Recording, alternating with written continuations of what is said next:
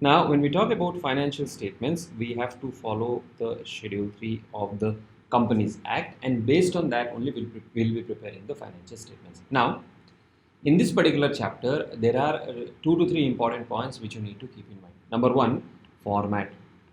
As far as the format is concerned, it is your responsibility, I would say, to remember the format. Not only now, this format will be required, similar kind of format you will be using when you read CA final also. So format part, you have to remember. Sir, I have not been able to remember properly. I have not been able to remember everything. Keep revising. Keep revising so that you are thorough with the format. Of course, we will have a look at the format now itself and we will see how to remember the format. That is the first thing. Second thing is what is given in the trial balance. You should be able to segregate between income, expenses, assets, liabilities. Okay, this part you should be able to do, and because you have already cleared CA foundation, you have been learning how to prepare financial statements, trading account, profit and loss account, balance sheet. This part will not be difficult. Now, where a lot of students face difficulty or make mistakes is handling the adjustments. So I will be telling you the tricks to handle these adjustments. If you are able to analyze this TB, do these adjustments properly, remember the format, I can guarantee 10 to 12 marks easily, even if you make a couple of adjustment mistakes. Okay, so that is my guarantee. How to follow, how to read, how to understand the question is what we'll be taking up first. Then we'll go to the format of the financial statements, and then we'll go to some specific points related to classification, disclosures and all of that. Then we will do the questions on financial statements. A couple of questions I'll tell you how to approach, and then we'll handle other aspects related to dividends and all. Right? Now, in any examination, when there is a requirement to prepare financial statements, they will give you trial balance. This trial balance will majorly have items related to income, expenses, assets, liabilities, and equity. So first objective or first task is to appropriately classify the items as per these heads, right? Now they will, when they give you a trial balance, let us say 100, 80, let us say 200 here, 120 here, okay, and 100 here. This is a tallied trial balance. From a tallied trial balance, your P&L and your balance sheet, finally, when what is the objective, the balance sheet will always tally. Even if you make a mistake in classification and adjustment, your balance sheet will always tally because the trial balance has tallied. That is the first thing. Now, the way you should approach a question in the examination is, for example, there is an item of income. Let us say, oh, I put it, this is, let this be expense, let this be income, okay, or yeah, let this be income. Income is 80, expense is for example 100. Now this income, for example, is related to sale. Income is related to sale. I think it's getting slightly clumsy. I'll redo it. You all should correct me if I'm making these silly mistakes. Let us say you have a trial balance where you have income of 100, expenses of 80, assets of 120, liabilities of let us say 50, equity will be 50. The moment you get this trial balance, what you should first thing do is classify all the items. Okay, in your mind itself, mental classification is also sufficient. Now, income, let us say this income is sale.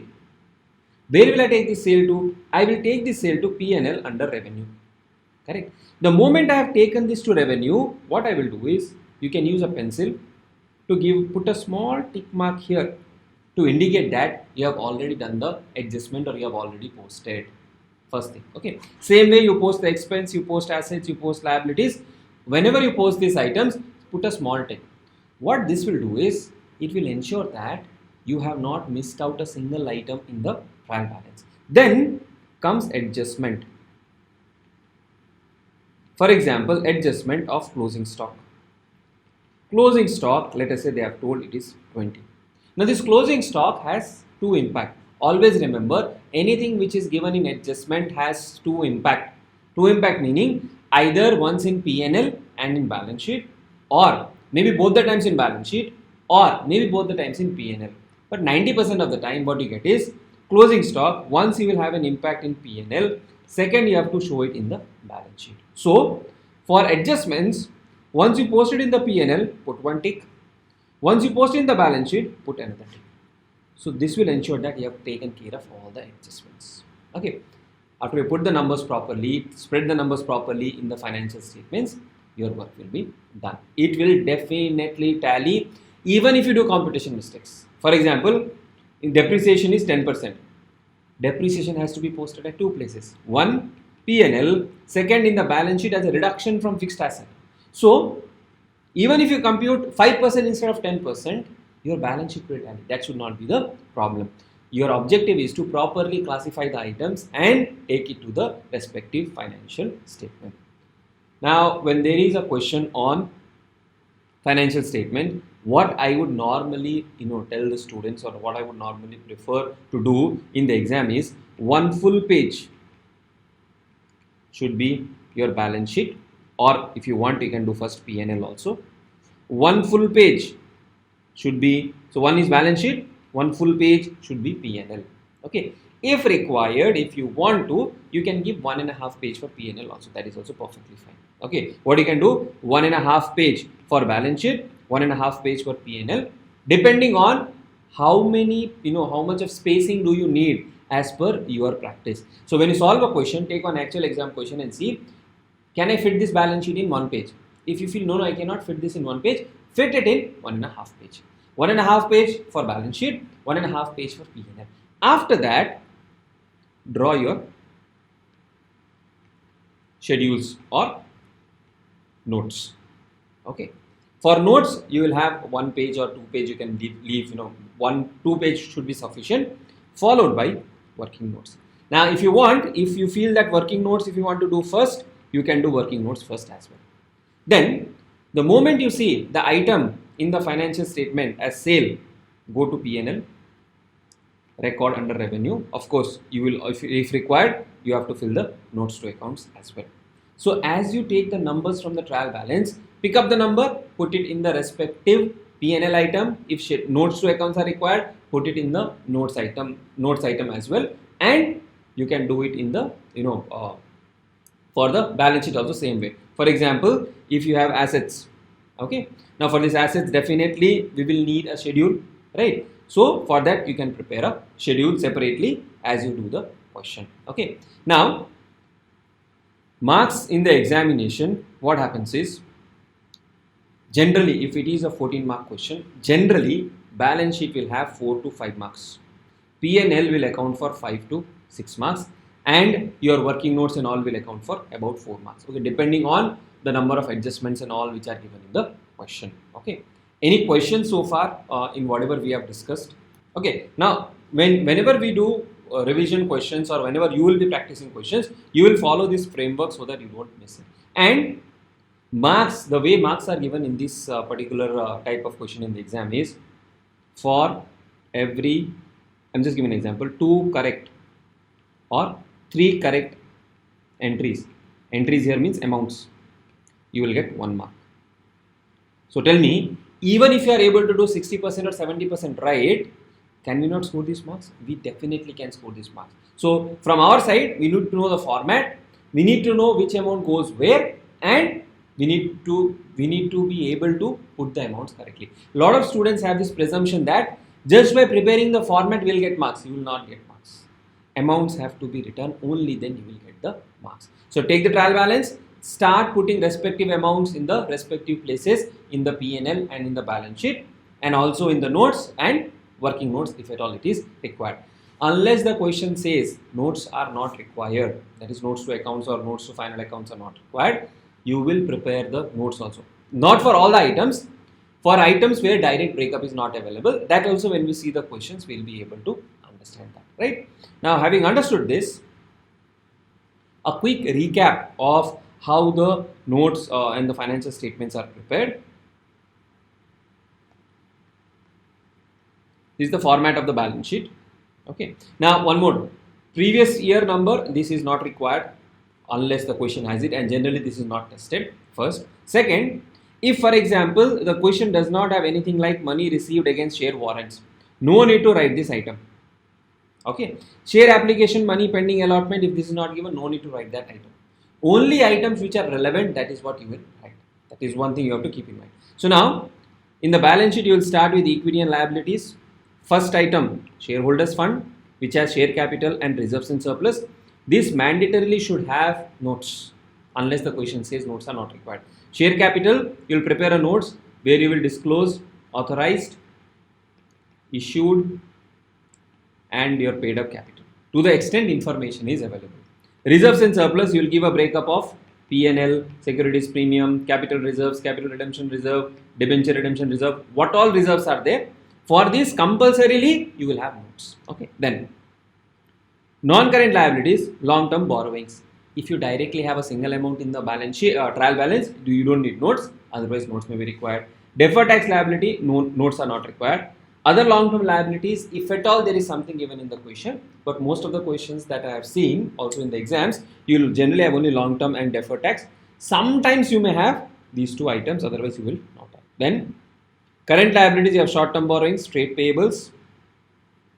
Now, if this information is given in the question, that is outstanding dues of micro and small enterprises, if that is given, then you have to break up between total dues of micro and total dues other than micro and small enterprise. MSME outstanding, what we call.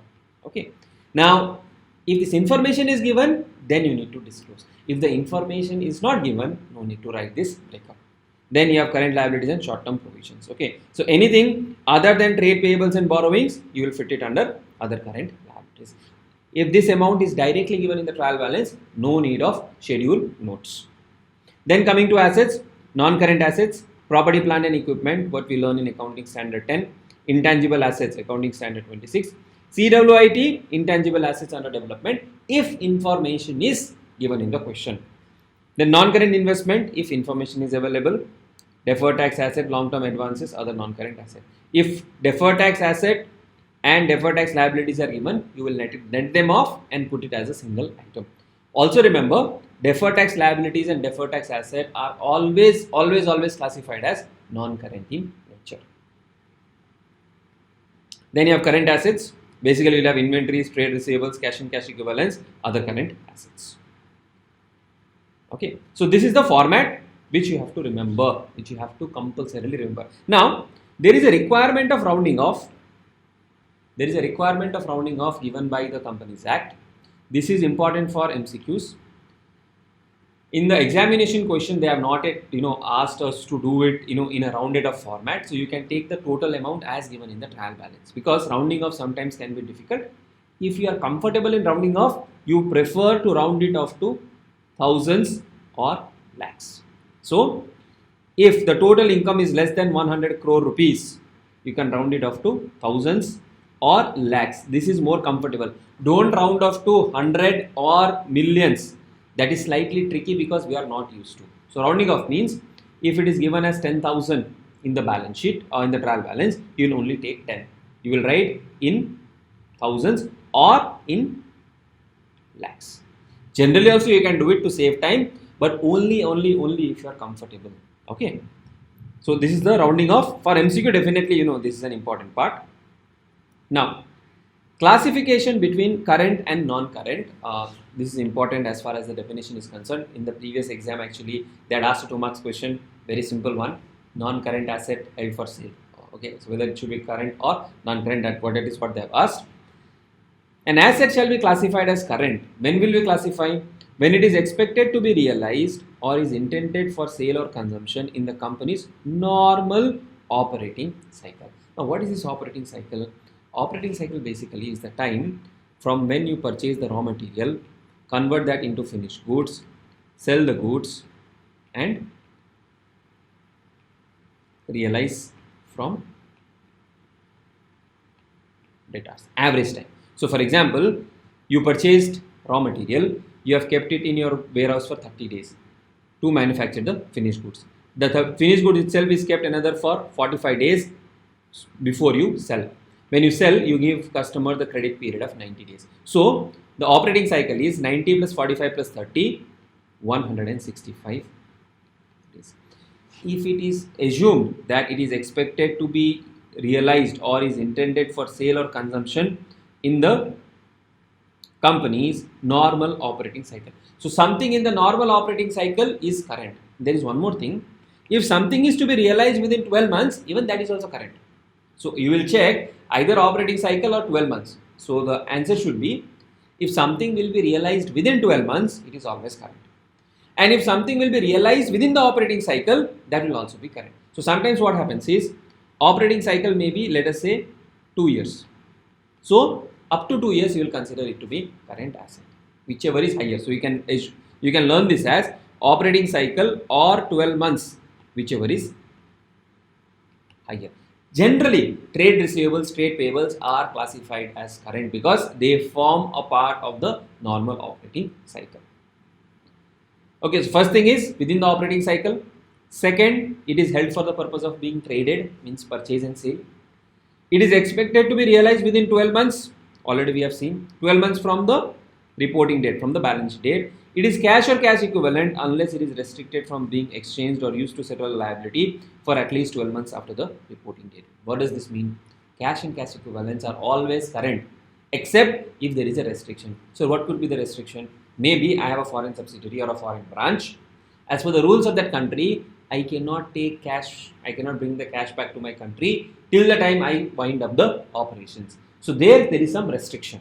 Okay, so unrestricted cash and cash equivalent is always current. So what are the current things?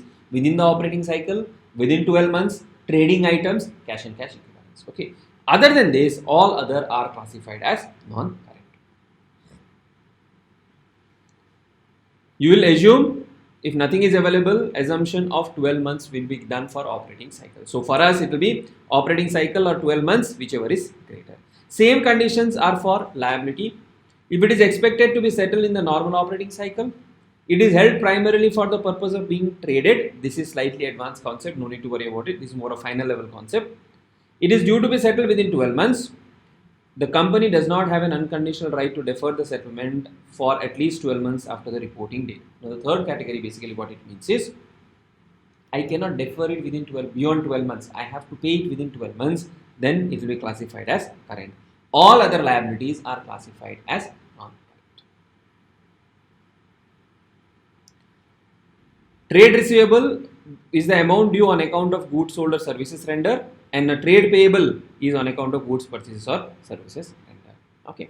Now this is the general classification. Then, as far as share capital is concerned, you will disclose authorized, issued, subscribed, and paid up, and par value. So this is generally what will be required for the examination. Now, sir, if authorized capital is not given, can we assume? No need to assume. You can just say authorized, issued, subscribed, and paid up in a single line. So you will write it as authorized share capital 10,000 equity shares of 10 each. This much is sufficient. Okay.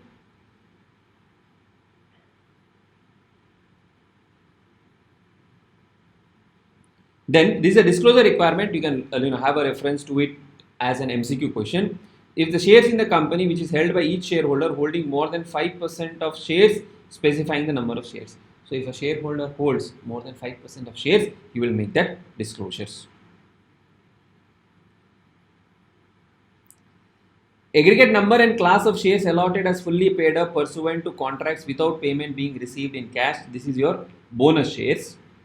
This bonus shares you will disclose for a period of 5 years. Aggregate number allotted as fully paid up by way of bonus share. Aggregate number of shares, number and class of shares bought back. So if there is buyback, we have a different chapter there. Bonus share, this is not the bonus one. Without payment being received in cash. So this is more about, let us say, purchase of PPE. We purchase PPE, we issued shares. Okay. So payment is not received in cash. We'll disclose that. Bonus shares, we'll disclose that. Bought back shares, we'll disclose that for a period of 5 years. Means within the previous 5 years, if there has been any bonus issue, non-cash issue, and if there has been a buyback of shares, it will be disclosed. A company shall disclose shareholding of the promoters, promoter name, number of shares, percentage of total shares, percentage change during the year. So this also has to be disclosed. Okay, this much thing, if you remember, it is more than sufficient. Any question here?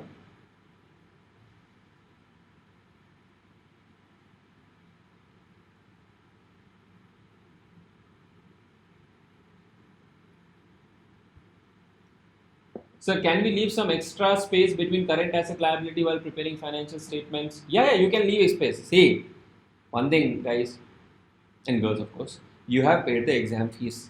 Okay, if you have paid the exam fees, take as many additional sheets you want, leave as many space as you want. Don't worry about environment, because saving of 2 papers will not save the environment at this stage. If you want to take care of environment, you can do it subsequently also, or at other places also. So, and I have seen this problem with a lot of students. Okay, the problem is, so generally what happens is, this is the margin. Okay, this is the margin which is given in the paper. Students write here also. Even here in the bottom of the page, they will do some scribbling, and the examiner it becomes a headache.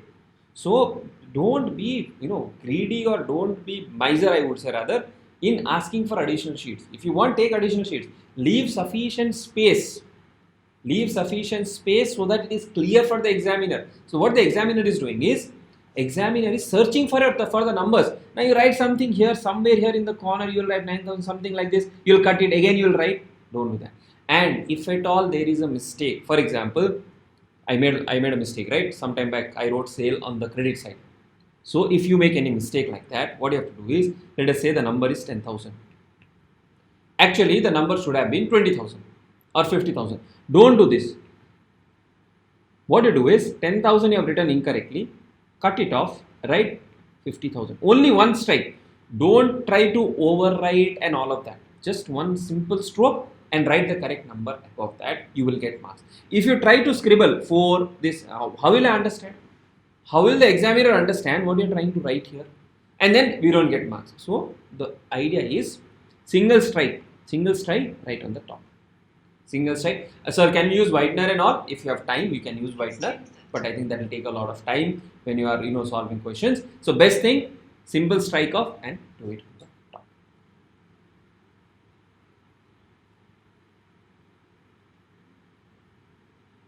No, we make silly errors. I am not saying no. I have made silly errors.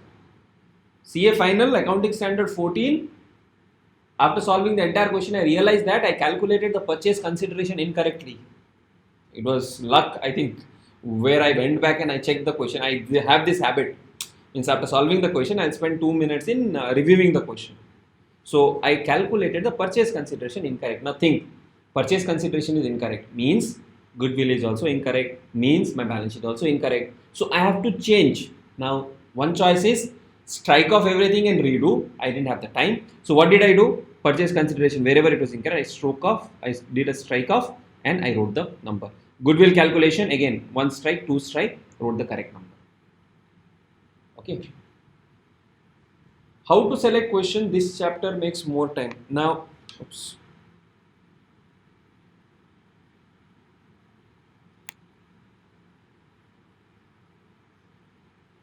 Just a moment, the screen went off. I don't know why.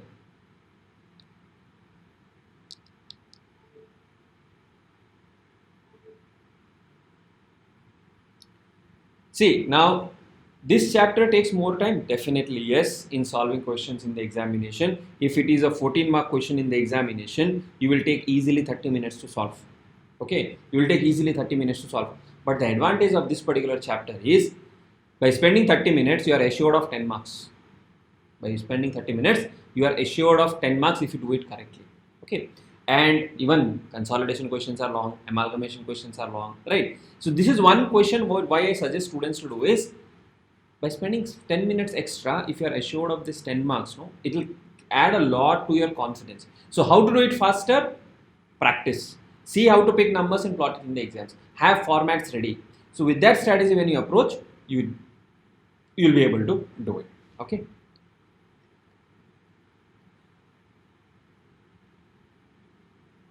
Then you have long-term borrowings where you will show bond, debentures, term loan from bank, other parties, other deposits, loan and advances from related parties, finance lease obligation, etc. Then you will classify them as secured and unsecured. So borrowings, secured and unsecured. Then if the loans have been guaranteed by directors, that has to be disclosed, simply not tested. You can just leave it. Okay. Then if there is any continuing default as on the balance sheet date, you have to disclose. Again, not very important. Then you have other long-term liabilities which are other than what you have put it under current liabilities. Long-term provisions, again, which is given as long-term provision. Short-term borrowings, again you have loans, related parties, same stuff. One thing is, this is very important, current maturity of long-term borrowing shall be disclosed separately under short-term borrowings. Now what is the meaning of this? Okay, generally what happens is, let us say I have 10 lakh of borrowings. Okay, I have 10 lakh of borrowing. On this interest, I have to pay, let us say 9%. So interest amount is 90,000. Okay, and I have to pay every year 1 lakh. So closing balance will be 10 lakhs plus 90,000. 10 lakh 90,000 minus 1 lakh will be, I have to pay, let us say 4 lakhs. It is slightly easy. So it becomes 10 plus 90, 10 lakh 90 minus 4 lakhs, 6 lakhs 90,000. Then this is year 1. In year 2, 6 lakh 90,000 into, I have to pay interest of, let us say again 9%. So I'll take it as 10% for easy calculation. Okay, 10%. So this becomes 1 lakh and this becomes 7 lakhs. Here 7 lakhs into 10% is 70,000, and again I have to pay, let us say 4 lakhs. So closing balance is opening balance plus interest minus payment. This is 7 lakh 70,000 minus 4 lakh, 3 lakhs 70,000. Okay. Now what you have to understand is, any loan, any lease liability, it has 10 lakhs of outstanding. This loan is, let us say 4 years loan. It is a long-term loan, but if you see, closing balance at the end of year 1 is 7 lakhs. Closing balance at the end of year 2 is 3 lakh 70,000. Means out of 7 lakhs, I have paid, if I do minus 3 lakh 70,000, out of 7 lakhs, 7 minus 370, it is 3 lakhs 30,000. Out of 7 lakhs, I have paid 3 lakh 30,000 in the next year. That is how you have to understand. So basically, closing balance at end of year 2 minus closing balance at end of year 1 is equal to current liability. This is one thing you have to keep in mind. This is applicable in leases also. So if my closing balance at the end of year 1 is 7 lakh, at the end of year 2 is 3 lakh 70,000, means I have paid 3 lakh 30,000 in the second year. This 3 lakh 30,000 has to be classified as current liability. That is what is the meaning of current maturities of long-term borrowings. So I have a long-term loan, but in that long-term loan, in the next year, how much principal I have to repay, that is called current maturities of long-term borrowings. That has to be disclosed separately. Okay, this is very important. Then you have trade payables related disclosures related to micro, small and medium enterprises. You can read it once. Don't try to waste too much of time in understanding this. Then here you need a aging schedule. This can be asked. Aging schedule of different categories: MSME, others, disputed MSME, disputed dues and others. Less than 1 year, 1 to 2 years, 2 to 3, more than 3, total. So how much period is it is outstanding for? That has to be disclosed. Meaning to say, what is the amount due to MSME, what is the amount due to others. So this is one category. Then breakup of how much is disputed, how much is undisputed. Disputed means there is a dispute between you and the other party. So how much is the disputed payable, that you have to segregate separately, and balance will fall under others. So for example, due to MSME 100, others 200, total is 300. Out of this, MSME dues which are disputed is 40, others disputed due is, let us say 50. So 50 plus 40, 90. 300 minus 90, 210 is undisputed. This basically represents undisputed. So two categories: due to MSME, others, disputed and undisputed. This aging schedule has to be given. Then other current liabilities. Current maturities of finance lease obligation, interest accrued but not due, interest accrued and due. Interest accrued and not due means interest has accrued but due date is later. Due date is later. Interest accrued and due means accrual also has happened, due date has also passed by. Income received in advance, if at all there is any unpaid dividends, and application money received for allotment and due for refund and interest accrued thereon. So this basically means if you have received application money which has to be refunded, that you need to disclose here. Okay, please keep in mind, share application money pending allotment is given here. Share application money pending allotment is given here. If I have to refund, if there is any amount refundable, that is kept under current liabilities.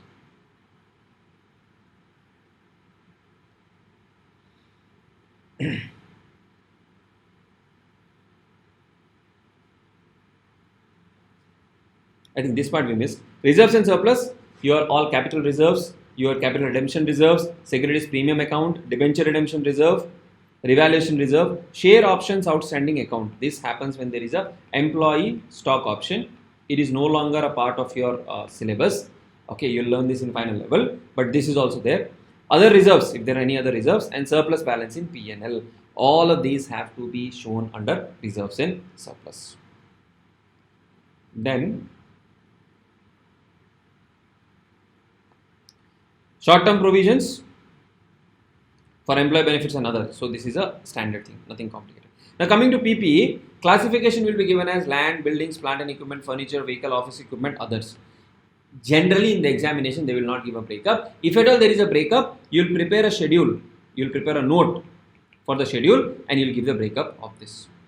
Assets under lease shall be separately specified under each class of asset. So if you have taken something on lease, you will disclose that separately. Then this is more important for MCQs.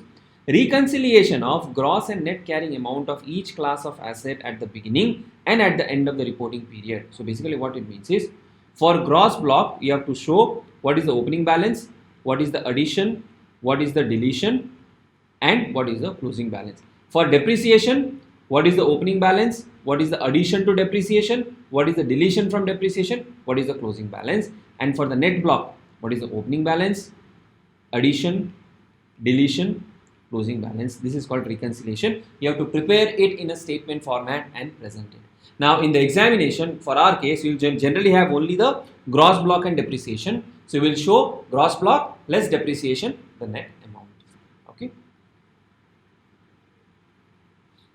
If there are any revaluation of asset, details of what is the amount of revaluation, that has to be disclosed separately. Then intangible asset, you will give the classification as goodwill, trademarks, computer software, mastheads and publishing title. This is more for publishing companies, newspaper titles and others, mining rights, copyrights, etc. Again, reconciliation has to be given, revaluation surplus has to be mentioned. Then non-current investment, generally not given in the question, but if at all it is given, you have to give this classification. Investment property, this is land and building, which you will understand in accounting standard 13. Then equity instruments, preference shares, government and trust securities, debentures, mutual fund, etc. has to be given separately.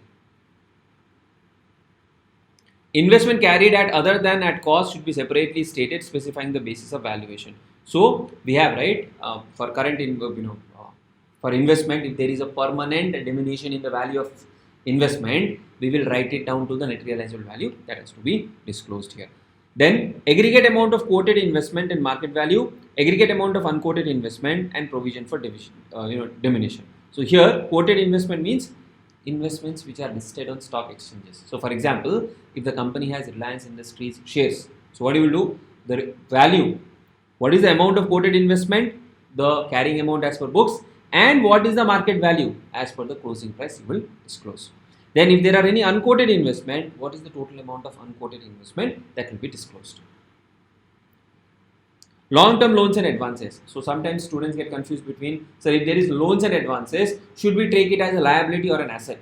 Whatever it is, if it is loans and advances, it is assumed it has been made by the company. Okay. So advances given for capital, for related parties, other loans and advances. Then classify as secured, unsecured, doubtful, separate classification is needed.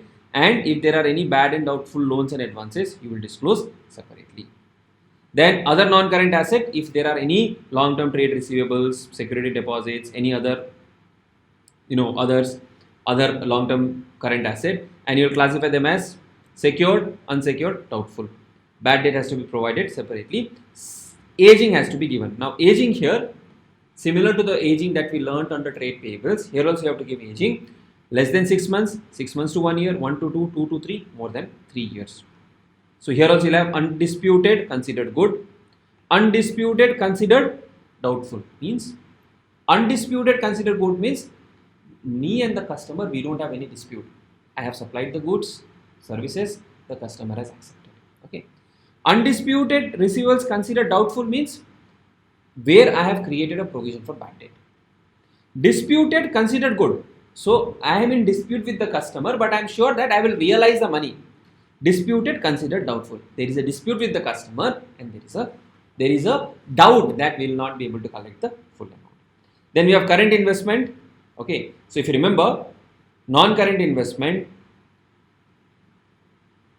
property. So investment in property is generally considered to be non-current.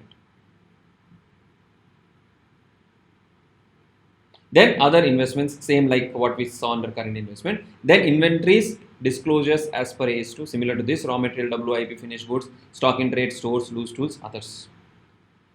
Trade receivables, again same, undisputed good, undisputed doubtful, disputed good, disputed doubtful, and what is the period outstanding. Okay, now you must think, sir, if it is outstanding for more than 3 years, why are we classifying it as current? The thing is, our expectation is that it has to be settled within the normal operating cycle. Okay, hence it can be more than 3 years also. Then you will show what is secured, unsecured, and doubtful portion. Bad and doubtful debts provision should be shown separately. Then cash and cash equivalents, if breakup is available, cash balance with bank, checks on hand, cash on hand, others. Then if there are earmarked balances with banks, earmark means we have kept it for a specific purpose, you have to show it separately. Balance with banks to the extent held as margin money or security against the borrowings, guarantees, or other commitments to be disclosed separately. So sometimes what happens is, I go to a bank and I take a bank guarantee. Bank says you put so much of amount in fixed deposit against this bank guarantee. So that has to be disclosed separately. If there are any repatriation restriction, I have a foreign branch, I cannot take the money back, that I have to disclose separately. And bank deposits with more than 12 months maturity shall be disclosed separately. Short-term loans and advances, if there are any, you will disclose, and other current assets. Then this has been generally given as a hidden adjustment in the question where you have contingent liabilities which you need to disclose. So they have been asking on something like bills discounted. Okay, so if there is a bill discounted, it is a contingent liability because if the customer does not pay, I have to pay. So you will show claims against company not acknowledged as debt. Somebody has filed a case, I am not acknowledging that amount. Guarantees, if I have given a guarantee on behalf of a third party, other money for which the company is contingently liable. I gave an example of bill discounted. There is an account receivable. The account receivable has given me bills receivable. So it's a bills receivable. This I have discounted with the bank. If the customer does not pay to the bank, I have to pay to the bank. In that case, it is a contingent liability. The amount of dividends proposed to be distributed to equity and preference shareholders for the period and the related amount per share shall be disclosed separately. Here basically it means dividends which have been proposed. We will not recognize, but we will disclose. Right. So that is, then this is a regulatory information, recent amendments, 2 years back this amendment has come into. I don't expect a full-fledged question on this, but again, if there is an MCQ or something, you can disclose. You can read through it once. Title deeds of immovable property not held in the name of company. So if there is any title deed of immovable property which is not held in the name of the company, meaning to say, whose title deeds are not held in the company should be disclosed in the format. So I have land and building, company owns the land and building, title deed is not in the name of land and building, it is in the name of some other party. So you have to give these disclosures. Okay, then this is always okay, this you don't need to spend extra time. Details of Benami property held, again, I don't think at an intermediate level it will be much relevant. See, even if they ask you 1 or 2 marks is what you will lose. So the thing is, out of these 40 pages, do I spend too much of time to remember all these things? That should not be the case. Ratios have to be disclosed. Some ratios like debt to equity ratio, return on equity, inventory turnover, trade receivable, all of these ratios have to be disclosed. You are not expected to calculate and disclose that in the examination. Okay, so that is it as far as the balance sheet is concerned. Any question?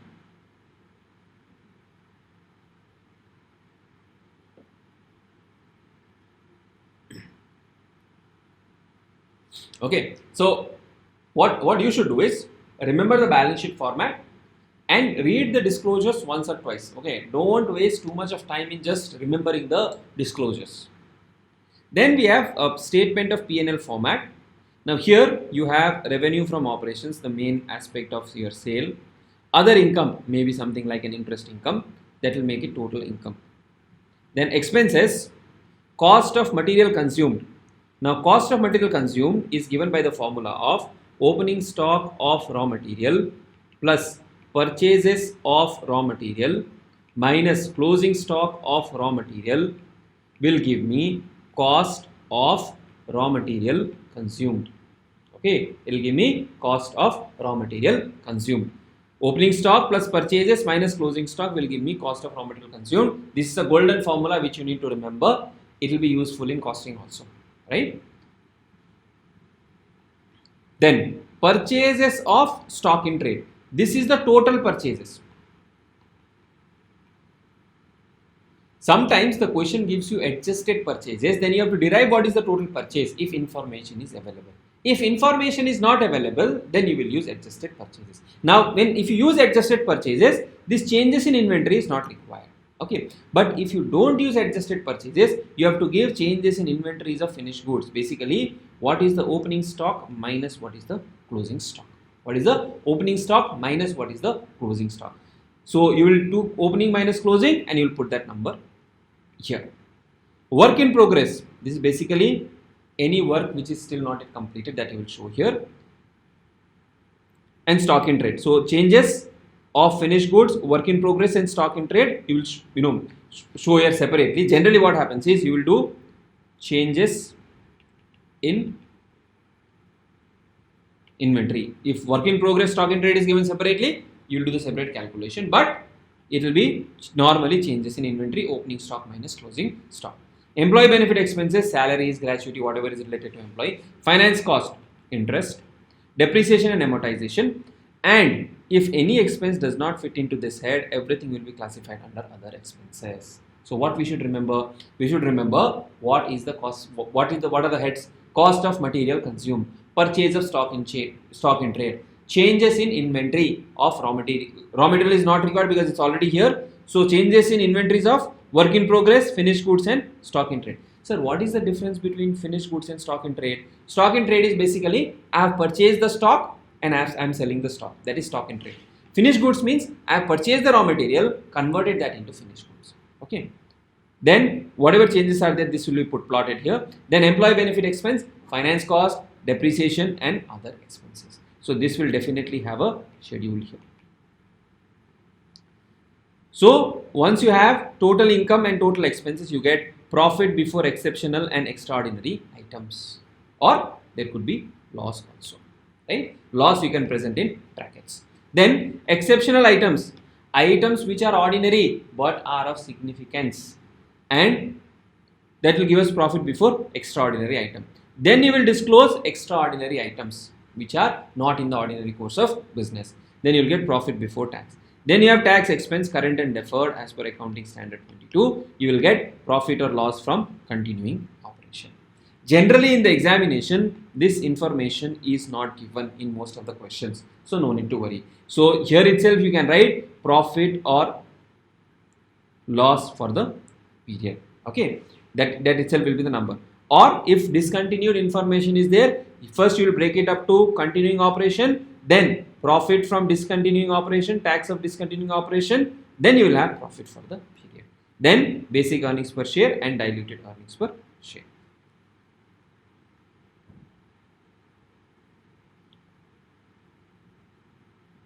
Okay, so there is nothing here, no need to break your head into all of this. So we have seen the format of the financial statements. Now what we'll do, we'll take few questions. One more thing. In this chapter, I don't know why Institute keeps on doing this.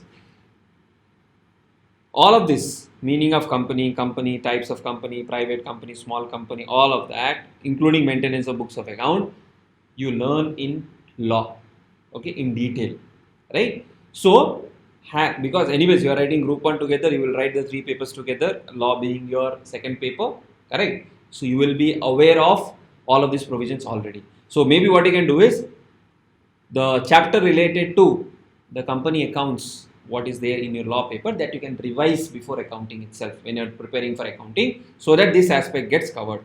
There is no need to redo the same thing over and over again. Okay.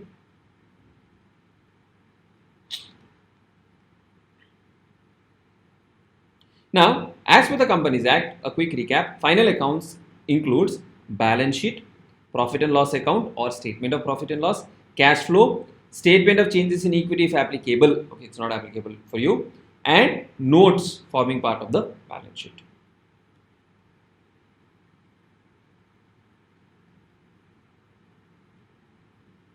Okay, these are few examples. I'll just have a quick discussion on this before we take a actual question on your preparation of financial statement.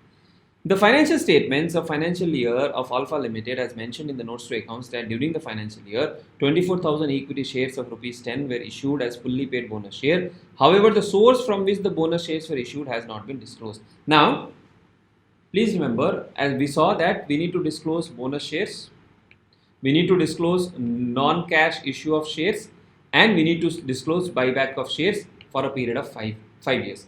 Nowhere is it required that you have to disclose the source. So, is such non-disclosure a violation? No, it is not a violation. There is no need to disclose the source of the bonus issue. Okay. Then, management contends that work in progress is not valued since it is difficult to ascertain the same in view of multiple processes involved. They opine that the value of opening and closing work in process would be more or less the same. Accordingly, the management has not separately disclosed work in process in the financial statement. Comment in line with the schedule 3. Okay, so now here what you need to understand is, work in progress is there, but we are saying that opening and closing would be more or less same when you're preparing the profit and loss account. So, opening minus closing, the change in opening balance and closing balance, it will be 0 because work in process is more or less same. Okay, so non-disclosure of such change in the statement of P&L may not amount to violation if they are not material. But do we need to give it in the balance sheet? Yes, we need to give a disclosure in the balance sheet. Futura Limited has following items under reserves and surplus. These 3 items. Company had an accumulated loss of 250 lakhs on the same day, which it has disclosed under the head statement of profit and loss as an asset in the balance sheet. So, what you have to understand is, debit balance, if there is in P&L account, you will show it as a negative number under reserves and surplus. Any negative balance of P&L, even if it exceeds the reserves and surplus, should be shown as a negative number and should not be shown on the asset side, because debit balance in profit and loss is not an asset. Okay, so this treatment is incorrect. Sumedha Limited took a loan from bank of 10 lakhs to be settled in 5 years, 10 equal half-yearly installments with interest. First installment is due on 30th of September of rupees 1 lakh. Determine how the loan will be classified in the preparation of financial statement of Sumedha Limited for the year ended 31st March of year 1. So, we are on 31st March of year 1. First installment is payable on 30th of September of year 1, and second installment is paid on 31st of March of year 2 along with whatever is the interest, right? So,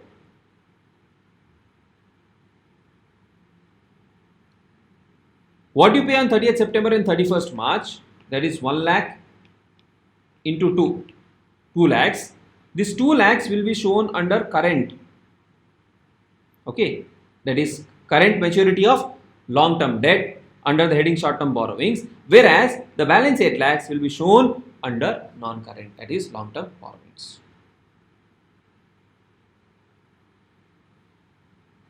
Right? Okay. So this we have seen. Dividends we'll do it subsequently after we finish the financial statements.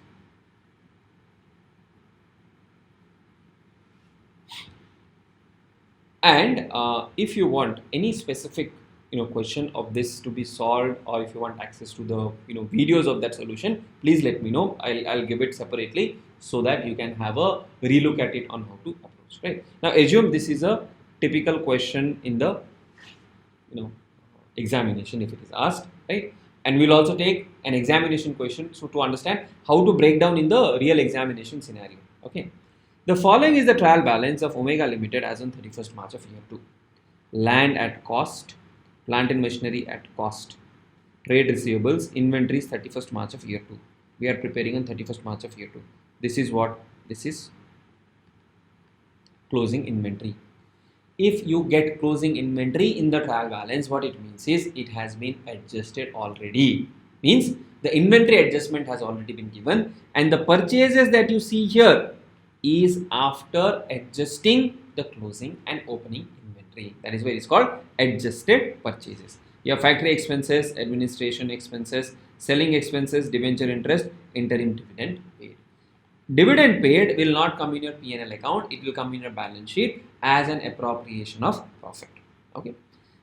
Equity share capital of 10 each 300, 10% debentures 200, general reserve 130, P&L account 72, securities premium 40, sales 700, trade payables 52, provision for depreciation for this. For land, there is no depreciation. Suspense account 4. So you have to see what is the suspense account, right? Now, in this also, what you need to understand is they have given us 10% depreciation. The moment you read this, you have to see, is there any interest expense given here? Interest expense is not given here, which means interest expense has to be provided for. Now, sir, when should we assume? Have we issued on mid of the year, beginning of the year, end of the year? Give an appropriate note and write the answer. The authorized share capital of the company is 40,000 shares of rupees 10 each. So here they have issued 30,000 shares of 10 each. They have 40,000 authorized. So we will disclose authorized separately. Company on the advice of independent valuer wish to revalue the land at 360. Can we revalue the land?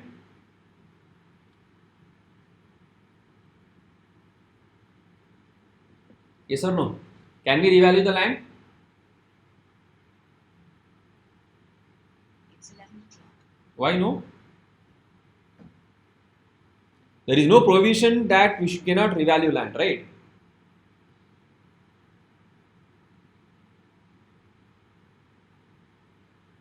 Okay, so revaluation of land is allowed. For the entire land, you can revalue.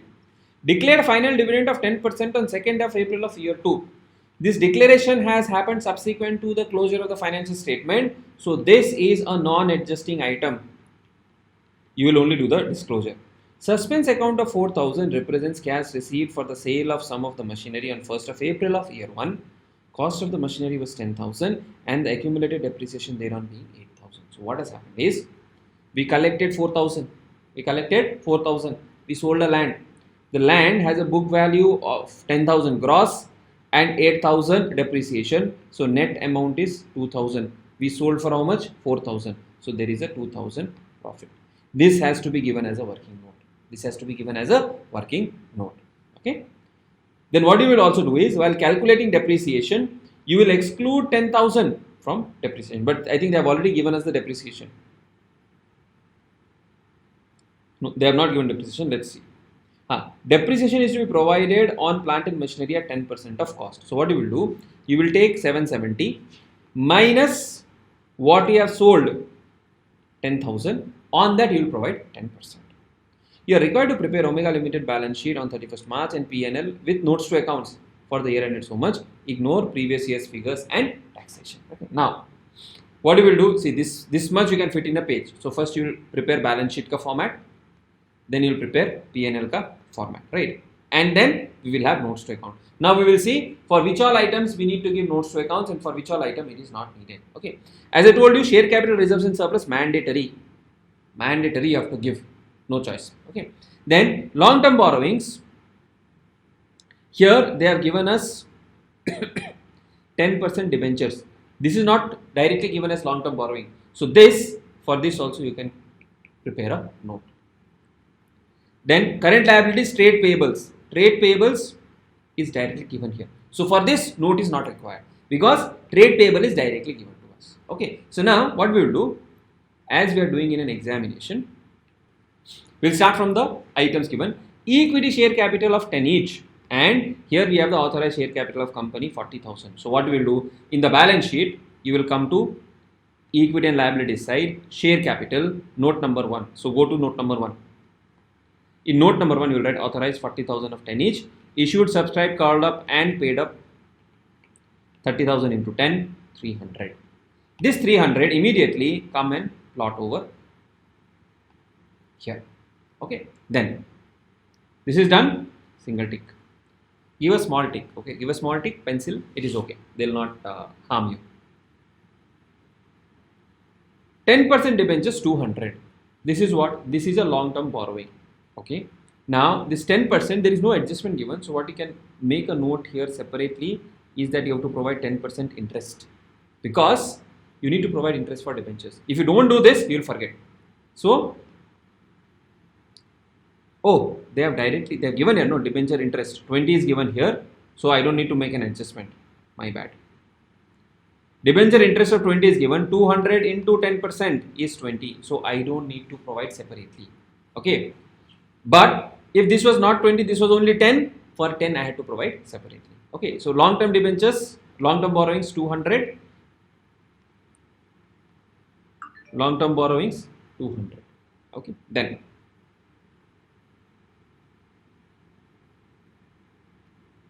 general reserve 130. Where we will take this? We will take it to the reserves and surplus schedule. Profit and loss account 72. This represents opening balance, and whatever profit we get in the current year, we will take it from the P&L account. Securities premium also will go to reserves and surplus. So these three items will go to reserves and surplus. Go to reserves and surplus schedule. Securities premium, general reserve, and P&L opening balance. Okay. Don't close reserves and surplus till the time you finish up the P&L. Then this is done. Sales. So from here, sales will go to income statement, statement of P&L, revenue from operations, directly you can take 700. So this part is also done. Trade payables 52, current liabilities.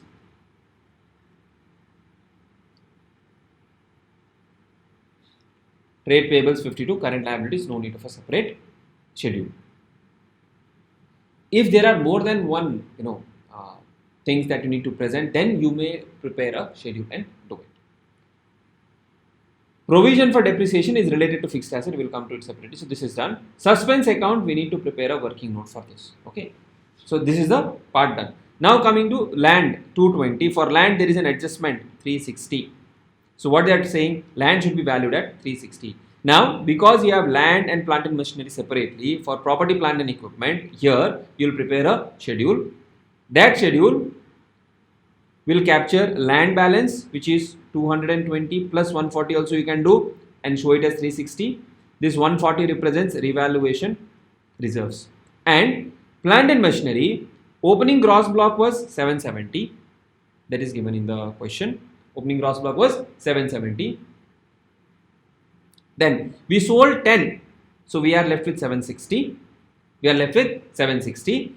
And depreciation has to be provided at 10%. So 760 into 10%, depreciation is 76. This depreciation, please remember, you will have to plot it here, 76, and it has to be adjusted in the depreciation section. Now, in the question, they have given us opening provision for depreciation. How much is this? 172. On this, I have to add 76 of depreciation for the current period, minus depreciation on assets sold is 8,000. So you will reduce 8. So 172 plus 76 minus 8. 172 plus 76 minus 8, 240. So 760 minus 240, you get 520. So the total amount is 360 plus 520, 880. This 880, you will come and you will plot it in the property, plant and equipment section. So what you have to do here carefully is take the gross block plus purchases minus sales, accumulated depreciation plus current year depreciation minus sell minus adjustment for sold.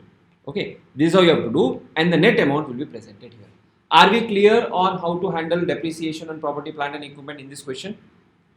It is more about how do you do the workings. Okay, sir, I don't want to do the workings here, it is clumsy. Can I do it as a separate working note? You can do it. In a separate working note, you can calculate two things: profit on sale of machinery and depreciation. You can do it separately and then you can show it in the schedule, up to you. Okay, then plant and machinery we did. Now there is a sale of plant and machinery. Sale on plant and machinery, we calculated that there is a 2000 of profit, 10,000 minus 8,000, 2000 of carrying amount, 4,000 of suspense account. 4,000 of suspense account, you have received the money. 2,000 is the profit that we have to record. So this 4,000 will be knocked off. Out of this 4,000, 2,000 will be knocked off against PPE, 10 minus 8, and 2,000 will be shown as profit. Where? Other income. So go to other income. Profit on sale of machinery, 2,000. Okay. So that you will do. So with this is also done. This is also done. Then you have trade receivable 96, directly you can show it in the balance sheet under current asset. Inventories 86, directly you can show. Bank balance under current asset you can show. Adjusted purchases 320. So this, if you see here, 320 has been written. Sir, why did we not write total purchases? Because we don't have opening stock information. Because we do not have opening stock information, we cannot adjust it. Sir, what if opening stock information is given? Then you have to see adjusted purchases is equal to opening stock plus purchases minus closing stock. Okay, if you have the information of opening stock and closing stock, you can derive the purchases and show here purchases. This is adjusted. If this is not adjusted, you will have change in inventory to be shown separately. Okay, so that is done. Purchase is also done. Factory expenses will be shown under other expenses. Administrative expenses will be shown under other expenses. Selling expenses will be shown under other expenses. Debenture interest will be shown under finance cost. Interim dividend paid will be subtracted in the reserves and surplus. In the reserves and surplus, opening balance of profit and loss, profit for the period, this comes from P&L, and interim dividend will be subtracted here. So when you complete the P&L, whatever is the profit here, 166, after tax, this 166 gets added to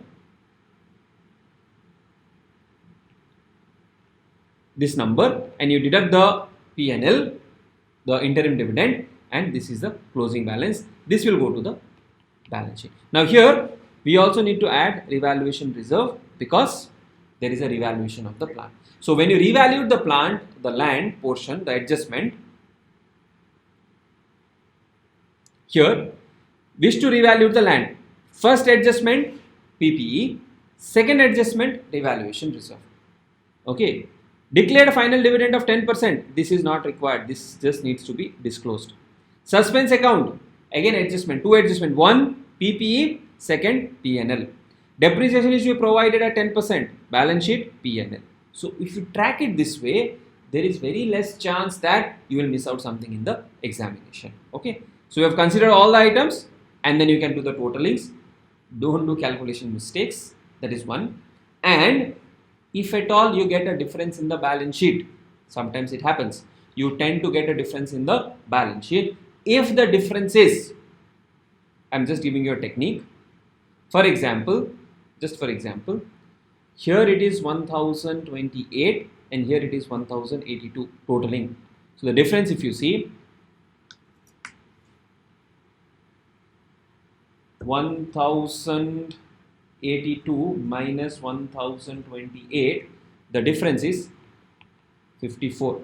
This 54, if it is divisible by 9, there is a number switching problem.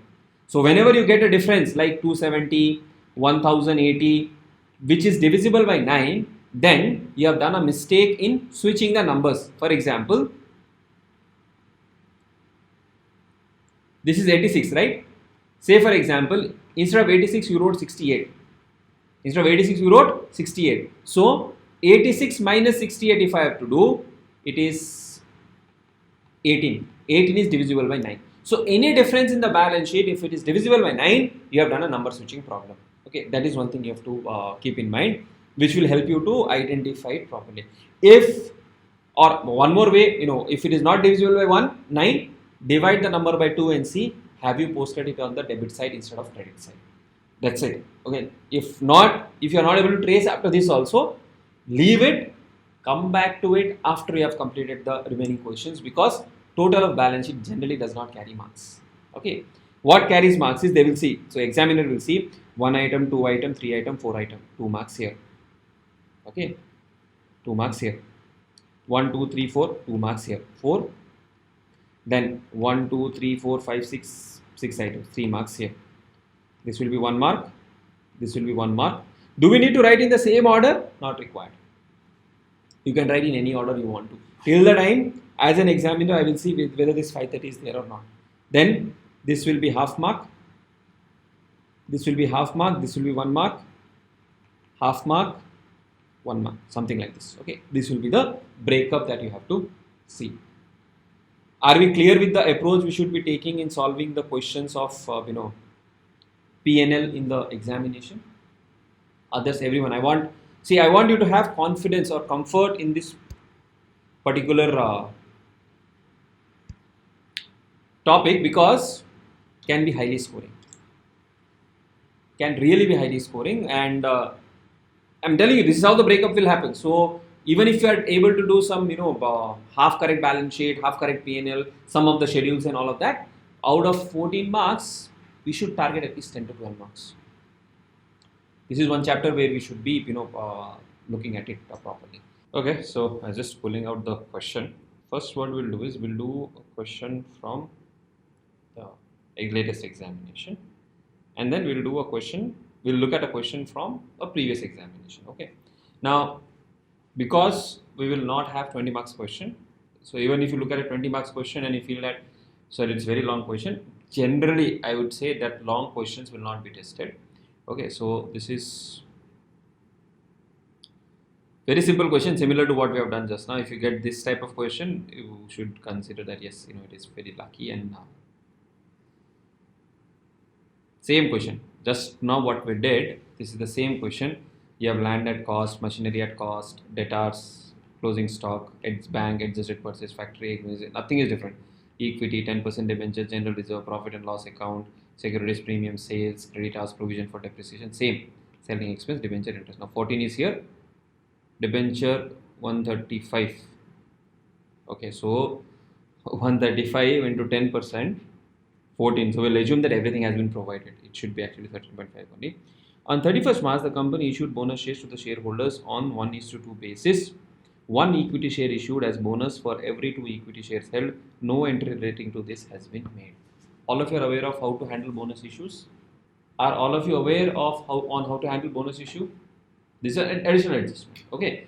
If not, there is a bonus issue video on YouTube of mine, or just have a look at how to account for bonus issue, because earlier it was a part of inter syllabus, now it is a part of foundation syllabus. So those of you who came from older foundation syllabus and are writing inter now, okay, after a delay, please have a look at how to handle bonus issue. Okay, 1 for every 2 equity shares held means equity shares of 10 each is 200. So 200 divided by 10 if I do, I get 20,000 equity shares. Out of this 20,000 equity shares, we are saying for every 2 we will give 1. So divide by 2, multiply by 1, we will give 10,000 new shares. 10,000 new shares of 10, that is 1 lakh. Okay, so this is one adjustment. Now when you do this adjustment, what you have to do is you have to pull out the amount first. You can do it from securities premium if it is realized in cash. Then you have general reserve. If it is not sufficient, you can go to P&L. Okay.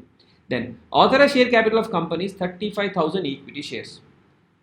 20 plus 10, it will take care. No need to worry. 30. Sometimes if the authorized share capital is not sufficient, you can assume that authorized share capital has been increased. Company on the advice of independent value revalued land. We did the adjustment already. Directors declared a dividend of 10% of 5% on 5th April and also transferred profit at 10% to general reserve. Means from P&L account 10% has been transferred to general reserve. Suspense account represents 3,000 cash receipt for sale of machinery. Same thing we have done. Depreciation is 10%. Provision for income tax 30%. This was not there. So now what you have to do? After profit before tax, we have to provide for 30% profit after tax, 30% tax expense, and then calculate the profit. Okay, so now if you see, we'll just come to the working notes.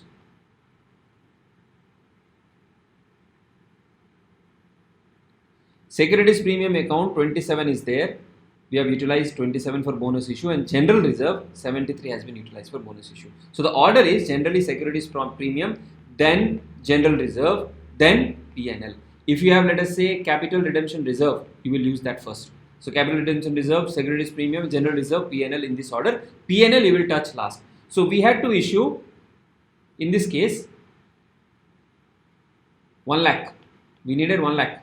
1 lakh is nothing but 100. Out of this 100, first I will touch securities premium 27. Balance what is not sufficient, I will take it from general reserve. Even after that I don't have a balance, then I will take from P&L. Okay, so that is the first thing. So share capital, if you see, you have 35,000, 20,000 is already there, 10,000 bonus shares issued during the year. So this has been done. Okay. Securities premium opening balance was 27, utilized for bonus issue 27, closing balance is 0. Okay. General reserve utilized 73, transferred from P&L 10%, 7.07. So this cannot be completed till the time you complete P&L. So P&L here is 70.70. So the 70.70 of this 10% you have to transfer to general reserve. Don't do that adjustment in P&L.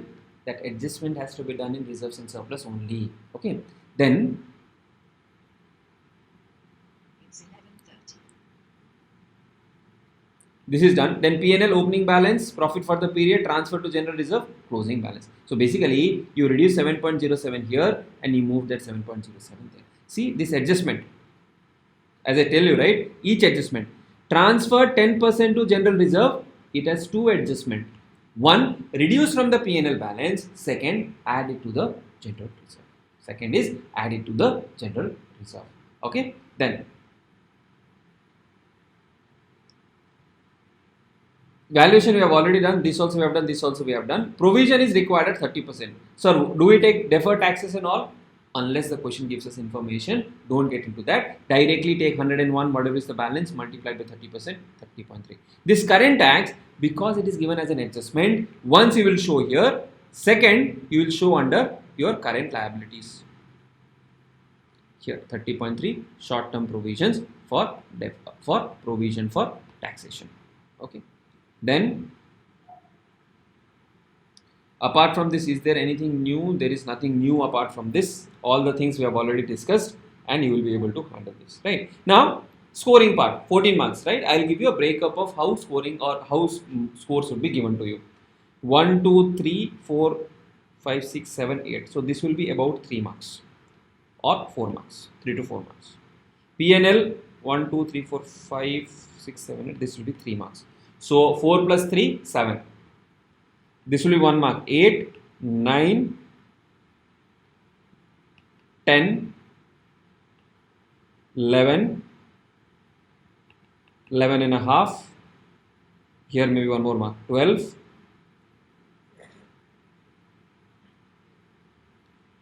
12, maybe 1 marks extra here and there for some other calculation. Okay. So you can score, if you are able to do this in the examination as it is, you will be able to score 12 to 14 marks easily without any problem, without any challenge. Okay. Now the next question what I wanted to discuss was a longer question, actually 20 marks question. Okay. Now 20 marks will not be tested, of course. So what they will do is they will reduce the adjustment. This has 11 adjustment. Well, very long question. What they will do is they will reduce the number of adjustments and they will give that in the examination. Alright. So let us see. The following is the trial balance of Falgun Limited as on 31st March of 23. Equity share capital 100 each. Preference share capital 100 each. General reserve 285. Debentures. So moment you see 10% debentures, you have to think is interest provided. Securities premium account, land at cost, plant and machinery, furniture. All of these are your PPE items. Provision for depreciation, plant and machinery, provision for depreciation, furniture, different. Separately they have given. Trade receivable, trade payable, cash in hand, cash in bank. Bank overdraft from nationalized bank secured by hypothecation of stock. So this is your secured loan. So you have to show it separately that it is secured. And you also have to say it is secured by hypothecation of stock in the balance sheet. 6% secured loan from State Finance Corporation repayable after 3 years, long term borrowing. Unclaimed dividend 23,000 current liability. Loan from director short term 1 lakh current liabilities because it is director from related parties separate disclosure. Adjusted purchases 2 lakh 25,000. Closing stock 1 lakh 12,000. Sales 846. This is your revenue. Carriage inward 17,200. Now here there is no need to segregate between direct and indirect. This will go under other expenses. Miscellaneous expenses, other expenses. Selling and distribution, other expenses. Depreciation 1,80,000 directly you can show. Salaries, your employee benefit expenses. Director fees, traveling expenses 50,000 for foreign tour, 1,30,000. So 50,000 what is incurred for, if it is incurred in foreign currency, you need to give a separate disclosure. P&L account 40,000, office expenses 28,000, rent received 24,000. This rent received will be your other income. Okay. Then so many adjustment. Of course, again, now you are lucky you will not have such long adjustments in the examination, right? So authorized share capital is 20,000 of 100 and 10,000 of 100. Okay. Equity shares include 2,500 equity shares issued for consideration other than cash. This you have to disclose separately. Company has land professionally valued and decides to include in the balance sheet at 8,50,000. What was there? 7 lakh. Means two adjustment. Increase the value of land, increase the value of revaluation reserve. It is proposed to capitalize part of undistributed profit by making bonus issue to the shareholders by allocating one equity share of rupees 100 each for every 5 share held. Okay. Now they have said it is proposed. Now you can make an assumption that bonus issue has already been made and make the adjustment, or you can assume that bonus issue has not been made, it is just in the proposal stage and nothing needs to be done. You have to read very carefully. Okay. Proposed means not yet approved. The company has not yet made. Trade receivable of 46,000 are due for 6 months. There is no doubtful amount. So outstanding for more than 6 months considered good. 46,000 you have to disclose. Depreciation include depreciation of 1,10,000 plant and machinery and 70,000 on furniture. Breakup you need to do. Cash includes 50,000 Desire Bank Limited, which is not a scheduled bank. Miscellaneous expense included 5,000 being paid fees to auditor. So audit fee has to be disclosed separately. Audit fees has to be disclosed separately. Bills receivable 35,000 has been discounted. If you have discounted any bills receivable, this becomes your contingent liability. Balance of secured loan is inclusive of 36,000 for interest accrued but not due. So this balance, this balance includes interest accrued but not due. So out of this you have to see how much is interest accrued and not due. That has to be shown separately. Directors declared final dividend on 6th of April, not required. 6th of April 23, we are preparing as on 31st March, so no need to worry. Then ignore taxation, no need to provide for taxation. Interest on debentures for the year is outstanding as on 31st March. Debenture, so 10% debenture, it is outstanding. So whatever is there, 2 lakhs into 10%, 20,000 is outstanding. You are required to prepare balance sheet on 31st March, statement of P&L with notes to accounts for 31st March 23 as per Schedule 3 of Companies Act. Ignore previous year and ignore taxation. All working should form part of your answer. Now if you see, here they have not done any rounding off. Okay, so you have to, of course, the amount is also not high, but generally you will feel whatever amount is given in the trial balance, accordingly you can prepare the financial statement. Now here, a tricky part when we come to actually the schedules, authorized and this is done. Here we have disclosed 2,500 shares have been issued for other than consideration other than cash. For bonus issue, what they have given is Bonus is in proposal state, no adjustment has been made. Okay, if it was approved, if it was issued, then we would have made the adjustment. All right. Then reserves and surplus securities premium from the trial balance, revaluation reserve for the land which has been revalued, general reserve 285, P&L opening balance, profit for the year. This is the total number. Long-term borrowings, debentures 10% of 100 each, 2000. This 10% debenture interest is outstanding, that has to be provided. 6% loan from State Finance Corporation, repayable after 3 years, 450. 450 is the loan minus 36,000 is interest. So loan component is only 4,14,000. This 36,000 you will show under current. Interest accrued but not due, 36,000. Interest on debenture, unclaimed dividend, current liabilities. Okay.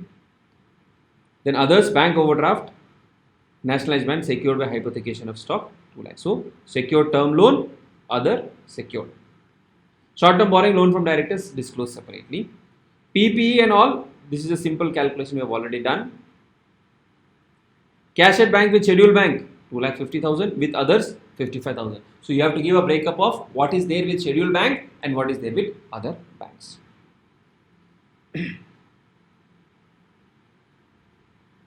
Okay, that is done. Then coming to income statement.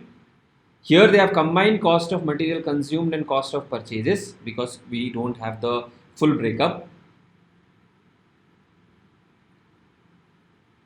Cost of purchases and carriage inward, they have done it together. Okay, so one is cost of material consumed and carriage inward, but to be frank, carriage inward will be a part of your raw material purchases. So you can say cost of purchases directly on the adjusted basis. Now always remember, as I told you, if adjusted purchases have not been given, if only purchases has been given and trial balance has opening stock, then here you will have one more item called changes in inventory that you need to present in the financial statement. All right. So here I think I took at other expenses. Carriage inward is a part of purchases and it has been added to the cost of purchases. Okay, then changes in inventory is not there. Employee benefit is directly done. Finance cost for your interest on debentures. Not only that, I don't know why they have not considered this. They have taken only 20,000, which is incorrect. Finance cost, you should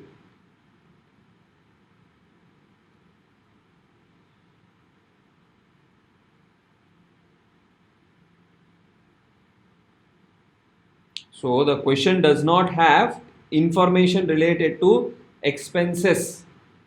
So they have not given breakup of, here the problem in this question is, they have not given a breakup of this 36,000 of interest is there.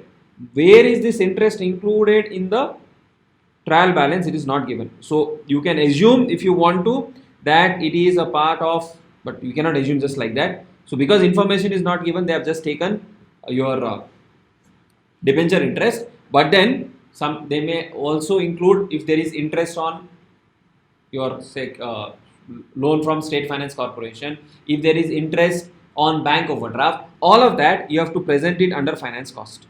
Okay, so here this will include interest on SFC and bank OD if information is available. If it is not available, whatever is available you will show that.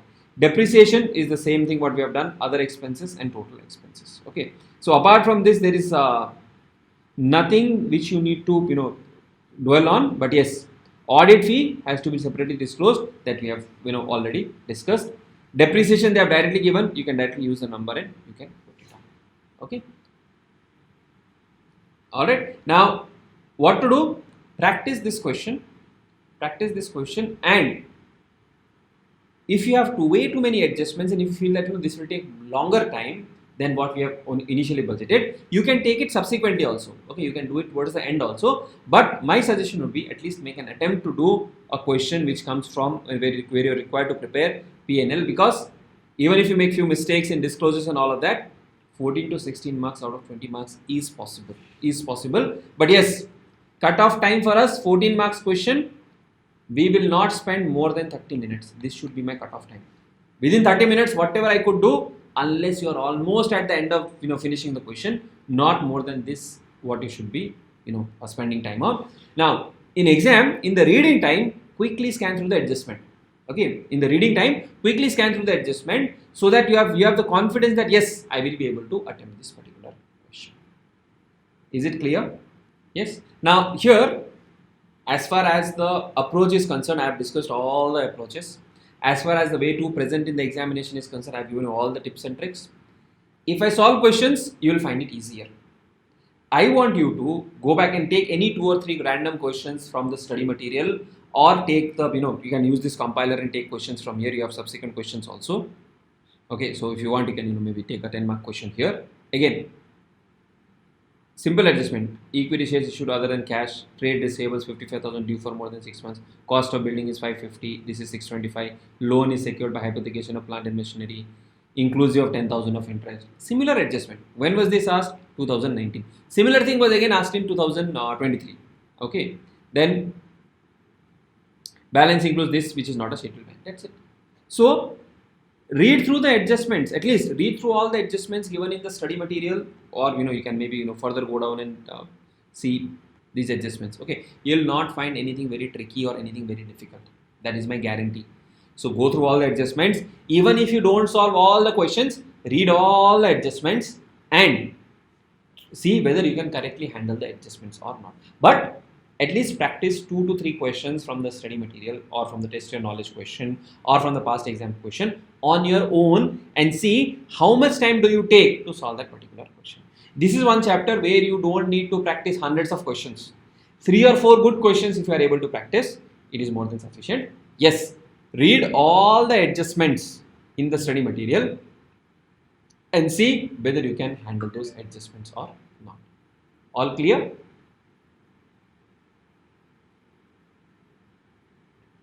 Any specific area you want me to cover in preparation of financial statement? Sir, these type of adjustments we find it difficult. If you have anything like that, please let me know. No adjustments, no doubts. Surprising. Okay, so something like this. Very long question. Illustration 4. Okay, just practice it once. Other than that, there is nothing you can do. If at all a long question comes in the examination, you will not have a question with 18 things. Final dividend declared after the balance sheet date. See, what happens is generally final dividend is declared after the balance sheet date. Okay, so that if it is declared after the balance sheet date, then it will be shown in the notes to account.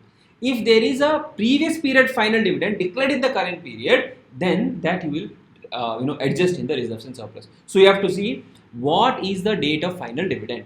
If it is after the financial year end, you will show in the notes. If it is in the same financial year you have declared final dividend for the previous period, then you will do the adjustment. Okay, see, simple. So if you see all the adjustments, not there. This was there in the exam question. This was there in the exam question. Suspense account, same question. Consideration other than cash. Revalue the land. So simple. By the time you read the adjustments, yes, I can solve this question. You should go ahead and solve the question. The practice has to happen from your end. Okay, I can solve hundreds of questions. There is a question. Can you tell me the question number?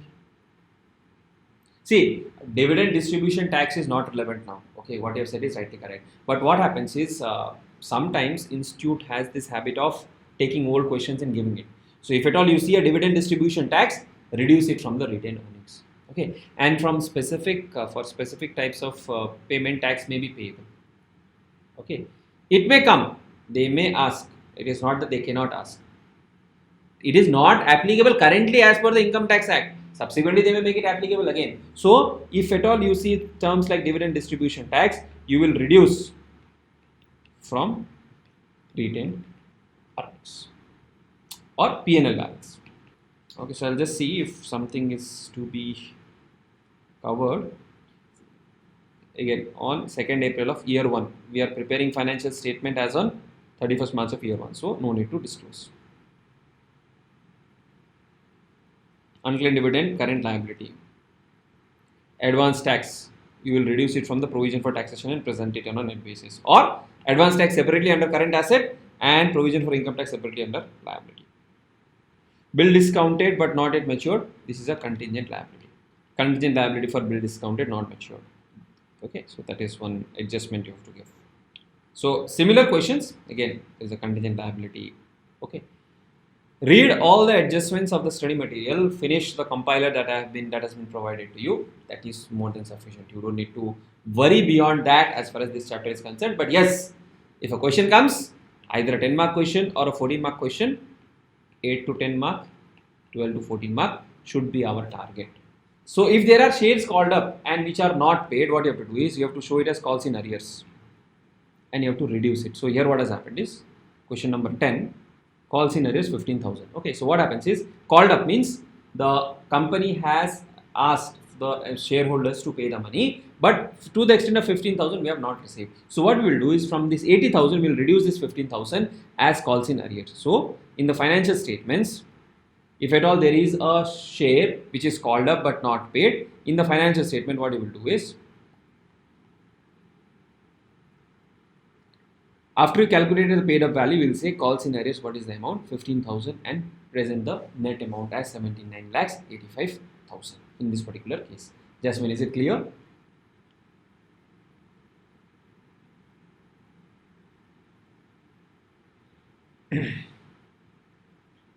Okay, and this table, no, if you find this is too much to do, what you can also do is you can say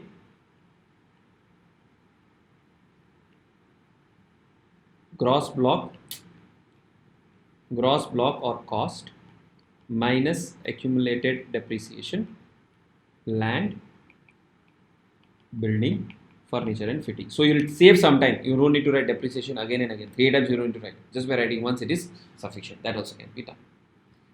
Till the time your information is there in the answer, you will get marks for it. You may present in tabular format, horizontal format, this format, that format, up to you, but it has to be neatly presented. An examiner must be able to figure out that yes, you have done the question properly. Okay, so this is with respect to financial statements. Now, another important part of this particular chapter is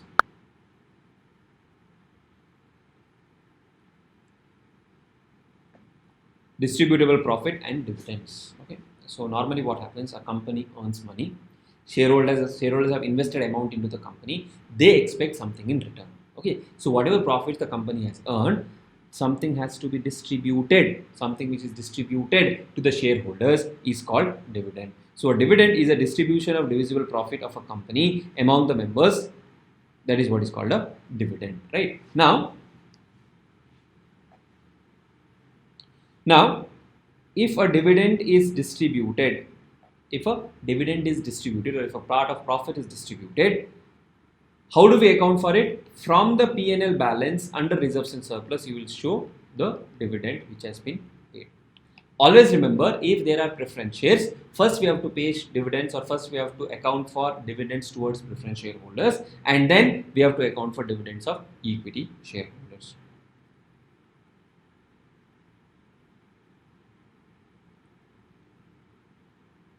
While paying dividends, we have to comply with the provisions of the Companies Act, which says no dividend should be declared or paid by a company except out of the profits of the company for that year arrived at after providing for depreciation.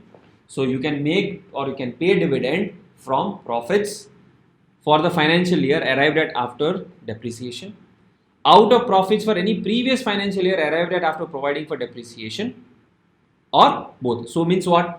I can pay dividends from the current year P&L balance or previous period P&L balance. From whatever profit is there, from that accumulated profit, I can pay dividends. So this is first thing. Then, if government has provided some money, then if the government has provided some money, that money can also be used. A dividend should not be declared or paid from its reserves other than free reserves. Means I cannot pay dividend out of securities premium account. I cannot pay dividend out of any, let us say, revaluation reserve. I cannot pay dividend out of capital redemption reserve. Those cannot be used to make payment of dividend. Okay. That is the fundamental part of dividend. Then sometimes what happens is, from P&L, the company would have transferred something to general reserve. Okay. Now, P&L balance can be freely used to declare dividend. Even general reserve can be used to declare dividend. But if I want to use general reserve balance or any reserve balance to declare dividend, then I have to comply with certain conditions.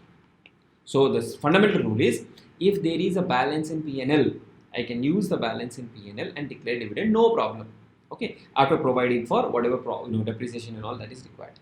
But if I don't have sufficient balance in P&L, or if there is a loss in P&L, accumulated losses in P&L, but I have something called a general reserve which I had created out of my profits in the past year, then what can be done is, by complying with certain conditions, we can use general reserve balance to declare the dividends. So what are those conditions?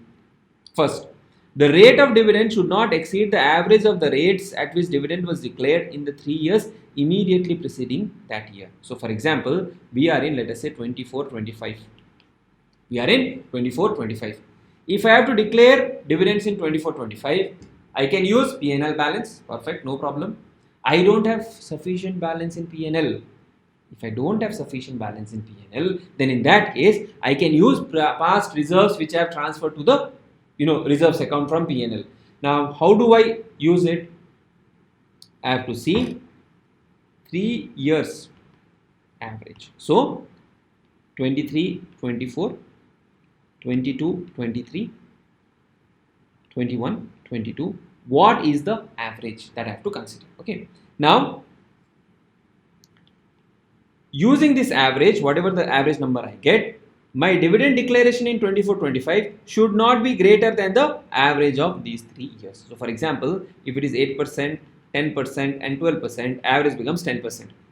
That is total of this divided by 3. So, 10% is the maximum dividend I can declare in the current period. If you have declared only in 2 years, consider average of 2 years. If you have declared only in 1 year, consider of that 1 year.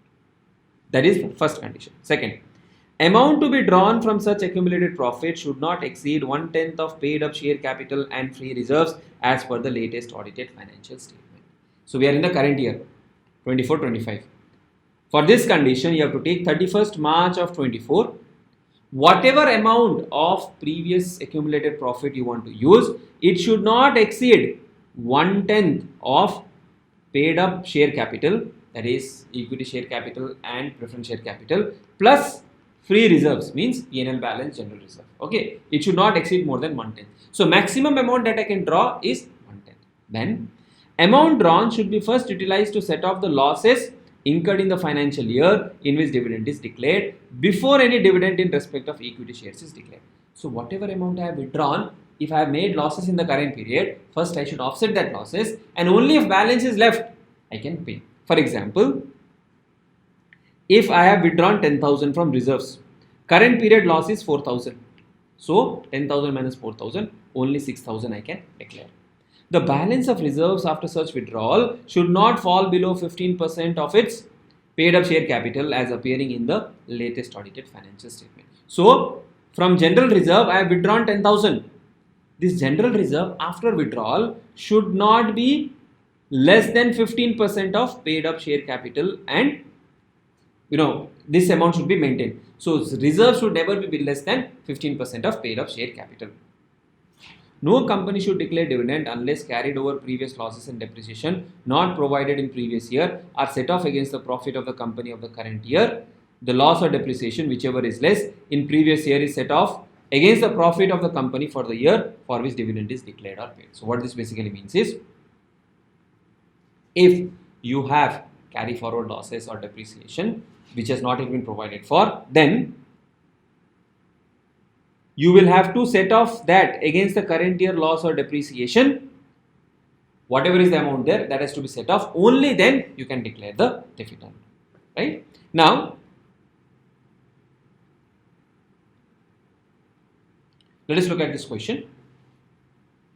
Due to inadequacy of profits during the year ended 31st March, XYZ Limited proposes to declare 10% dividend out of general reserves. From the following particulars, ascertain the amount that can be utilized from general reserves according to the rules.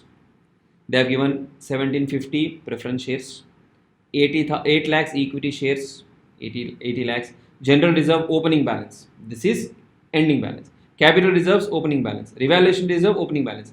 Out of this, only this is free. These two are not free. Net profit for the year ended 3 lakhs. Average rate of dividend is 12%. Now I have to declare 12% dividend. Okay. Now can I make that dividend? Can I declare that dividend? Now how do we check? First, you want to declare 10% dividend out of general reserve. So equity shares 80 lakhs, 10% dividend will make it 8 lakhs. 8 lakhs is what I have to declare. I think my video is gone. So I'll just turn off my video. There is the phone battery is dead. Okay, so that's why the video is off. Okay, so I think just the screen should be sufficient. 8 lakhs is what I have to declare. How much profit have I made? 3 lakhs. First, out of these 3 lakhs, I have to pay preference shareholders 9%. So 17 lakh 50,000 into 9%. First, I have to pay to the preference shareholders. So out of these 3 lakhs, I have to pay preference dividend of 1,57,500. So I have only 1,42,500. I want to pay 8 lakhs. Do I have sufficient amount? No. So first is 657,500 is the shortfall. Now this 657,500 has to be withdrawn from the general reserve. Now we have to comply with the condition. What is the first condition? The first condition is the rate has to be lower than the, or maximum should be the average rate. So 10% satisfied. Average is 12%. Second, maximum amount that can be drawn should not exceed 10% of paid up capital plus free reserve. So paid up capital 1750, 80 lakhs and free reserves 25 lakhs. 80 lakhs, 1750, 25 lakhs. Maximum amount is 10% of this. I have total of this into 10%, which is 12,25,000. How much do I need? 6,57,000. Can I withdraw? Yes, I can withdraw. Then balance of reserves after withdrawal, that is, I have 25 lakh of general reserve. I have to withdraw 657. So 25 lakhs minus 6.57, it is 1842, should not be less than 15% of paid up capital. What is the paid up capital? 17 plus 80. 15% is 1462. The balance should be higher than 1462. Is it satisfied? Yes. Since all these three conditions are satisfied, we can withdraw and declare the dividend. Okay. Now, there is a similar question in an examination of May 24, I think. 4-mark question. 4-mark question. I'll open it. Yeah. Following information are available in respect of Z Limited as on 31st March of 24. Equity 500 lakhs, general reserve 100 lakhs, loss for the year ending 31st March of 24, 5 lakhs. Due to the absence of profit during the year, the management recommends to declare dividend of 10% out of general reserve. Rates of last 5 years are given below. As an accountant, you are required to suggest whether the recommendation of the management is justified, then suggest the rate of dividend. Okay. Now, first condition for dividend is average. Average of how many years? 3 years. So, you have to take previous 3 years, calculate the average, which is 12%. We are declaring 10%, so it is satisfied.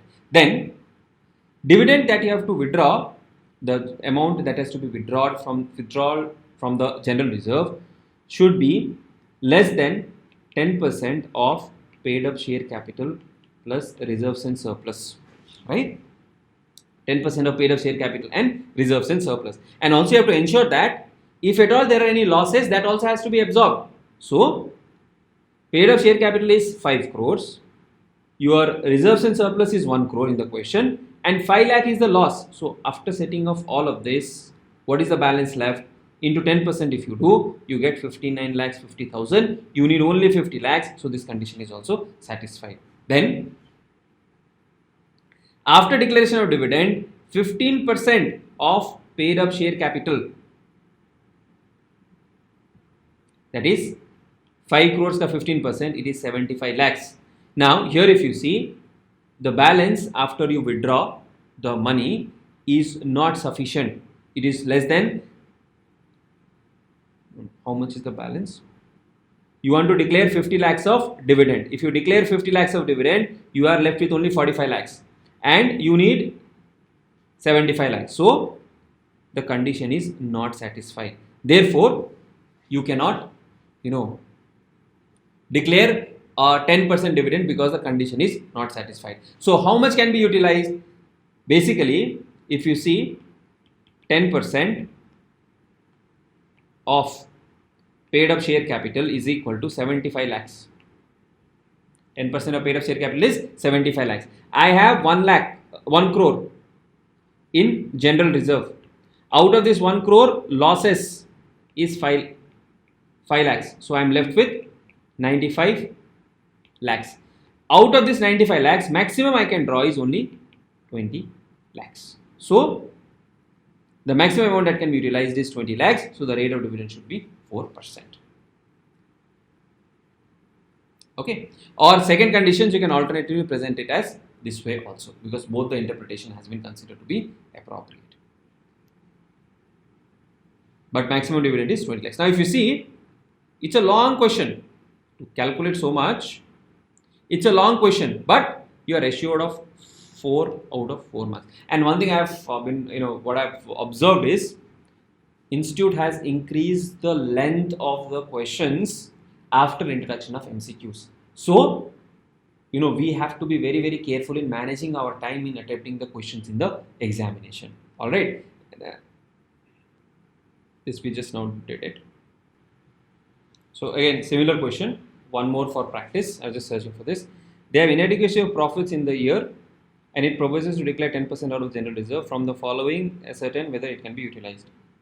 So I think this, it's a similar one only. So you have equity, shares, general reserve, revaluation reserve, net profit for the year. Average rate is 12%. 5 years they have given, we need to take only 3 years. Amount that can be withdrawn for the reserves is 5 lakhs, is total dividend. Current year profit is 142, so we need 357,500. Okay. First, 10% condition satisfied. Second, that can be withdrawn should not exceed 10% of paid up capital and free reserves. And third criteria is it should not fall below 15% of paid up capital. Correct? So 10% of paid up capital and free reserves is how much? 50 plus 25. That is 10% of 75 lakhs. That is 7,50,000. You cannot draw more than 7,50,000. How much we need? 357. Satisfied. Second, balance after withdrawal should not fall below 15% of paid up capital. How much is paid up capital? 50 lakhs. 15% of this is 7,50,000. Now, what is the balance after withdrawal? 25 lakhs minus 375, 2142. So this condition is satisfied. Hence, we can declare the dividend as per this rule. Okay. Any questions on this?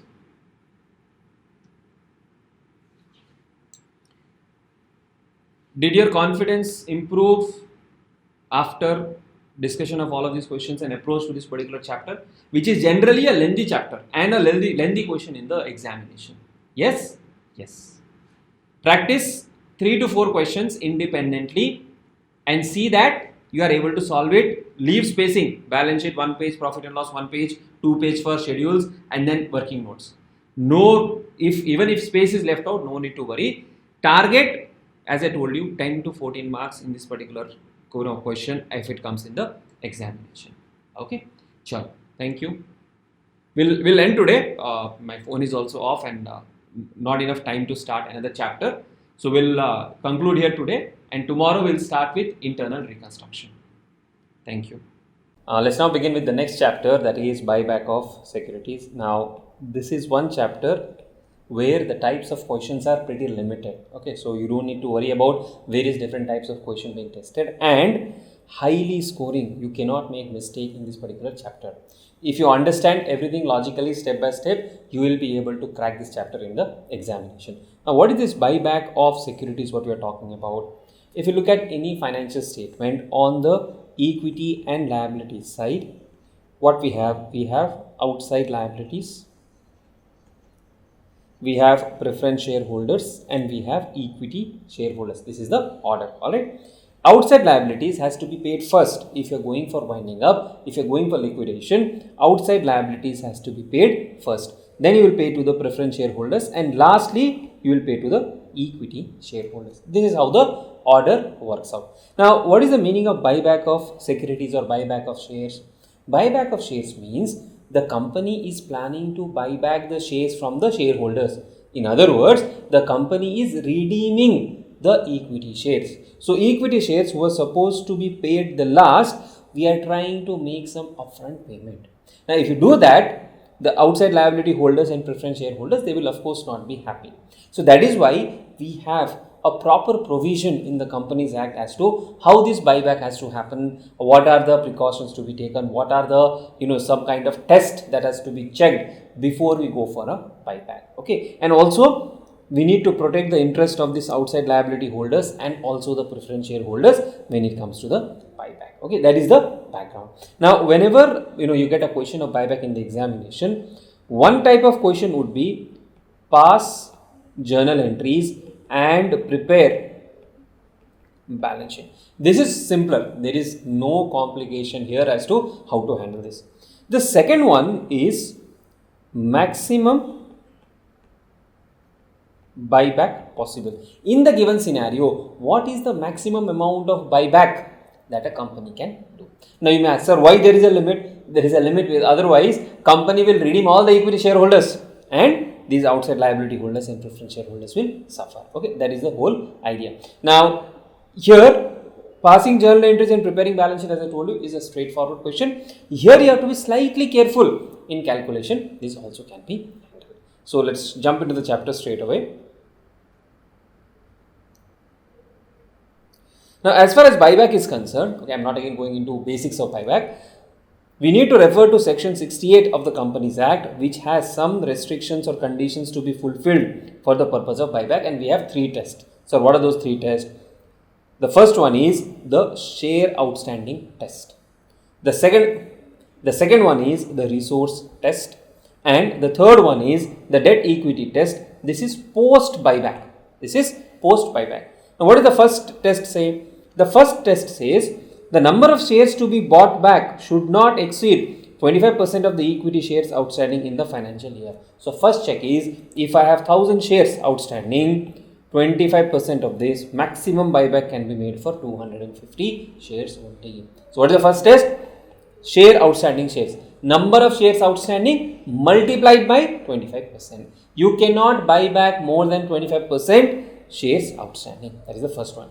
Second one is resource test. Resource test means how much amount of money can be deployed to buy back the shares. The amount to be used for buyback of shares should not exceed 25% of the total paid up share capital and free reserves of the company. Paid up capital, total paid up share capital. So, preference share capital, equity share capital. Take the paid up share capital plus free reserves. Sir, what are free reserves? Free reserves are those reserves which are available for payment of dividend. So, it could be general reserve, it could be retained earning. Any reserve which can be distributed to the shareholders will be considered here. Plus, this specific section has one more item as free reserves, which is securities premium account. So, paid up share capital, free reserves and securities premium account, you will total all of that. That is the amount of funds the company has. Out of that, maximum amount you can use is 25%. So, first you will check number of shares.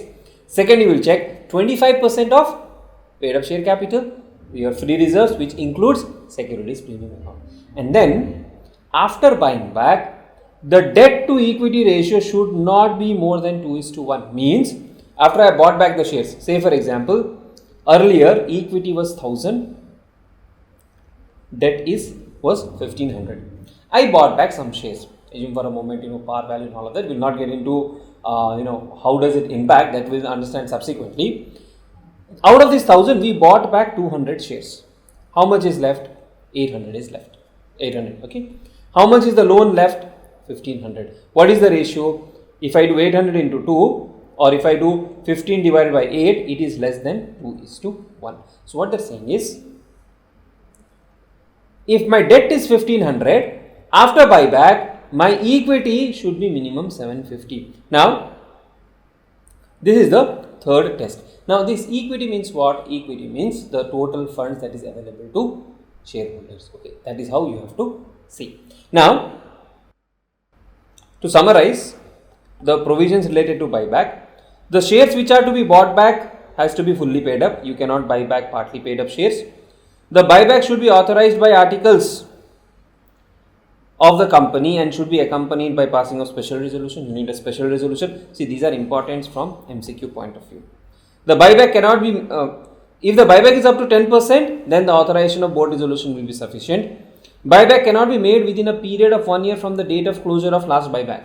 So once you have done a buyback, 1 year you need to wait.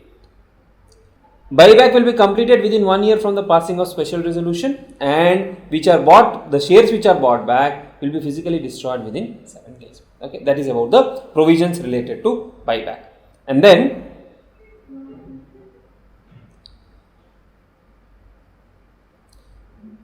creation of capital redemption account is another important aspect of this buyback provision. So coming back, what is the CRR?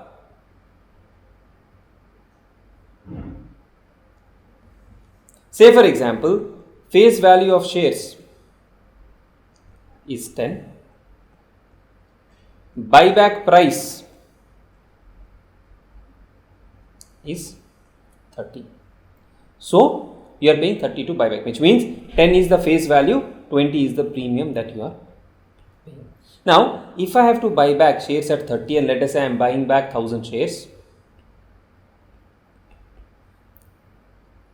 the amount of buyback is 30,000. Alright, now I can buy back the shares in two ways. Number one, proceeds of fresh issue. Means what? I can issue a fresh category of shares. I can issue, let's say, preference shares and do the buyback. I can issue a separate category or class of equity shares and then buyback. So that is called proceeds of fresh issue. Second is using existing resources. Existing resources means existing cash in bank that I have, which is represented by the equity share capital and free reserves. That is what I am using. If I am using proceeds of fresh issue, CRR is not required. CRR is not required. But if I am using existing resources, then whatever is the face value of the shares, that is in my case 1000 into 10, this 10,000 must be transferred to an account called CRR account. We are blocking that amount. In other words, though I am redeeming equity share capital, I am blocking equivalent face value in terms of CRR, and the CRR can be used to issue bonus shares only. Meaning to say, I am paying back some amount to the equity shareholders. Correspondingly, I am blocking some amount of free reserves. And keeping it within the company. What is the value to be created to transfer to CRR? Face value multiplied by the number of shares. But if I am issuing fresh shares, for that free reserves is not required. If I am issuing fresh shares, then free reserves. If I am issuing fresh shares, then CRR is not required. Now say for example, I have 1000 shares, face value 10, redemption price is 30. 200 new shares of face value 10 were issued at 25. Now, this 200 shares of face value 10 has been issued. So, what is the face value redeemed or face value bought back? Face value bought back is how much? Face value bought back is 1000 into 10, 10,000. Face value of new issue is how much? 200 into 10, 2000. So, this 8000 is to be transferred to CRR. So, face value of whatever has been bought back minus face value of whatever is my issue, the difference of that will be transferred to CRR. This is called transferring the amount to CRR. So, when you are transferring to CRR, you are moving amounts from free reserves and transferring them to capital redemption reserve. This is the whole concept that you need to understand in buyback of securities. Now, as far as the three conditions are concerned, that is the shares outstanding test, the resource test and the debt equity test, we will understand it better, we will revise it better with an actual question. Okay. So, now let us jump into the questions.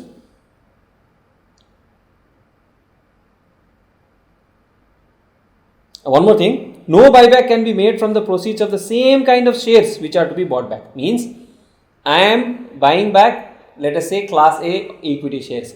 I cannot issue another class A equity shares to buy back the original one. So, whatever I am issuing afresh has to be different. Normally, preference shares are a different class of equity shares. So, this also I already discussed. Free reserves includes security premium reserves.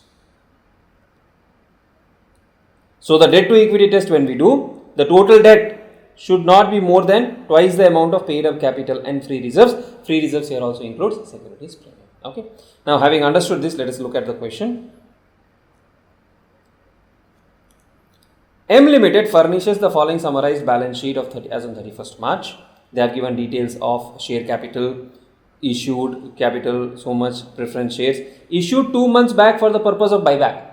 Now, if they have issued 2 months back for the purpose of buyback, which means 20,000 into 100, this 2,000 is for buyback purpose. So, for this 2,000, only for face value, okay. For this 2,000, I don't need to create any CRR, alright. Then reserves and surplus, capital reserve, revenue reserve, security premium, P&L, non-current liability, debenture, given as 400, current liability, this is not relevant for us. Fixed asset and all, it's okay. The company passed a resolution to buy back 20% of its equity capital at 15 per share. 20% means you have 3,000, 20% of this. This is the face value. So 3 lakhs actually. 3 lakhs into 20%. So here 3 lakhs into 20% is 60,000. 60,000 shares are being bought back at what value? At a valuation of rupees 15 per share. For this purpose, it sold its investment of 30 lakhs for 25 lakhs. Now, even if we sell investment for the purpose of buying back, my CRR requirement does not change. CRR requirement changes only and only when I am making a fresh issue. So, out of this total buyback 60,000 shares that is happening, up to this 20,000 multiplied by 10, I don't need to create CRR. Whatever is the this preference shares that have been issued, for the balance I need to create CRR. Pass the necessary journal entries. Now, when they say pass the necessary journal entries, you don't need to check whether the conditions have been met. We will assume that the conditions have been met because you are required to pass journal entries. Now, what all journal entries you need to pass? You need to pass journal entries for this creating this buyback entry, then selling of this investment, then the actual payment to shareholders, then the creation of capital redemption reserve. All of the journal entries need to pass. Alright. Now, first we sold investment of 30 lakhs for 25 lakhs. There is a loss of 5 lakhs. When we sell investment, what is the entry? Bank account debit by 25 lakhs. Now, here amounts are given in thousands, so it is shown as 2500. Then to investment account 3000 because that is the investment value sold. Profit and loss account debit 5 lakhs. Okay, that is what it is. Now, in other questions, if you have to test debt to equity, please remember any amount debited to P&L will reduce your equity, that you have to keep in mind. Then you have to buy back. How many shares? We already calculated 60,000 shares. So, whatever is the face value of equity share capital, 60,000 into 10, you will debit to equity share capital account. You will debit to equity share capital account. How much is that? 60,000 into 10, 6 lakhs. So, 600 here. Then, how much amount will we pay? We will pay 60,000 shares at what value? 15 per share. So, 60,000 into 15, not 50. 60,000 into 15, 9 lakhs. And what is the difference? The difference is debited to an account called premium on buyback account. So, the first entry for buyback is debit equity share capital account with face value, credit bank account with buyback price, and debit premium with the premium or the difference. Okay. So, here we have 10, 5, 15. 1 mark for this entry. Or the second thing is you can pass this entry and credit to equity share buyback account and then equity share buyback account to bank account. Both of them will give the same result. Alright. This is clear? Okay. Then number of shares to be bought back, we have already done the calculation. This completes the passing of entry as far as the buyback is concerned. Then, so investment is done. Then, what do we do with this premium on buyback account? This premium on buyback account is transferred to securities premium account if available. Otherwise, it will be transferred to the P&L account. So, here we have securities premium account. So, what you will do? You will debit the securities premium account and credit the premium on buyback. Means, whatever is the premium on buyback, here, whatever is the premium on buyback, this premium on buyback will be debited to securities premium account and credited to premium on buyback account. Alright. Then, we have 20,000 preference shares of rupees 100 each. So, what is the face value of equity share capital redeemed or bought back? It is 60,000 into 10, that is 6 lakhs. What is the face value of preference share capital? That is 20,000 into 100. This is 20,000 and 100. So this is how much? 20 lakhs. So the proceeds of preference shares is more than the face value of shares bought back, and hence CRR is not required in this particular case. If CRR is required, if CRR was required, say for example this entry was not there, the preference share capital was not issued, then what we would have done? We will create a CRR for 6 lakhs. For that we will pass an entry like profit and loss account debit 6 lakhs to CRR account 6 lakhs. To CRR account 6 lakhs. Sir, can we use securities premium to create CRR? No. The CRR has to be created from amounts which are available to be declared as dividend. Alright? Okay. So here capital redemption reserve is not required.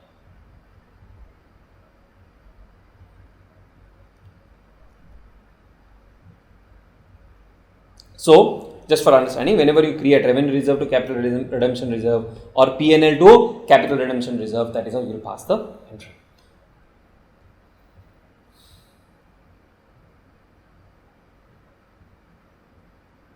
So, this you can practice on your own, similar question. Yeah. Now, let's look at this one. Here in this question, we will understand how to work out the maximum number of shares which can be bought back.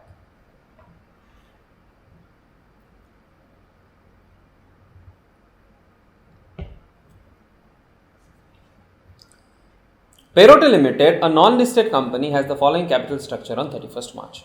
Equity share capital of rupees 10 each, 330. Reserves and surplus, general reserve, securities premium, profit and loss account, infrastructure development reserve. Please understand, this is not a free reserve, so we will not consider this. Loan funds is given to be 1800. Shareholders of Perote Limited, on the recommendation of their board of directors, have appeared on 12th of September, proposal of buyback, maximum permissible number of equity shares, considering the large surplus fund available at the disposal of the company. The prevailing market value of the company share is 25 per share, and in order to induce the existing shareholders to offer the shares for buyback, it was decided to offer 20% over market price. Means, if market price is 25 plus I'll give another 20%, 25 plus 20% will make it 30, right? You are also informed that infrastructure development reserve are created to satisfy income tax requirement. Means, it is not a free reserve. You are required to compute the maximum number of shares that can be bought back in the light of above information, and also under a situation where the loan funds of the company were 1200 and 1500. So, currently situation is 1800. Then they are saying check at 1200 and also check at 1500. Assuming that the buyback is completed by 9th December, show the accounting entries in the company's book in each situation. Now here, two things. First and foremost, we need to know the share outstanding test, and then we need to know the resource test, and then we'll move to the debt equity test. As far as share outstanding test is concerned, very simple, 25% of the number of shares outstanding. So, when we come to share outstanding test, what are the number of shares?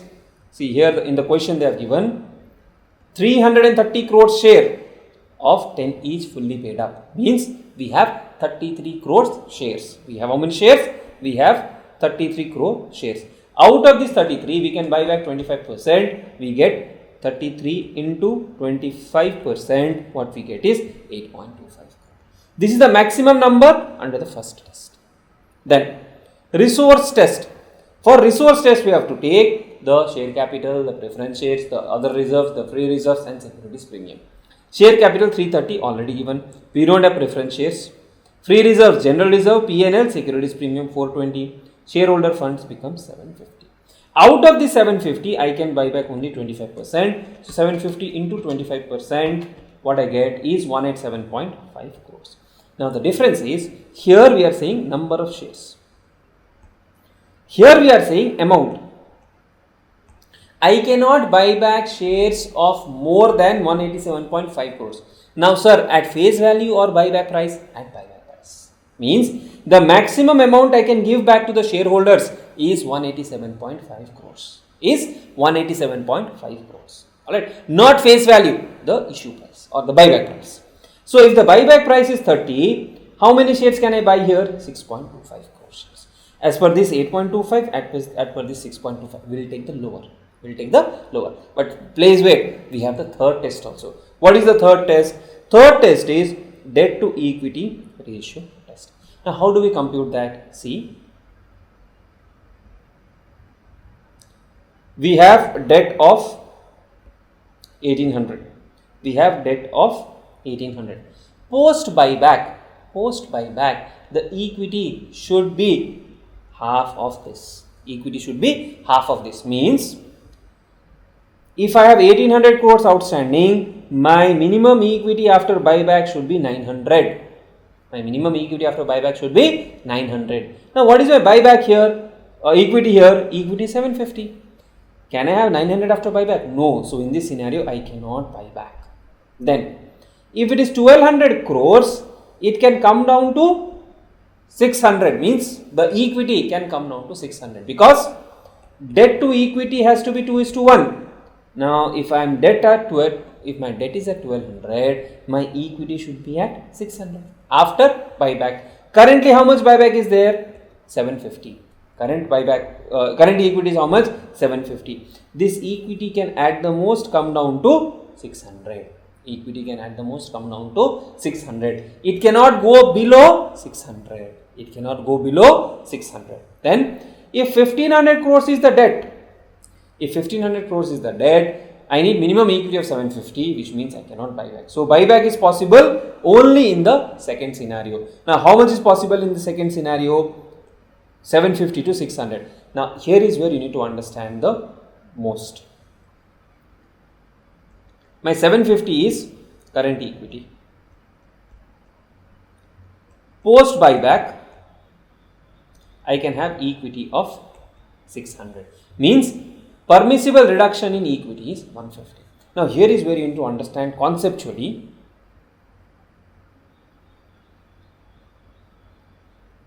Say for example, I have equity share capital of 1000. Okay. If I buy back, and this is at, let us say, 10 per share. Okay, 1000 shares I'll put it. 1000 shares at 10 per share. So, the amount becomes 10,000. Rupees 10,000. Okay. Buyback, I am making 200 shares at 25. I am making buyback of 200 shares at 25. That is 5,000. 200 at 25 is 5,000 is the buyback. Now, my equity share capital is 10,000, and say for a moment, my free reserves is 5,000. My free reserves is 5,000. Means all my retained earnings and my securities premium and all put together. So, pre-buyback, my equity plus free reserves is how much? 10,000 plus 5,000, 15,000. Clear? Okay. Now, this is where you need to understand. I am buying back 200 shares at 25. This 25 represents 10 of face value and 15 of premium. So, if I am buying back 200 of 10 post buyback. Post buyback, equity share capital would be how much? 800 into 10, that is 8,000. Sir, why? Because 200 shares at rupees 10 we have bought back. Then, that is one thing. Then, I am paying this 15. I am paying this 15 to whom? To the shareholders as premium. This 15 of securities premium that is paid has to be reduced from securities premium account or from the free reserves account or from the retained earnings or P&L. So, this 15 of securities premium, that is being reduced, what will happen? My free reserves will now be 5,000 minus 200 shares into 15. 200 into 15, that is 3,000, that becomes 2,000. Sir, why is it down to 2,000? The reason it is down to 2,000 is for the fact that This 3000 is paid as premium. So either I will reduce it from the premium account or I will reduce it from the free reserves or retained earnings. So this is gone. Then I also need to transfer this 10 per share into 200 to capital redemption reserve. So free reserves to CRR will be 200 into 10, that is 2000. In effect, free reserves will become 0. In this example, free reserves become 0. So my equity will remain how much? 8,000. My equity will now remain to be 8,000 only. Earlier it was how much? 15,000. Earlier it was how much? 15,000. Now how much is reduced? 8,000. How much it has come down to? 8,000. What all has reduced? Equity share capital 200 into 10. Then securities premium 200 into 15. Then CRR 200 into 10. Can I say they reduce 10 plus 15 plus 10, that is 35 into 200, which is 7,000. So my equity will come down, my overall equity plus free reserves will come down by 10 plus 15, the buyback price, and 10, the face value which is transferred to CRR.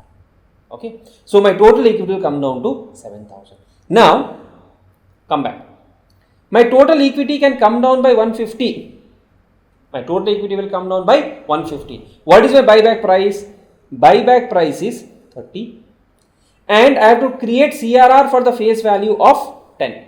This buyback will have 10 of face value and 20 of securities premium and 10 of face value for CRR. So for every share bought back, I have to reduce it by 40.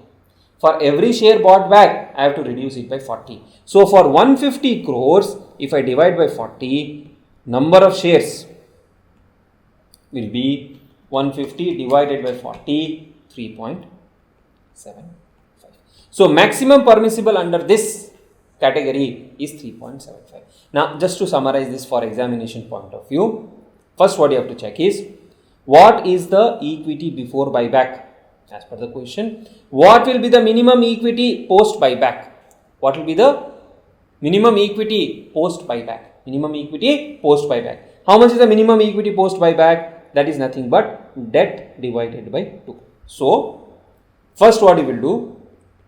You will do debt divided by 2, which in our case is 600. Then second, equity before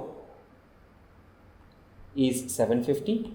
So maximum possible 150. This for number of shares will be equal to 150 divided by face value plus buyback price. Please remember, this will be applicable when there is no fresh issue of shares.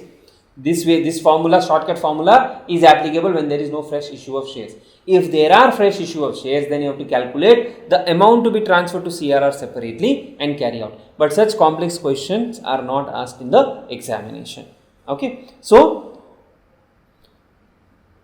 when you consider 150 divided by 40, you get 3.75 crores. That is what we have got. So 3.75 versus 8.25 and 6.25, maximum permissible buyback is 3.75 crores only. Alright, maximum permissible buyback is 3.75 crores only. Now the same thing can be solved using simultaneous equation as well. That means you have to create one equation.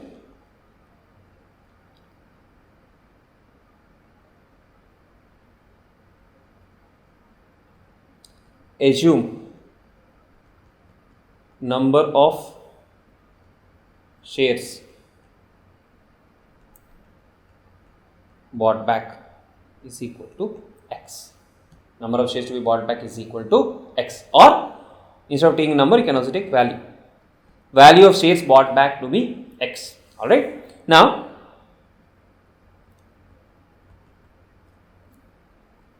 existing equity plus free reserves is equal to 750.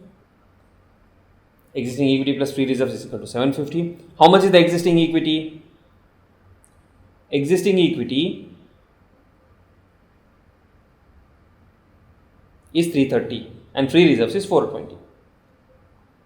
330 plus 420, this is 750. Now 330 plus 420 is 750. This is the existing equity breakup. After buyback, equity is equal to 330 minus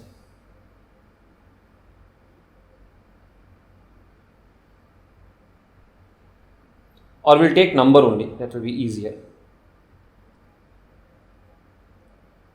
I'm taking number only. Existing equity minus how many shares have been bought back? 10. So 10, number of shares bought back is x. So 10 into x is 10x. Free reserves will be how much? 420 minus, you have to pay 20 of premium, 20x minus, you have to transfer what?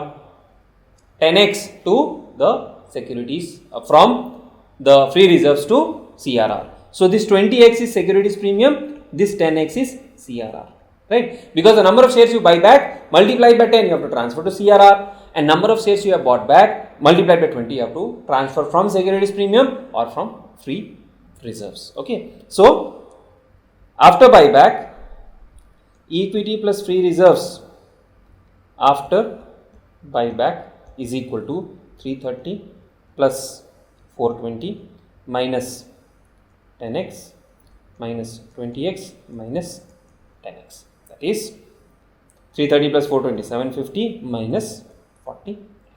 Now the 750 minus 40x, what is the minimum number I can come down to? I can come down to 600. Equity after buyback 600. So 40x is equal to 150. X is equal to 150 by 4. 150 divided by 4, I get 150 by 40 actually, 3.75. So 3.75 is the number of shares, maximum number of shares which can be bought back under this particular option. Okay. Now sometimes if you have proceeds from fresh issue, you will adjust this equation accordingly. Alright. Now after that, once you have reached to that, then the next is what? How many shares? 3.75 crore shares, and accordingly you can pass the entries as well. Alright. Now look at the next one.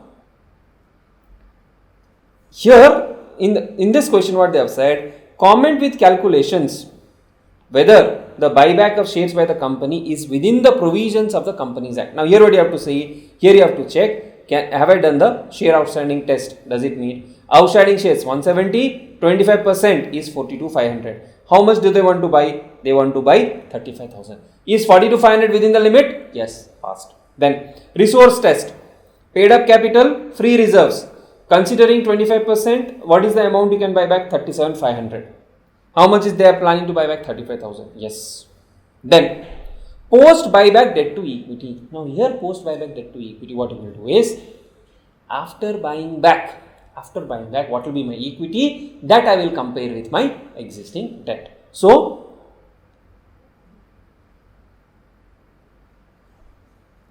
here also what you can do? You can do our formula. They have said number of equity shares of 10 each fully paid up at how much per share? 30 per share. So the total impact will be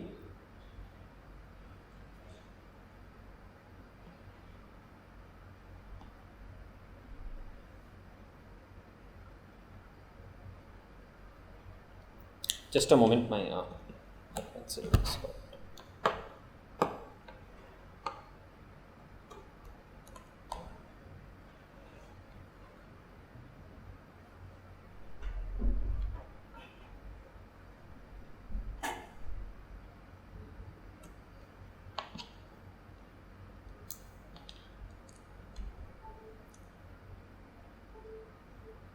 So now here they want to buy back 10 per share at 30. So whatever is the reduction that is required, 10 per share is the face value. This will go to CRR plus buyback price is 30. So again the impact is for 40. Now how much is the debt?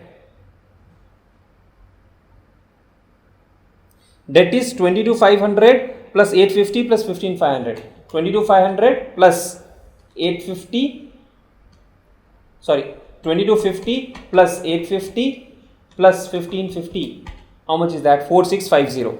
So debt is 4650. This is the total debt. Equity post buyback is how much? 4650 divided by 2, 2325. 2325. And what is my equity pre-buyback? Equity pre-buyback is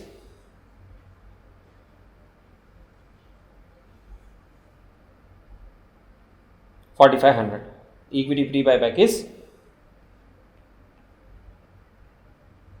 4500. Okay, 4500 is the equity pre-buyback. So maximum is 4500 minus 2325. I get 2175. That for number of shares, 2175 divided by 40, you get, divided by 40 if you do, you get 54.37, 54375. Okay, you get 54375. That is 54.375 in 1000 terms. How much did we get? 54375. So 35,000 shares can be bought back. So now we'll start with the next standard, which is Accounting Standard 3. This is one more standard where you should target 8 out of 8 or 5 out of 5. Now you might be saying, sir, for every standard you are saying the same thing. 90% of the questions you can get the marks. Okay. Oh, I'm muting. Sorry. Just a second.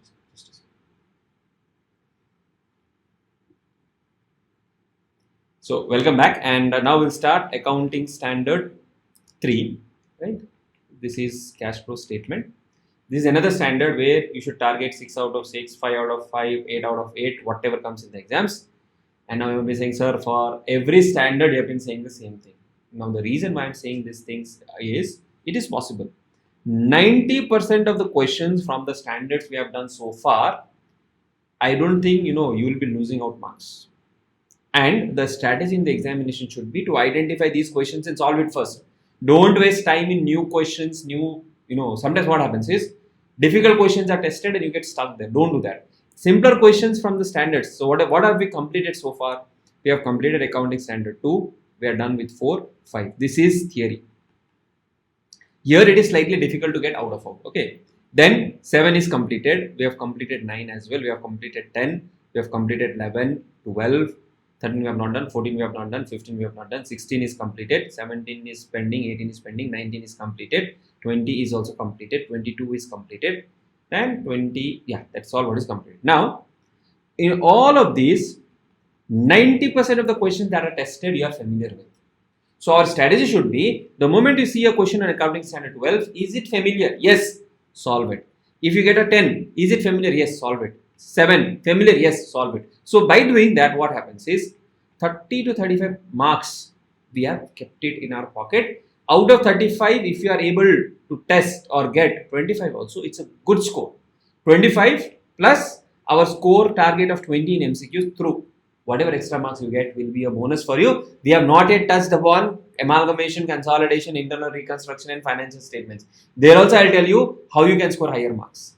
With that, 60 scoring is not tough in advanced accounting.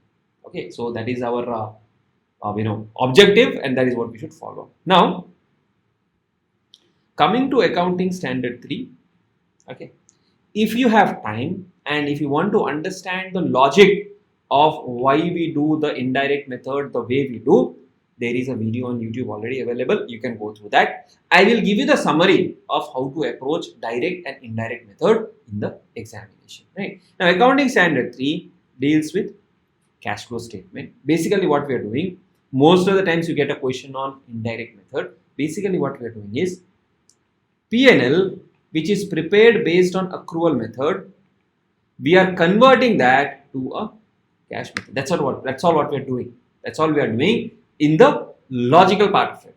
There is an accrual P&L given, we have to convert that to cash basis. Right now, when we do that, what we should understand is First, we'll talk about indirect method. I'll come to classification and all of that subsequently because that is not much relevant for understanding the format of the cash flow. When we follow the indirect method, you have cash flow from operations, right? And this you will start with the net profit that is given to you and you will arrive at the cash flow from operations. The remaining cash flow from investing and cash flow from financing activity, these are prepared using direct method only. If I draw up a P&L and if I draw up a balance sheet for you, here you have, let us say, sales. Here you have purchases, opening stock, closing stock, salary, depreciation, interest, gain on sale of fixed asset, something like that, investment income and all of those things. In the balance sheet, you have fixed assets, current assets, equity, liability. Okay. Now, you may have investments also. Now, our idea is to first segregate the items between cash flow, operating activities, investing activities, financing activities. Operating activity is the day-to-day activity that the enterprise undertakes to earn revenue. So, anything related to day-to-day operations, for example, sale of goods. Sale of goods is my day-to-day activities. Purchase of goods, payment of salaries, all of that are my day-to-day activities which I classify it as operating. And any item related to these purchases, salary, sales, closing stock, opening stock, which are a part of my day-to-day activity, any activity, what you see in any item that you see in the balance sheet, for example, under current assets, you have debtors. Debtors are linked to sales. So if sale is my operating activity, this debtor is also my part of operating activity. Same way purchases, anything here, creditor is a part of my operating activity. Salary I pay, part of my operating activity. Stock, whatever lies here as stock, that also becomes my operating activity. So first, identify operating activities. Okay. Then, what are investment activities? Cash flows related to fixed assets and investments are a part of my investment activity. And if anything is investment is there, from this investment, let us say I have interest income. That interest income is also a part of my investment activity. From this fixed asset, there is a gain on sale of fixed asset. That gain on sale of fixed asset is not my operating activity. It becomes a part of my investing activity.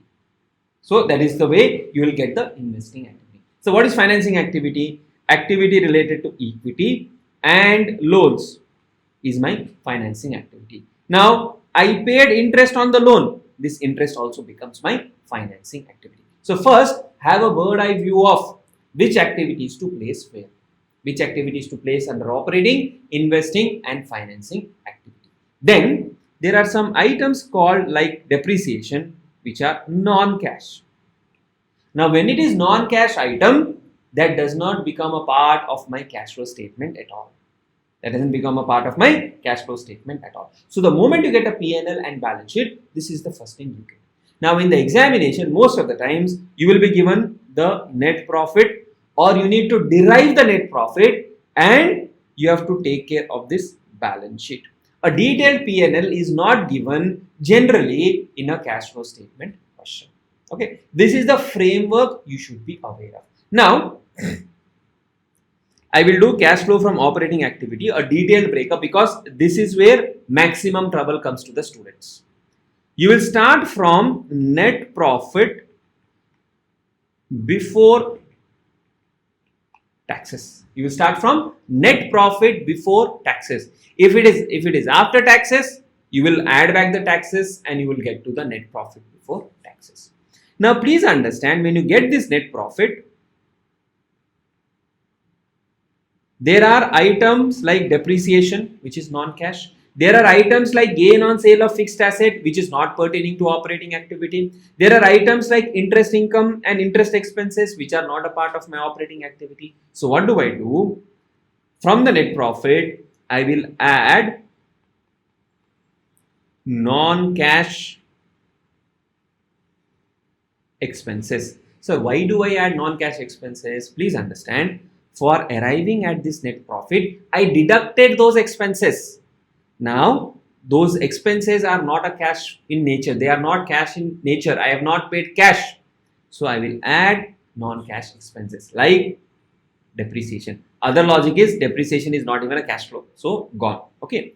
Then what I will do is I will add or reduce items belonging to other categories. Meaning to say, for example, there is investment income. There is investment income. Now, is this investment income my operating activity part? No. So what will I do? This investment income I will reduce. I will reduce. Why will I reduce?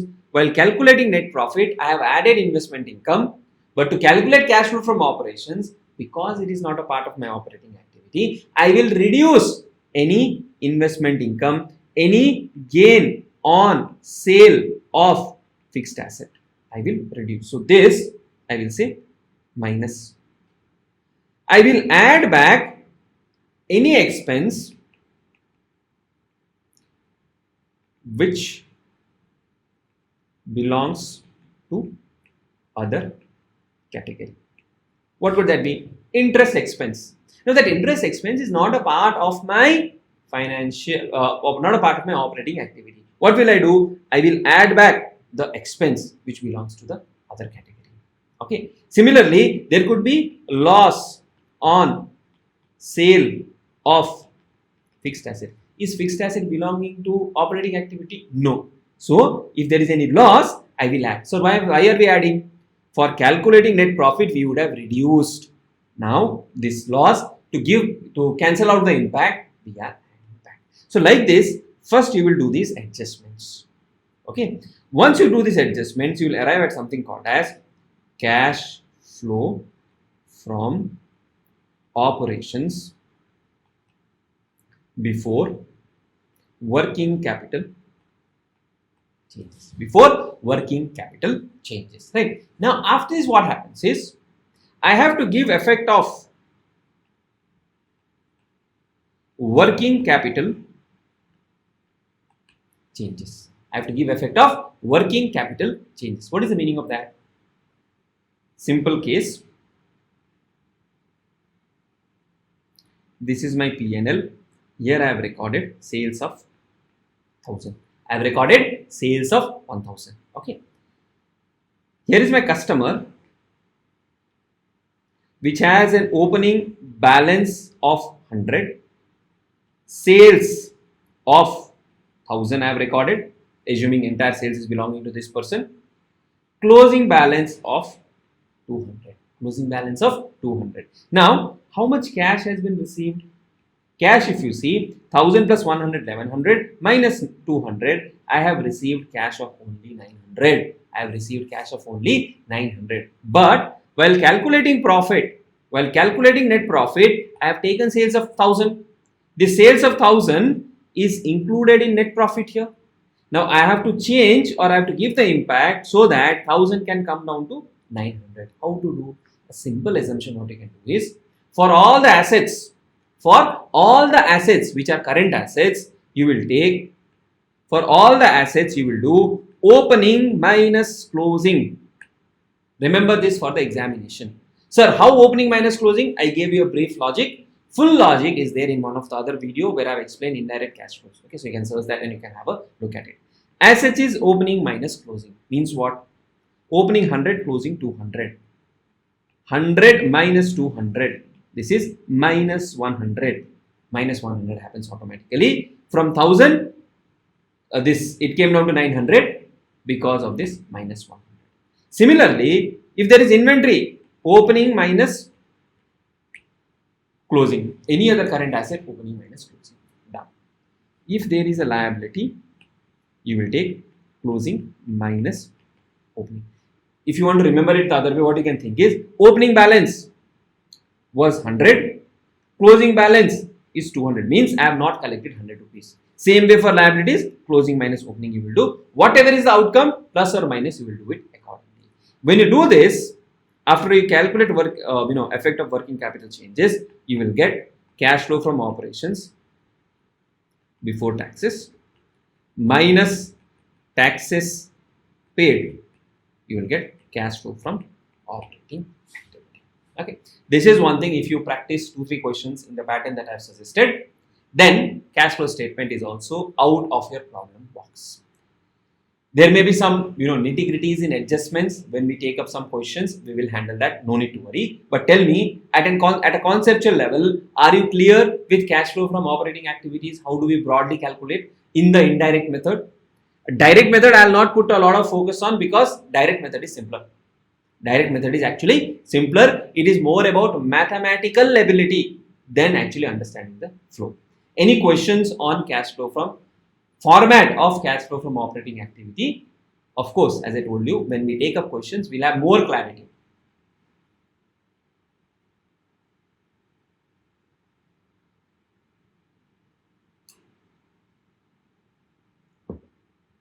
Great. No questions? Nice. Now, after we have calculated cash flow from operating activities, the remaining two which are left is cash flow from investment and cash flow from financing activity. Cash flow from investment basically have purchases of fixed asset or investments as a negative number, sale of fixed asset or investment as a positive number. Now here what you have to understand is, sale of fixed asset, when it comes to P&L, here you will have gain on sale of fixed asset. Gain on sale of fixed asset may be 100, but here you have to take actual sale proceeds, maybe 1000.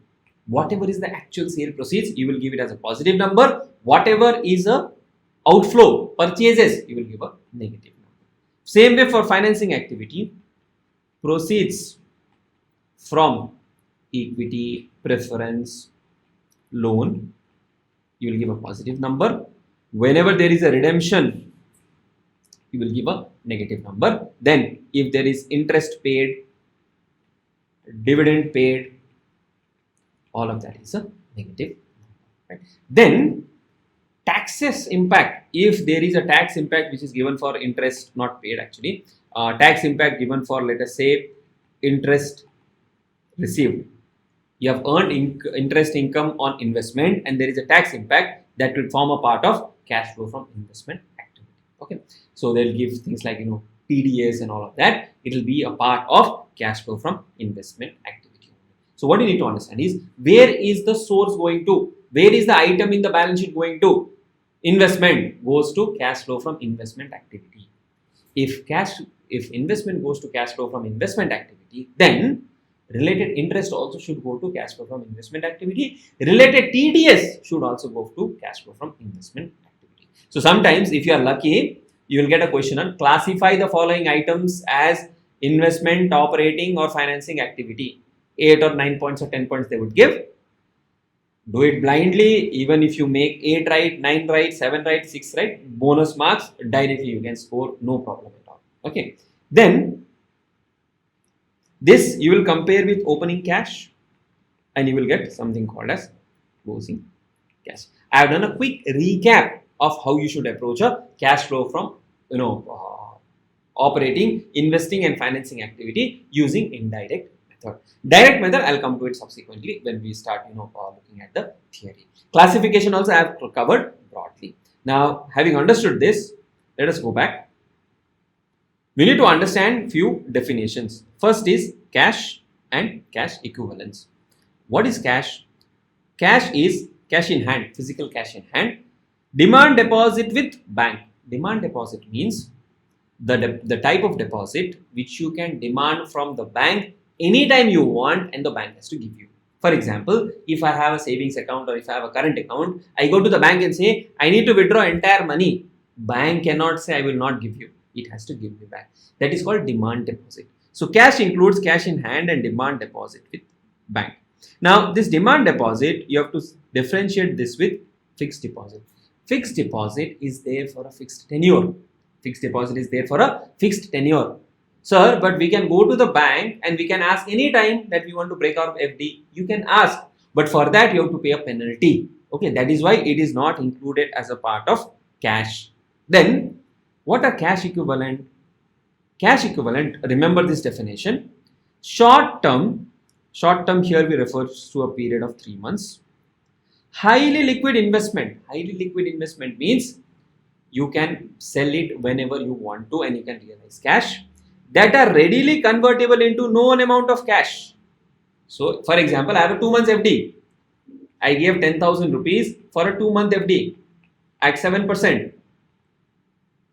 It is highly liquid. I can redeem it within 3 months period. I know I will get 7%. That amount is also fixed, which are subject to insignificant risk of changes in value. Means what? 7% is known. Even if I go after 1 month, if they want to deduct penalty, I'll get 6%, but the risk is very less. Whereas if I invest in something called equity shares, there is a high risk. So investment in equity shares is not cash equivalent. So when I say cash equivalent, it is something like I have cash, it is almost equal to cash.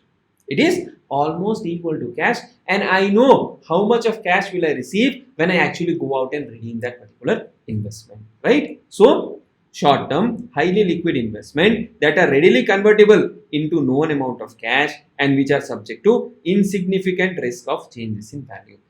Generally, securities with short period of less than 3 months are considered. Also, we take preference shares bought near maturity. But please understand, you have to consider on date of purchase. Means, let us say I am on 1st of December.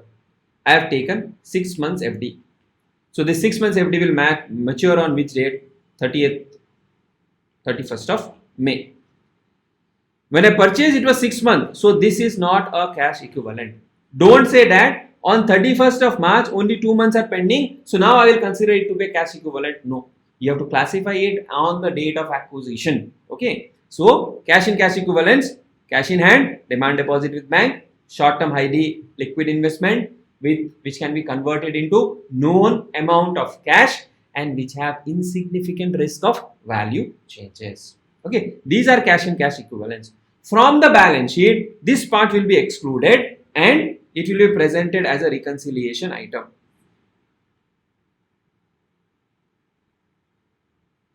Here, cash and cash equivalents in the beginning of the year, cash and cash equivalents at the end of the year. This difference will be total to this difference. Then, activities of cash flows are classified as operating cash flows, investing cash flows, and financing cash flows. What are operating cash flows? These are generated by operating activities, that is principal revenue producing activities. Purchase of goods, payment to suppliers, receipts from customers, payment of salaries, anything related to day-to-day operations. And one more rule is that if you cannot classify something into investing or financing, you will classify that under operating. Okay, that is the first thing. Then, what is investing activities? These are acquisition and disposal of long-term assets and other investments not included in cash equivalent. So if there is a short-term FD, cash equivalent. If it is a 6 months FD, then it becomes an investment activity. Okay. Then these are financing activities that result in change in size and composition of the owner's capital and borrowing of the enterprise. So collection of shares proceeds, redemption of shares, repayment of loan, taking of loan, all of that come under financing cash flows. We prepare using two, indirect and direct. Direct is more simpler. Indirect is where we tend to get complicated, confused. So this, we have already discussed. You can have a look at this example subsequently. Under indirect method, as we have already discussed, we will be quickly recapping the format. Okay. First, cash flow from operating activities. When we calculate, we take net profit for the year, generally before taxes. If it is after taxes, you will add back taxes. Add all non-cash and non-operating expenses, less non-cash and non-operating incomes. This gives us operating profit before working capital changes. Okay. Now, from this, you will take decrease in current assets and increase in current liabilities. The technique to remember that is closing minus opening, sorry,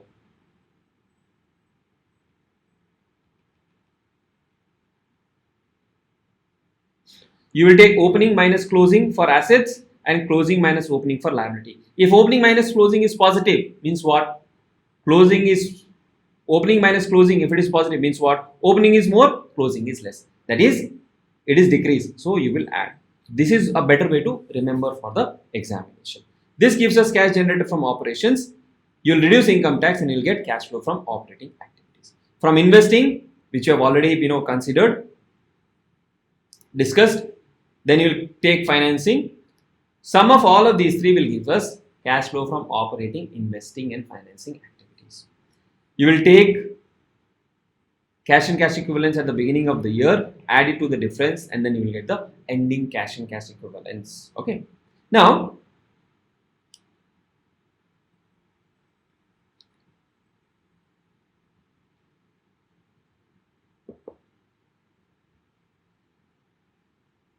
sometimes you have loans and advances and interest earned on loans and advances. If my business is to give loan and take loans, taking loan and giving up loans, then this becomes my operating cash flow. Otherwise, it becomes my investment cash flows. Then, if you are giving advances to employees or creditors, if you are giving advances to employees or creditors, this is a part of your operating activities. If you charge interest from employees, so I am in a business of, let's say I am in the business of manufacture of goods. I have some employees. I have given loans to my employees. I have given loans to my employees and I have collected interest from them. That is also part of my operating activities. For extraordinary cash flows, we need separate disclosures under each operating, investing, and financing activities. Okay, for example, insurance claim received against loss of stock is an extraordinary operating cash flow. Okay, so that is what you have to disclose separately. This we have already discussed, interest and dividends. So if interest and dividends are received from your investments, it is a investing cash flow. If interest and dividends are paid, it is a part of your financing cash flow. But if it is a financial enterprise, that becomes a part of your operating cash flow. Okay. Now, as far as exchange gains or losses are concerned, what you just need to remember here is the cash and cash equivalents as per the cash flow statement and that recognized in the balance sheet is recognized as a note to the cash flow statement. So basically what happens is, let us say I have cash equivalent USD 100. I'll convert this into INR 100 into 85 and I'll present 8500 in the balance sheet. If there is any difference in the amounts because of the cash flow and the ending balance recognized, that will be a part of exchange gain or loss. Don't waste too much of time here. Okay, just the question that it has to be reconciled. That is what you have to be reporting. Now you might be sometimes wondering that, so what to do with the gains or losses which is recognized in the P&L, which is added to the debtors balance, added to the creditors balance. All of that is taken care when you calculate working capital changes. So no need to worry about that. Can I report cash flows on a net basis? Yes, it can be presented for specific cases only. So generally, netting of receipts and payments from investing and financing activities is not allowed under accounting standard 3. For example, cash paid on purchase of fixed asset should not be shown as a net amount after deducting cash realized from sale of fixed asset. But netting is permitted for financial enterprise and for investment companies. For example, for financial enterprise like bank, customer deposits, customer withdraws money, deposits, withdraw money. So instead of showing it on a gross basis, cash flows on acceptance and repayment of deposits with a fixed maturity date, cash flows on placement and withdrawal of deposits from other enterprise, or advances and loans and repayments received from them, this can be shown on a net basis. Same way, receipts and payments for items which turnover is quick, amount are large and maturities are so short, purchase and sale of investment can be shown on a net basis. This can be an MCQ question in the examination. What is the exception for financial enterprise and what is the exception for investment companies? Any questions so far? Okay. So we'll end now. We'll do this illustration tomorrow properly for both indirect method and direct method, which will give a comprehensive understanding. and then we will discuss some peculiar adjustments that keeps on coming in the examination. That will help us properly understand how to handle these type of questions in the examination. Okay, so we'll continue tomorrow. I thought I'll stretch it, but I don't think I'll be able to do justice in the next 20 minutes because we need to have a thorough understanding of the question, how to approach. Okay, so we'll continue tomorrow. Tomorrow most likely we'll do 10 to 12:30, and we'll complete AS3 and we'll start accounting standard 29. Okay, so thanks a lot. So we'll take up this question, illustration number 5 of our notes, where we'll do it in both direct method and indirect method.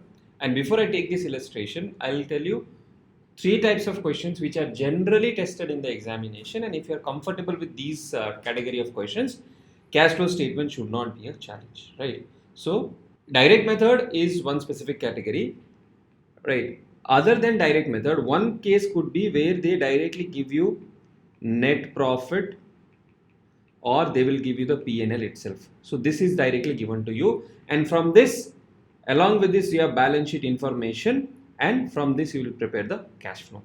Second category is they will give you only balance sheet of 2 years. They will not give you P&L, or they will not tell you what is the net profit for the period or for the year. They will only give you the balance sheet. Now when they just give you the balance sheet, what you need to do is you need to look at the reserves section. In reserves we have P&L account, reserves we have general reserve, we may have, let us say, debenture redemption reserve, we may have revaluation reserve. You have to look at all of these reserves, and we need to prepare ledgers of these to arrive at the P&L earned during the period. So that is one more category which is generally tested. And one more style of testing, especially in the direct method, is they will give you list of information.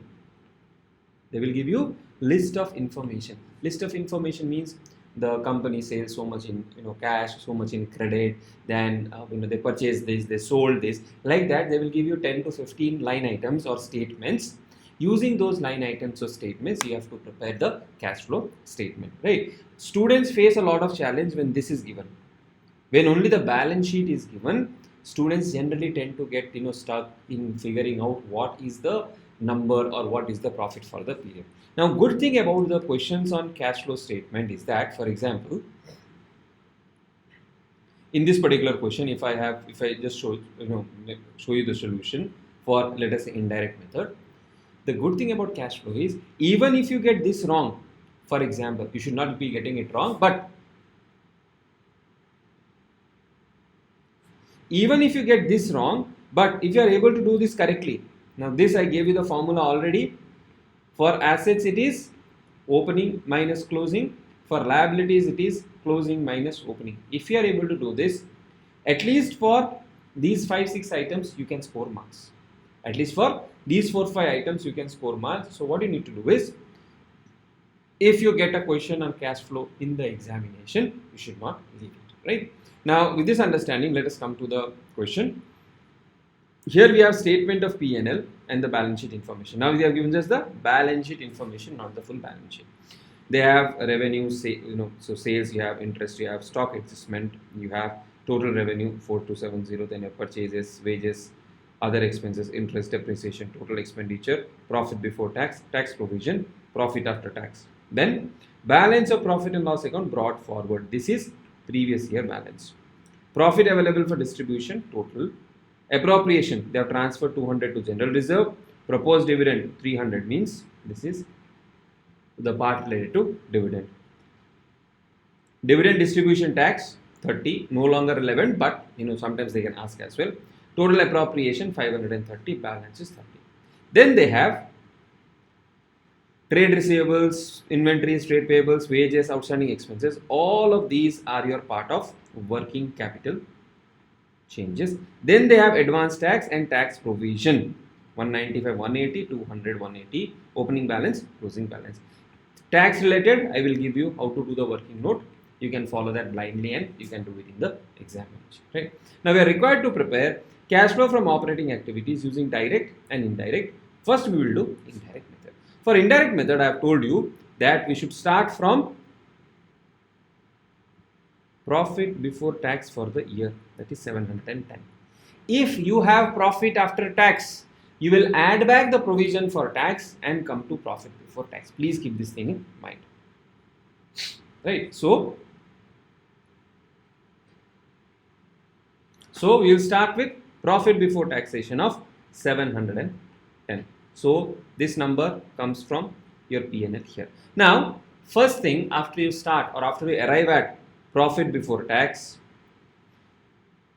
you have to go to the P&L and figure out, are there any non-cash expense or non-cash income. Non-cash income would be rare, okay, but most of the times you will have non-cash expenses. In this case, it is depreciation, 100 you will add back. Why did we add? Expenses we had deducted earlier, now we will add back. If it is any income adjustment, we will deduct it. Okay, so that is the first thing. Then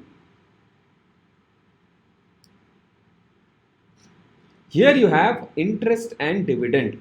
Now this interest and dividend is my income, but this is cash flow from investing activities. So what should I do? I should take it to cash flow from investing activities. Okay, sir, can we consider this interest is from the customer and consider it to be operating activity? Don't overthink. Unless they have mentioned in the examination that it is interest received from the customer, you will assume that this interest and dividend is a part of your investment activity only, especially when dividend is given. Okay, so don't over assume in the examination. Then here you have this interest. This you will assume, unless it is mentioned specifically, we will assume that this is pertaining to financing activity. Now expense I will add back, income I will reduce. So here add back expense, reduce income, so you get operating profit before working capital changes, that is 770. Okay, this is a simple adjustment. Then this one you should be able to do blindly. Without any trouble, you should be able to do blindly with my formula. So coming back, assets, trade receivable asset, you will do opening minus closing. Opening minus closing. Now be careful with the dates. Sometimes they will give opening here, closing here. So you have to read carefully. Opening is here, closing is here. 250 minus 400. 250 minus 400 is equal to minus 150. 250 to 400 increase. So there is an increase in trade receivable minus 150. Increase in trade receivable minus 150. Then inventories 180 to 200. Again there is an increase. Opening minus closing minus 20. If this was not given, you could have taken that from here also. Okay, the stock adjustment is basically changes in inventory. Then trade payables, liability, closing minus opening. Closing 250, opening 230 plus 20. Increase in trade payable plus 20. Like that, outstanding expense, outstanding wages, all of that you will do the adjustment. You get cash flow from operating activities 640. Then we have this taxes paid, where a lot of us actually get stuck. Okay. So how do we handle tax payable? Simple thing. I'll give you two ways. One is preparation of advanced tax account and preparation of provision for tax account. If at all you get stuck, you prepare a combined account, that will solve the problem. Okay. Now here what has happened is, let us see this. You understand the flow first. Okay. Then I will give you the shortcut. Now as per this, what has happened here is, you have an advanced tax account and you have tax provision account or assessed tax liability, right? So you have advanced tax account. Advanced tax means we have paid the tax, so it will have a debit balance. Okay, so advanced tax balance brought down is 180. To balance brought down is 180. Okay, balance brought down is 180. Then we have provision for tax. This is a credit balance. By balance brought down 180. Now what happens is, during the period you will use this 180 to settle this provision. So what you will do, you will transfer this to this account. So you will have by provision for taxation 180, here to advance tax 180. So with this what happens is, this account gets closed. Then in the subsequent period or for the current period, you have 200 of liability which is created. So in the provision for tax account you will have by P&L 200, and in advance tax you have closing balance by balance carried down of 195. Now this 195 balance carried down, the balancing figure will come from to bank account 195, which means we have paid 195 of taxes. So provision for tax opening balance gets closed with this 180, and current year 200 is my closing balance here. In advance tax account, the closing balance is 195, that is paid through bank. Okay, that is one way to do. Other way to understand that is, you have advance tax 180, you have advance tax 180. This 180 is used to close this 180, and in the current period whatever we paid 195, that is our fresh payment. That is also one another way to understand how it is done. Or what you can do is you can prepare a combined account, advance tax plus provision account, where you can say by balance provision 180, advance tax to balance 180. Then in the current period you have by P&L how much? 195. Then you have, sorry, by P&L you have 200. Then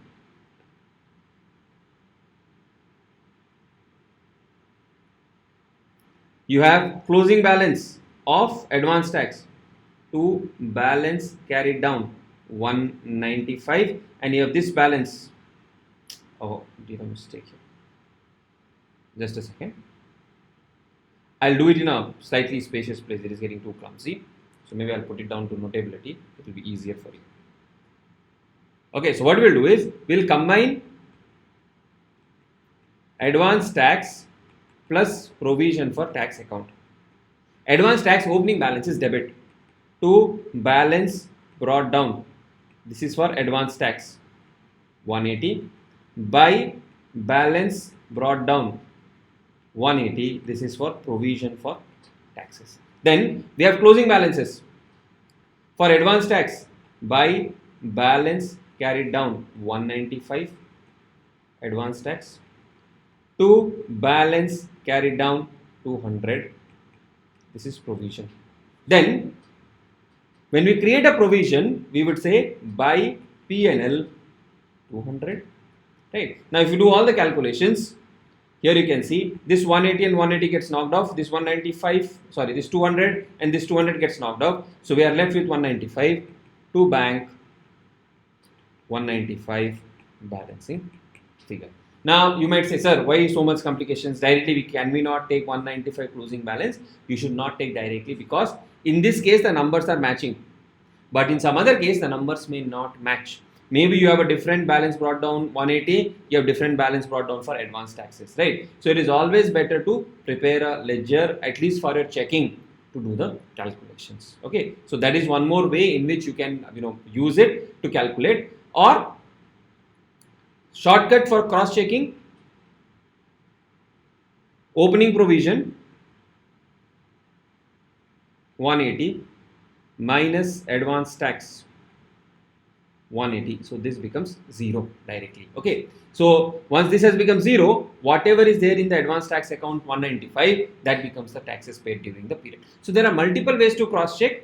If you prepare a combined account, you can directly do the cross checking. So 195 is the taxes paid, 195 is the taxes paid, and then you get cash generated from operations 445. So the ledger what you're saying was provision for tax account and advance tax account, opening balance, sorry, I think it is written ulta. 180 has to be the opening balance and 200 has to be the, this is balance brought down, this is balance carried down. Okay, so 180 is the opening balance, plot the opening balance of advance tax, transfer this to provision for tax, this goes here.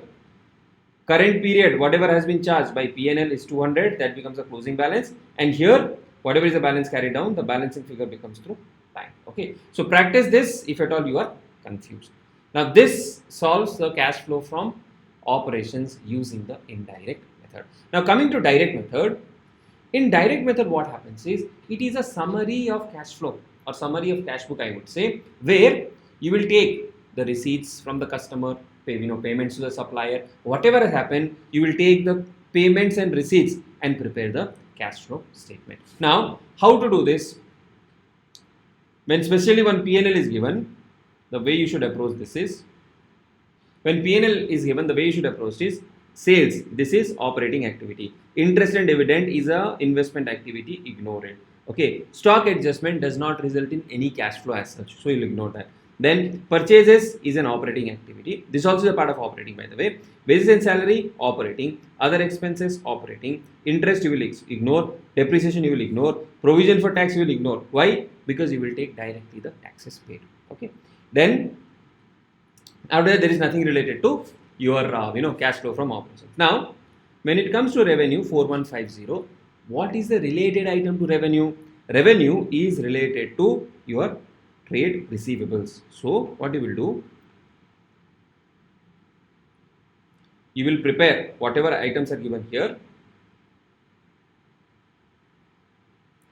You will prepare a trade receivable account.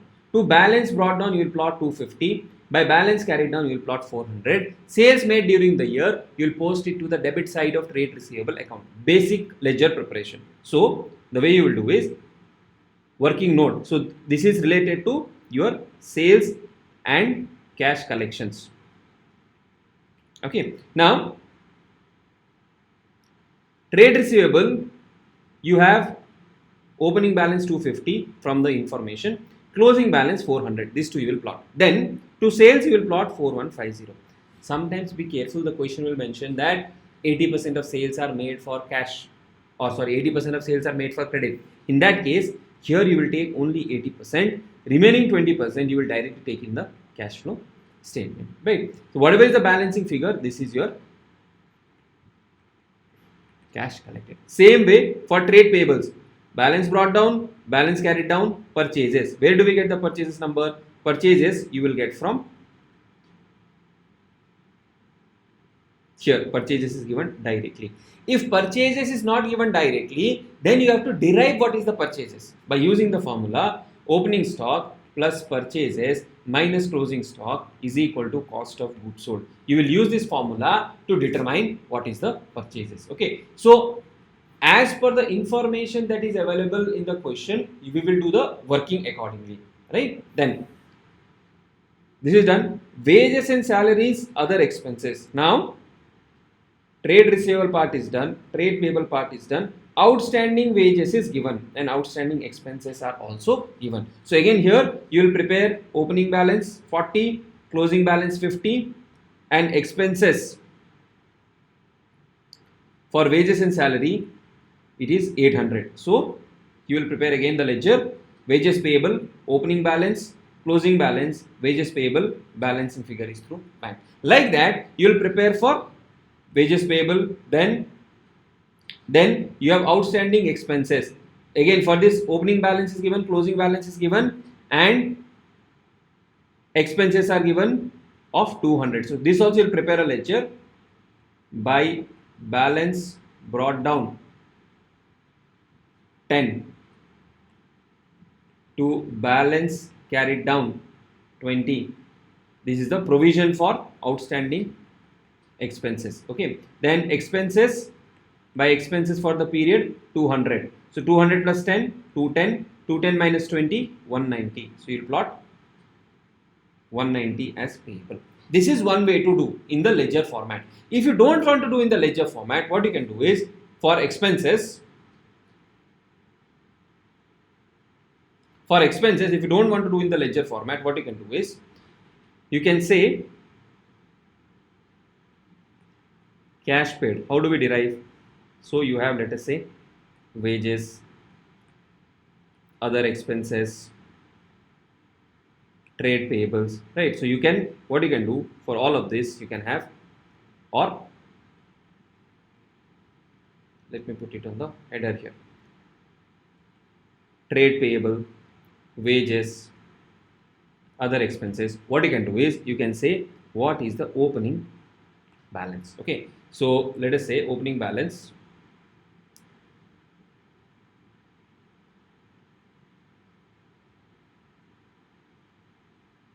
opening balance of trade payable is 230, 40 and 10. 230, 40 and 10. Then what is the closing balance? 250, 50, 20.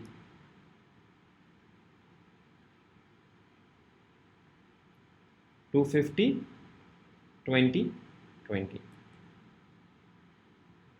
Sorry, 250, 50, 20. 250, 50, 20. What is the expense? Expense will get from P&L.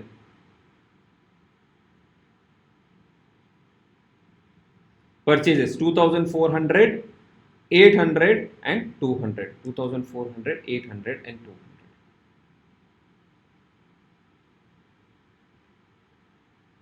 2400, 800 and 200. Now how do we get the cash paid? Simply whatever is the opening balance plus expenses minus closing balance. Okay, opening balance plus expenses minus closing balance will give you cash paid. 230 plus 2400 minus 250, if I do, I get 2380. That is the cash paid. Is it matching with the number? 2380. Same way, 40 plus 800 minus 50, 790. 10 plus 200 minus 20, 190. So like this, if you want, you can prepare a statement format like this and do the calculation. That is also possible. That is also allowed, right? Any question in preparation of these working notes? I'll just charge this pencil. I don't know why it get charged. Any question on the working notes that we have done for operating? See, we have still investment activities and financing activities where there are some typical working notes, but this is a basic working note format. You all should be thorough with. You have done this in foundation also. You have done this when you prepared those income and expenditure account, receipts and payment account. Same logic is what is being applied. And whenever if you are getting stuck, the best way is to prepare a ledger, because ledger will tell you, or when you prepare the ledger, you actually have clarity as to how the numbers are flowing. Okay, or the statement that I prepared just now, which I showed it to you, that is also perfectly fine. Okay, then you can just put down in the format cash collection from trade receivables, payables, wages, expenses, cash generated from operations before taxes. Taxes paid we have already calculated. Cash generated is 445. Now this is only for operating activity. Sir, could you elaborate on the adjustment when advance tax and provision values are not matching? Okay, so we will take one example and do that as well.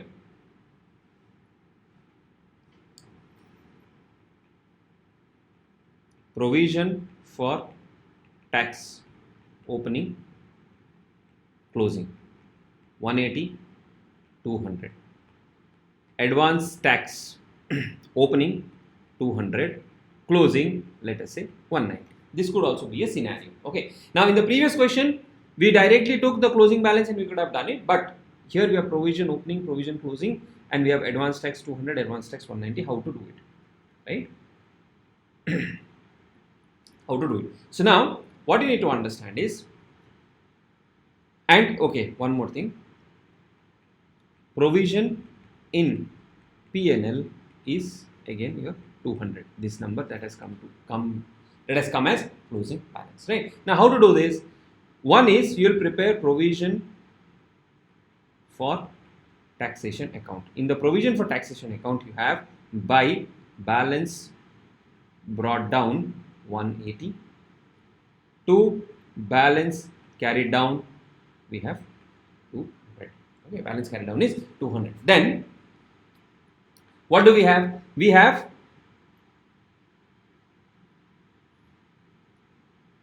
for the current period expense to be 200. So if the expense in the current period is 200, you would say by P&L 200, right? Now how will we close this provision for tax account? The appropriate amount required to settle this provision we will transfer from advance tax account. So you will say to advance tax account 180. Whatever is needed to close this opening provision, you will plot it here. So this account is closed. Now what you will do, you will prepare advance tax account where you have to balance brought down 200 by provision for tax. How much did we use out of this 200? 180. So 180 is transferred to this particular account. Then by balance carried down. What is the balance carried down number? Balance carried down number of this advance tax is 190. 190. So how much did we pay through bank? If you see 200 minus 180, 20 plus 190, 210 is what we have paid. So here the number in the cash flow statement will be 210. Now the easy way for you to remember this in the examination for cross-checking purpose, you can take the closing balance of advance tax. You can take the closing balance of advance tax and whatever is the difference in the opening balance, and you can adjust it accordingly. For example, oh, I did it ulta. I highlighted it opposite. Just a second. What you can do is you can take whatever is the closing balance, that is 190 of advance tax, that is the closing balance, and from the opening balance we needed only 180. We had a thing of 200, so that 20 extra you can add it here. So that way also you can do. So amount paid through bank is 200. No.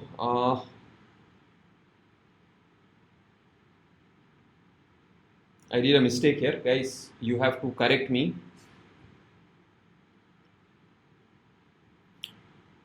It cannot be 210, no? 200 minus 180. I did it ulta, so it is minus 20, 190. It has to be 170.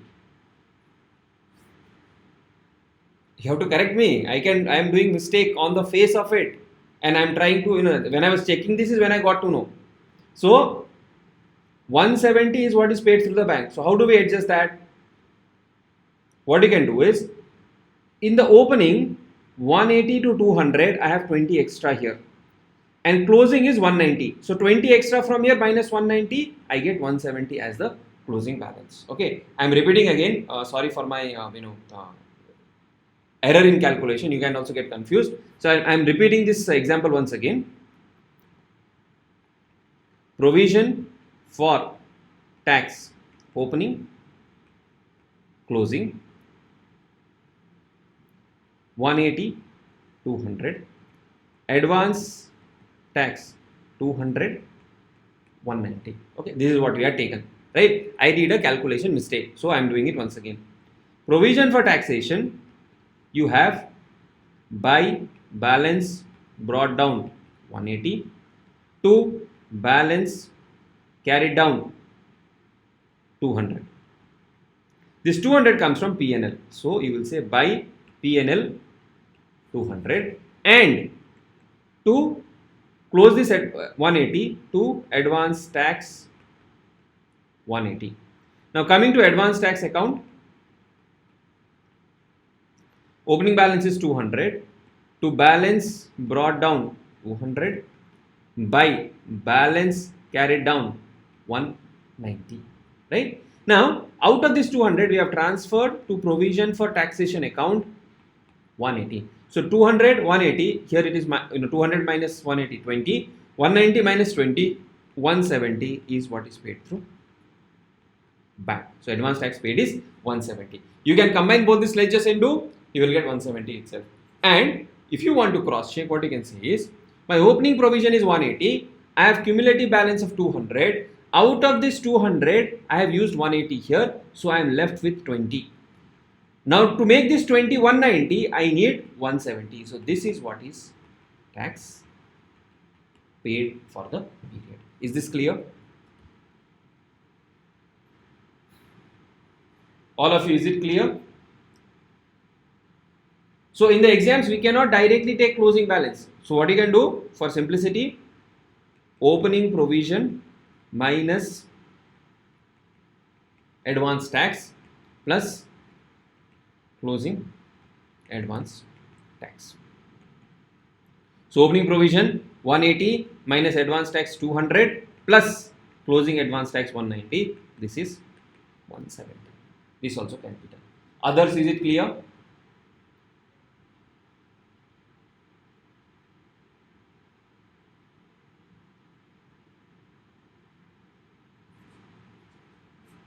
Okay, perfect. Right? So this is one category of question where you have to calculate cash flow from operating activities using indirect method. As I told you, for investing and financing activity, it is only a direct method. Right? This is second category of question where they give you list of information and you are required to calculate the cash flow generated during the period. So it says prepare cash flow statement of MNT for the year ended 31st March in year 1 with the help of the following information. Right? Now, sometimes we have a question, sir, how do we know whether we need to follow here direct method or can we do indirect method also? So for that you have to see, have they given net profit and working capital changes? If net profit is given, you can do using indirect method if you have the full information of working capital changes. If you do not have full information of working capital changes, then it is better to follow direct method. For direct method, we need cash collection information and cash paid information. Now here, have patience in the examination to read the question slowly, understand whatever is given in the question and then jump to the solution, because you may have linkages between one and other point. Okay, so here first point says company sold goods for cash only. Okay, if it said company sold goods for cash and credit, 80% cash, 20% credit, then that 20% credit information will be used to prepare a debtor account. Okay, then gross profit ratio was 30% for the year. Gross profit amounts to 3,82,500. Now what to do with this information? Gross profit ratio or gross profit is equal to gross profit ratio multiplied by sales. Gross profit is 382,500, which is equal to 30% of sales. So sales is equal to 382,500 divided by 0.3. 30% is 0.3. So like this, by doing this, we will get to know sales number. Whatever number we got here, 382,500 divided by 0.3, 12,75,000. So cash collected from customers 12,75,000, and please ensure to have your working note done. Without working note, marks will not be given. Okay, the first thing. Then, so this part is done, this part is done. Opening inventory was less than closing inventory by 35,000. We'll see how to use that information. Wages paid during the year 490 to 500. They have directly said wages paid. So you can pick that number and you can say wages paid 490 to 500. Sir, can we write wages paid first, trade payables next? Yes, you can definitely do. There is no harm in that. Okay. If they had said wages during the year is 490 to 500, then we had to check if there is any outstanding wages, is there any opening outstanding wages, and then we calculate what is the wages paid, right? Then office and selling expenses paid during the year 75,000. Directly they have given 75,000. Then dividend paid during the year 30,000, including dividend distribution tax. If this number is given, dividend paid during the year, which is 30,000. Paid means already paid. This is your financing activity. So cash flow from financing activity 30,000. Okay. Then bank loan repaid during the year 2,15,000, including interest of 15,000. This is also financing activity. Repaid means negative number. 2,15,000 including interest. So what you will do? You will split that. Bank loan repayment 2 lakhs, interest on loan 15,000. Okay. Now in exam, what you can do is you can leave some sections. Cash flow from, for example, for operating activities, you can leave half a page. Second half, you can leave it for investing activity, and in the next page, you can do the financing activity. So that as and when you get an information in the question, you can pick up the information and plot it at its respective place. Then trade payables on 31st March year 0 exceeded the balance on 31st March year 1 by 25,000. Now here they have given one information. Trade payables related information has been given here, and we also had information of opening inventory less than closing inventory. Now why are these related is because This will help us to get to know what is the purchases, and using that we can use this information here. Amount paid to trade payables during the year is 460. Now see, they gave this information here, but they directly said amount paid to trade payable is 460. Then what will I do? I can directly take that 460 and plot it here. I can directly take that 460 and plot it there. Okay. Then tax paid during the year amounts to 65,000. Provision is not relevant. Directly you can take 65,000 there. So you will directly take 65,000 here. So this is cash generated from operation before taxes, 247,500 minus taxes, net cash generated. Okay. Then investment of 7 lakhs sold during the year at a profit of 20,000. Now for financing activities and investment activities, gross amount is what is relevant. Sold 7 lakhs was sold at a profit of 20,000. So we need to calculate how much of money we received. What is the money we received? 7 lakh plus 20,000. 7 lakhs 20,000 is what we have received. So sale of investment 7 lakh 20,000. Then depreciation on fixed asset not relevant. Plant and machinery purchased on 15th of November 2,50,000. So 2,50,000, that is directly purchased. You can put it. Then you can use cash and cash equivalent and you can solve it. Okay, so nothing complicated, straightforward question.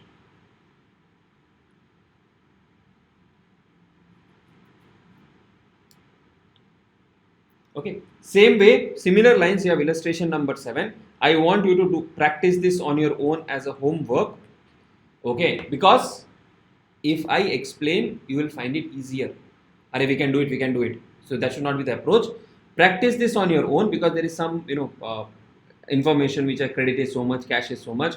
So basically, just to give you an example, 135 crores, 60% was cash. So 135 into 60% is cash, into 40% is credit. This credit you will use it to create or prepare your debtors account.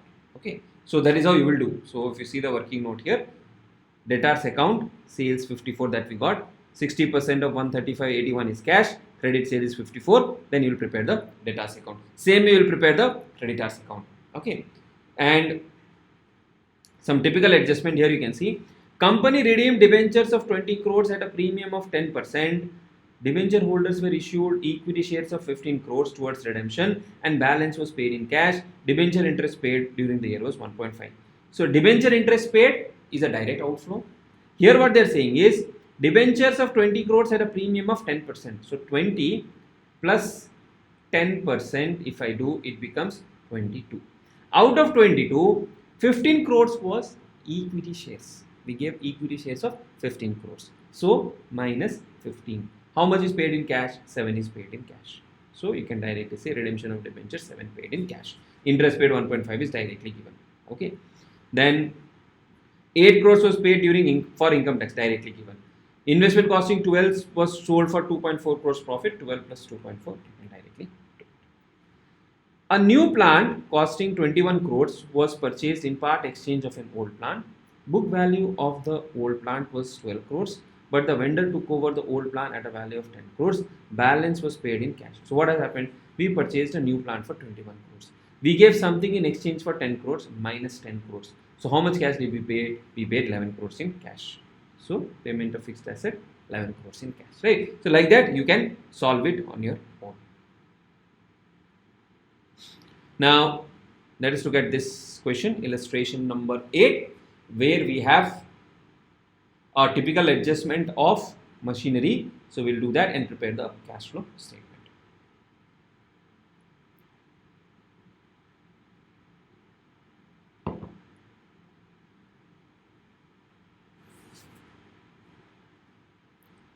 From the following balance sheets of Mr. Zen, prepare a cash flow statement as per AS3 for the year ended 31st March. So opening is given first, closing is given next. Capital account 10 lakhs and 12 lakh 24,000. This means this represents owner's capital.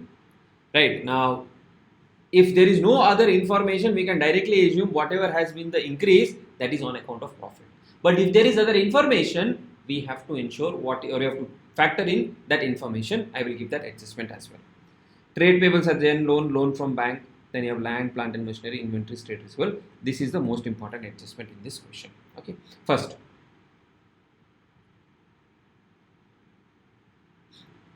a machine costing rupees 80,000, accumulated depreciation 24,000, was sold for 40,000. The provision for depreciation on 1st of April was 2 lakhs and on 31st March was 3,20,000. Net profit for the year ended 31st March 21 was 360. Okay, so this entire movement is not net profit. You can see net profit is 360 and here there is a different amount. So the balancing figure will be something else which we need to figure out, right? Then this machine part we need to figure out. What has happened? Machine costing 80,000 having accumulated depreciation of 24,000 was sold for 40. So this 40,000 is my cash flow from investment activity. That is very clear. But I would have recorded the profit on sale of machinery in my P&L. I need to know what is that amount and make the adjustment accordingly. Then I also need to check, because there is a movement 640 to 880, is there any other purchase of machinery that also needs to be figured out. Okay, so that is how we have to work this out. Whenever you have information on accumulated depreciation like opening balance 2 lakhs and closing balance 3,20,000, we have to calculate gross block and accumulated depreciation separately and understand whether there has been any further purchase of machinery. So what do we do is WDV closing balance 640 and 8,80,000 is given. That is directly given. Because we have information on accumulated depreciation, you will add back 2 lakhs to 3,20,000. So the gross block becomes 840 to 12 lakhs. Can I say this directly is the purchase value? Again, because there is a sale transaction, we need to prepare the ledger. So first thing what you will do is, you will compute the gross block. You will compute the gross block of machinery if you have the information.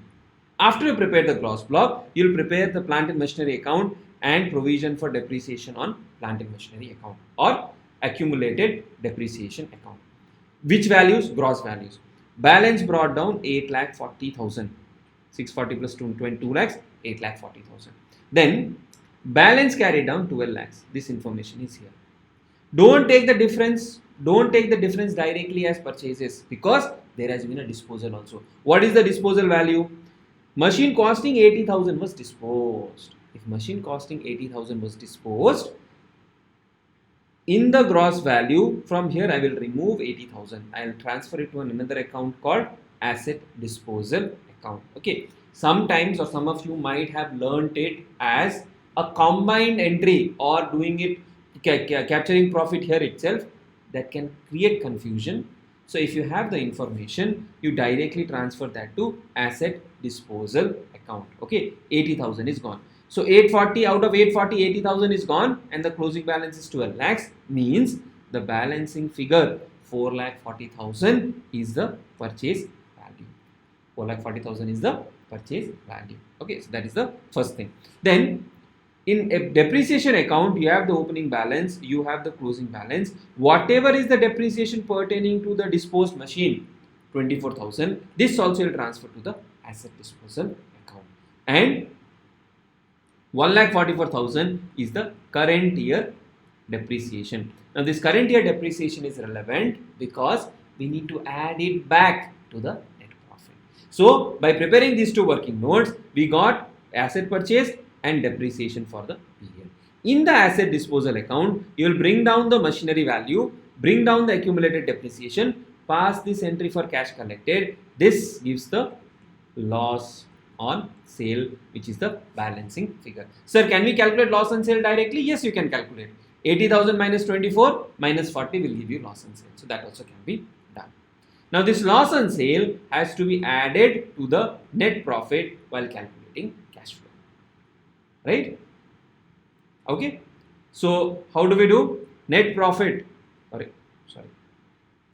Net profit has given 3,60,000. Add depreciation 144.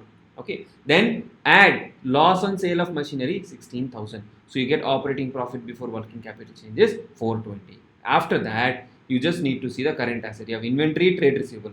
Inventory, opening minus closing. So it is 80,000 plus 80,000 plus.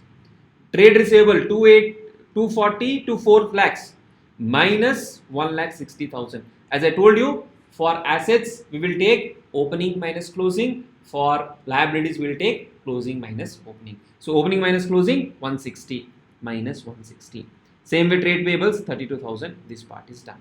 Okay. Do we have information on taxes paid? We don't have information. Then investment activity, purchase of plant and machinery, investment activity, sale 40, and there is a movement in land also 6 lakhs to 4,40,000. There is no further information given on that.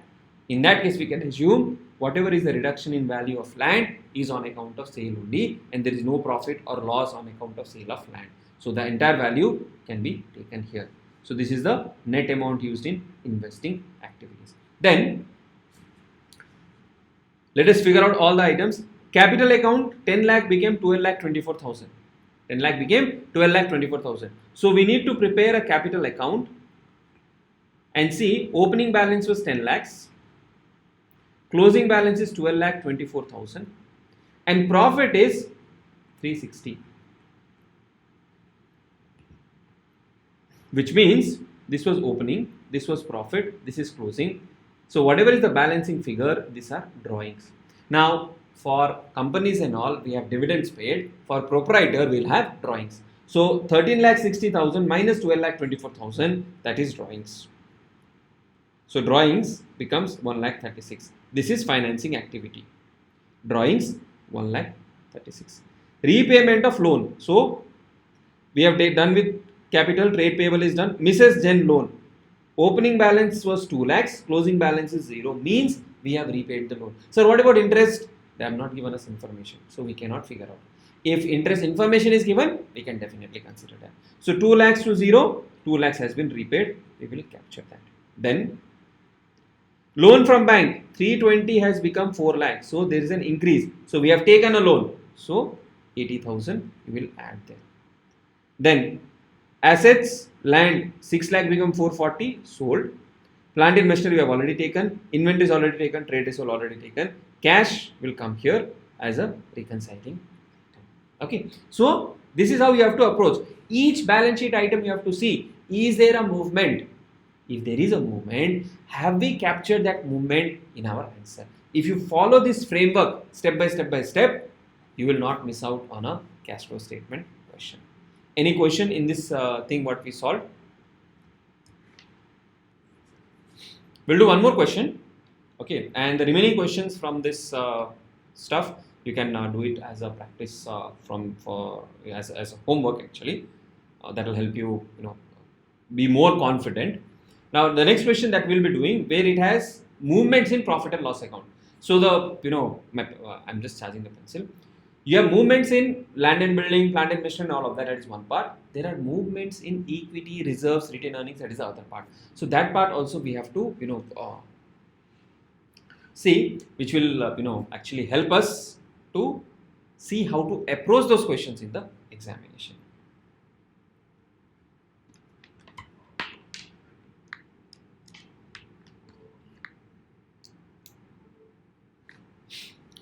This is the next question, a pretty comprehensive one, and I would request you to also revise this is in the last day before you go to the examination.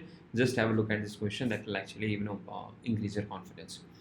From the following balance sheet, prepare cash flow statement by indirect method for the year ended 31st March. Only balance sheet is given, P&L is not given.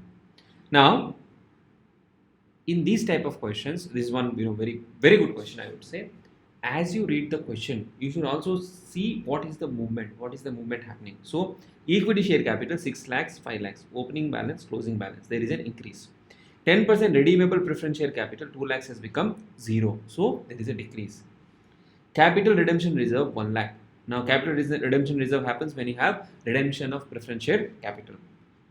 Capital reserve, it was 0, it has become 1 lakh. Now how will we get this capital reserve? Either you will transfer it from P&L, or there is a capital item which has been sold, or if there is an amalgamation, or if there is an internal reconstruction. So we have to look at additional information and see how did we get this capital reserve. Then we have general reserve, it was 250, it has come down to 1 lakh, it has actually reduced. and your P&L account 50,000 has become 70. Now, if no other accounts were given, if no other accounts had been given here, directly you could have said 50 to 70, that is a profit. But again, is there any dividend component? That also we need to check.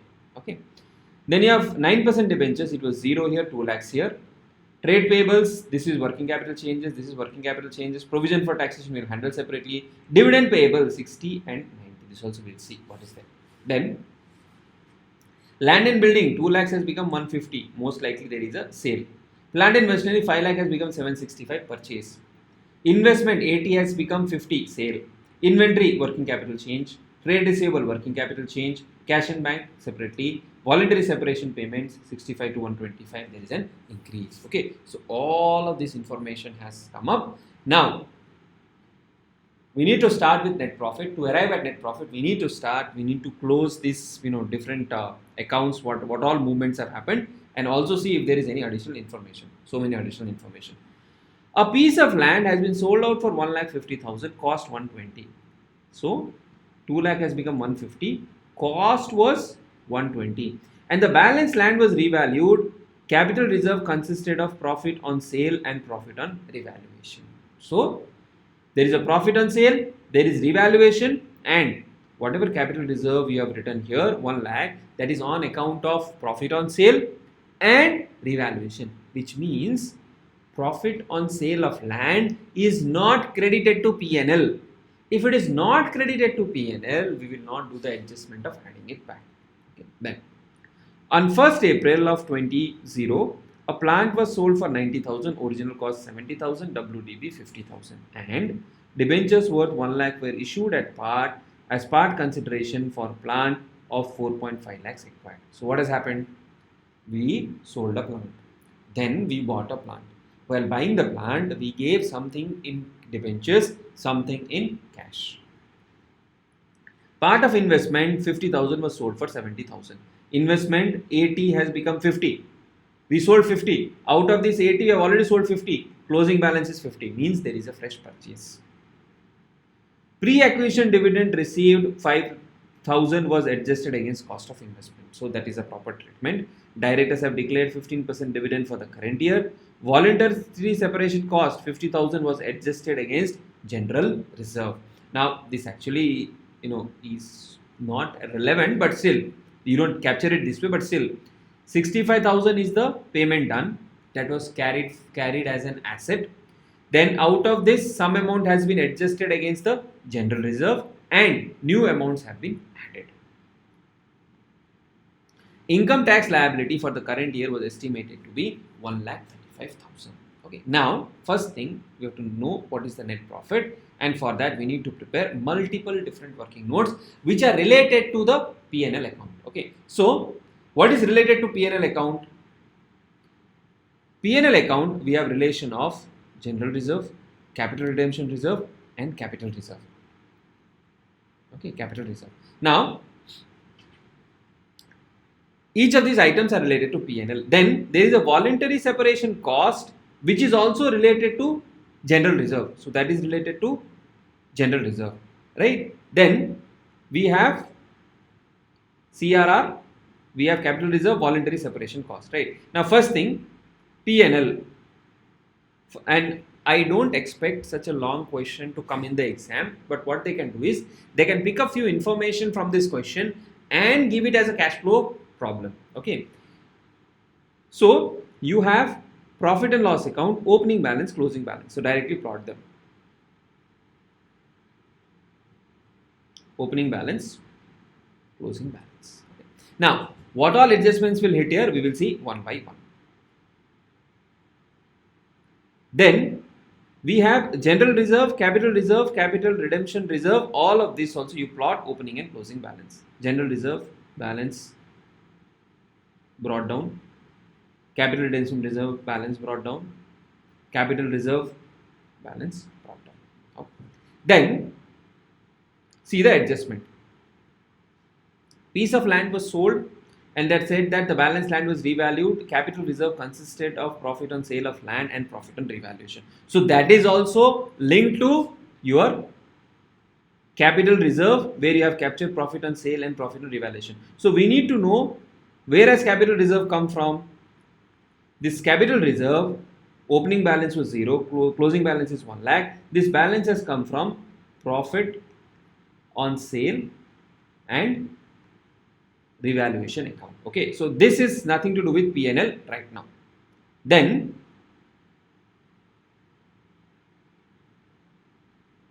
this is okay, this is, we can do it separately. Directors have declared 15% dividend for the current year. Now what do we do with the dividend for the current year?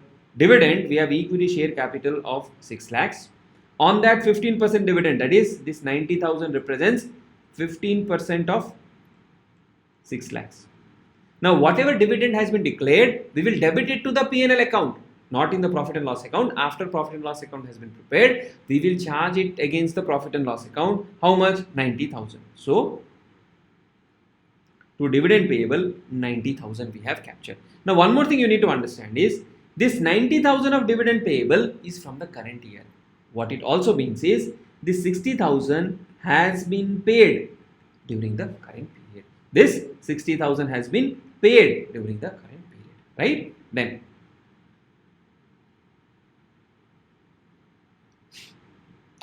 don't directly calculate profit here till the time you close the other ledgers. Okay, so then the next ledger is our general reserve. Opening balance we have taken, closing balance we have taken, and in the voluntary separation cost they have said 50,000 was adjusted against general reserve. So what you will do, you will debit general reserve, you will credit voluntary separation cost. So in the general reserve you have voluntary separation cost 50,000, and in the voluntary separation cost you will have by general reserve 50,000. Okay, so this 50,000 represents voluntary separation cost that has been transferred to general reserve. Then so this part is taken care. Then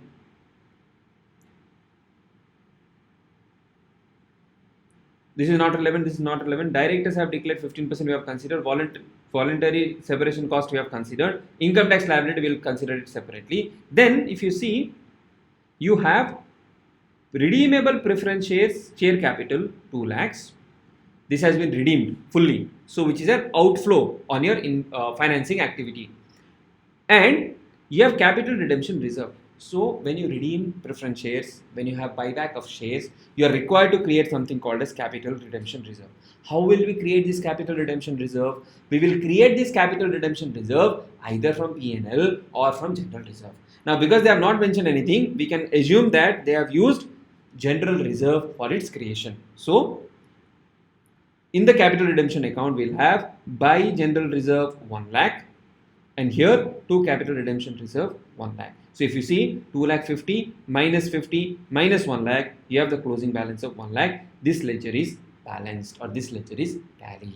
So this does not have any impact on the P&L. Sir, can we do directly without preparing this without preparation of general reserve account? Can we assume it will tally automatically? No. The reason is sometimes there may be a balancing figure which you have to transfer from P&L.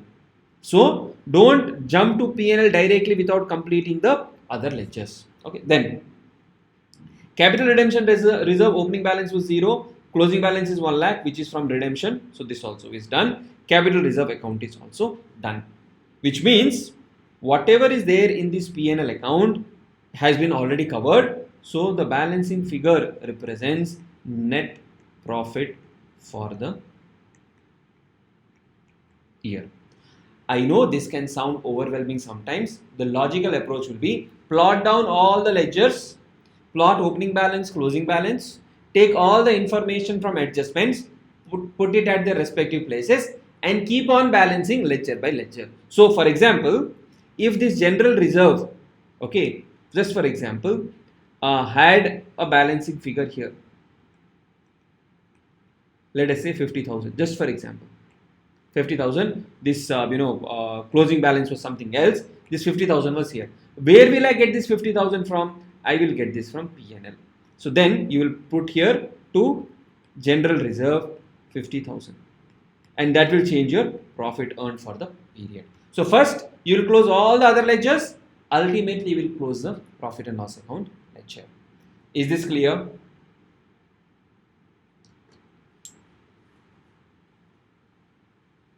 Clear? Great. Right? So then we got net profit for the period 1,10,000. Now this net profit that you have got here is after tax. So you have to clearly write after taxation and add back the provision what is given in the question 1,35,000. You get net profit before taxation 2,45,000. Lot of ledgers have to be prepared. How can we do it faster? Such a long question will not come in the exam. Okay, so if this question has to be tested in the examination, just for a perspective, 5, 6, 7.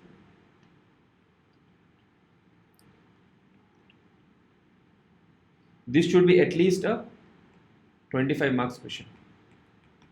If they ask, in the examination, they will not ask it. So then why are we doing it? We are doing it because you need to know how to assimilate information. Okay, what they do, they may remove some adjustments. They may remove some adjustments and they may give it in the examination. So don't worry, you will not get such a long question in the examination. It is only for our revision and being perfect in the particular question. Okay, so we have done that. Then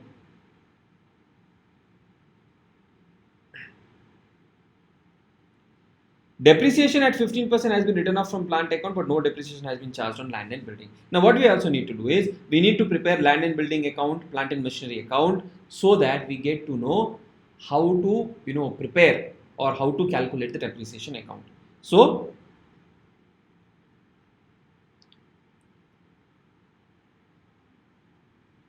plant and machinery, balance brought down 5 lakhs. Balance brought down 5 lakhs, carried down 765. Balance carried down 765. Then disposal of plant. A plant was sold for 90,000, original cost 70,000, WDV 50,000. Okay. In the previous example, we took 70,000 as disposal. In this example, we will take 50,000 as disposal. The reason being, 50,000 as disposal. The reason being, this is on WDV basis, and this plant and machinery account is also on WDV basis. Because plant and machinery account is on WDV basis, the disposal amount that you will remove will also be on WDV basis. Then depreciation 15% of 9 lakhs. What they have said here on depreciation?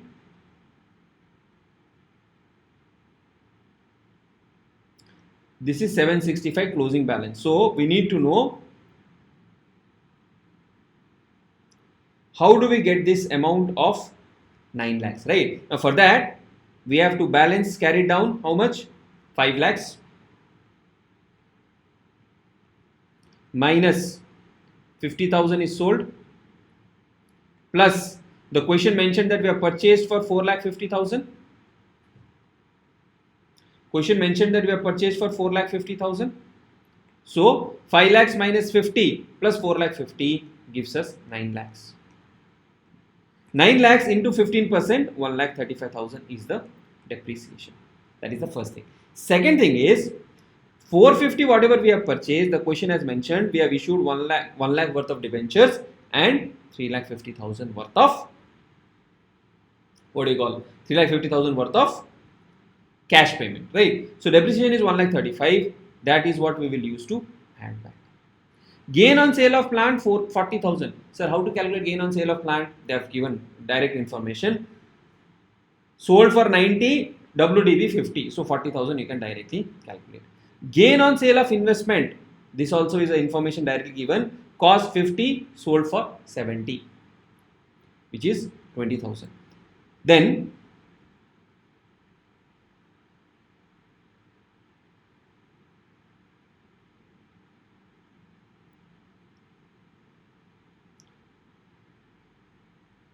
that is done. Okay, then we have 9% debentures and we have 2 lakhs worth of debentures. Now, should we take this interest on debentures or not? It is an assumption.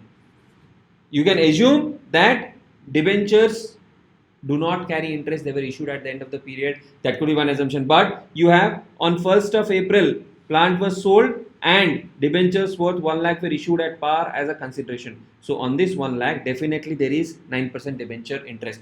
And on the remaining 2 lakhs, remaining 1 lakh also, we do not know when they were issued. So you can assume that it is issued at the beginning of the period. So 18,000 is the interest that has to be added back.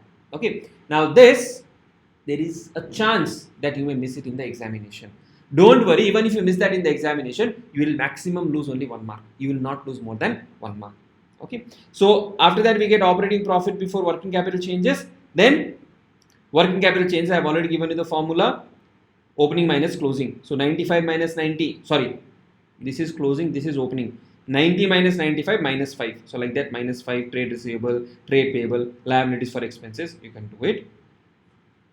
Right. Then taxes paid 1 lakh. How do we get the taxes paid? Provision for taxation is 60 and 95, and they have not given anything on advance taxes. But they have given income tax liability for the current year is 135. So what we need to do, we need to prepare a provision for taxation account. Opening balance 65, closing balance 95, and 135 is the P&L amount. So 60 plus 135, 195. If closing is 95, we can assume that 1 lakh has been paid. So that is how we got this 1 lakh. Okay. Then voluntary separation payment, this is an extraordinary item. How to calculate that? Opening balance 65 is given. Out of 65, 50,000 has been transferred to general reserve, that is also given. Closing balance 125 is given. So balancing figure is what is paid through bank. So 70,000 is what is paid through, sorry.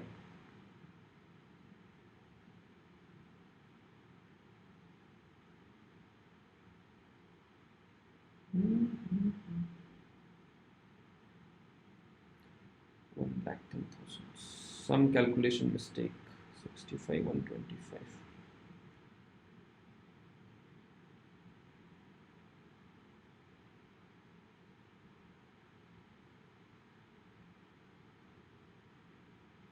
This is not 70,000. 175 minus 65. 1,10,000 is the balancing figure. Okay, 1,10,000 is the balancing figure, which is shown as an extraordinary item. Then for investing activities, simply whatever is the proceeds from sale of land, proceeds from sale of plant, purchase of plant, there is a purchase, sale of investment 70,000 given in the question, dividend received, see pre-acquisition dividend received, whatever amount you have received, that is also your cash flow, so 5,000, then purchase of investment, net cash used in investing activity. Now the key part here is understanding the working notes for each one of them, because it is slightly complicated. First, disposal of plant you have already seen, land and building account. Opening balance was 2 lakhs, closing balance is 1,50,000. Out of that, what the question said? The question said that 120 has been sold, costing 120 has been sold. So whatever is there in the opening balance, out of that 1,20,000 has been disposed of. And what is the closing balance? 150. Right? So if you see 2 lakhs minus 120 minus 150, you get 70,000, which is the revaluation amount. Now if you want to cross check, 150 was sold for 120, 30,000. This is the profit. And total capital reserve balance is 1 lakh. So 70,000 is the revaluation component. Okay. Then disposal of land, profit of 130, we have already seen how to calculate that. Then in plant and machinery also we have already seen the payment made 350, that will go as a fresh purchase. Proceeds from sale of land 90,000. This is directly given to us, we can derive it here in the first working note, sold for 90,000, right? Then purchase of plant, we have already done it. Proceeds on sale of investment, again it has directly told us that this is the sale of investment. And purchase of investment, you can prepare the investment account. Opening balance 80,000, then sold 70,000, gain on sale 20,000, pre-acquisition dividend credited 5,000, the balancing figure 25,000 is your purchase. If you don't want to do it, what you can do is 80,000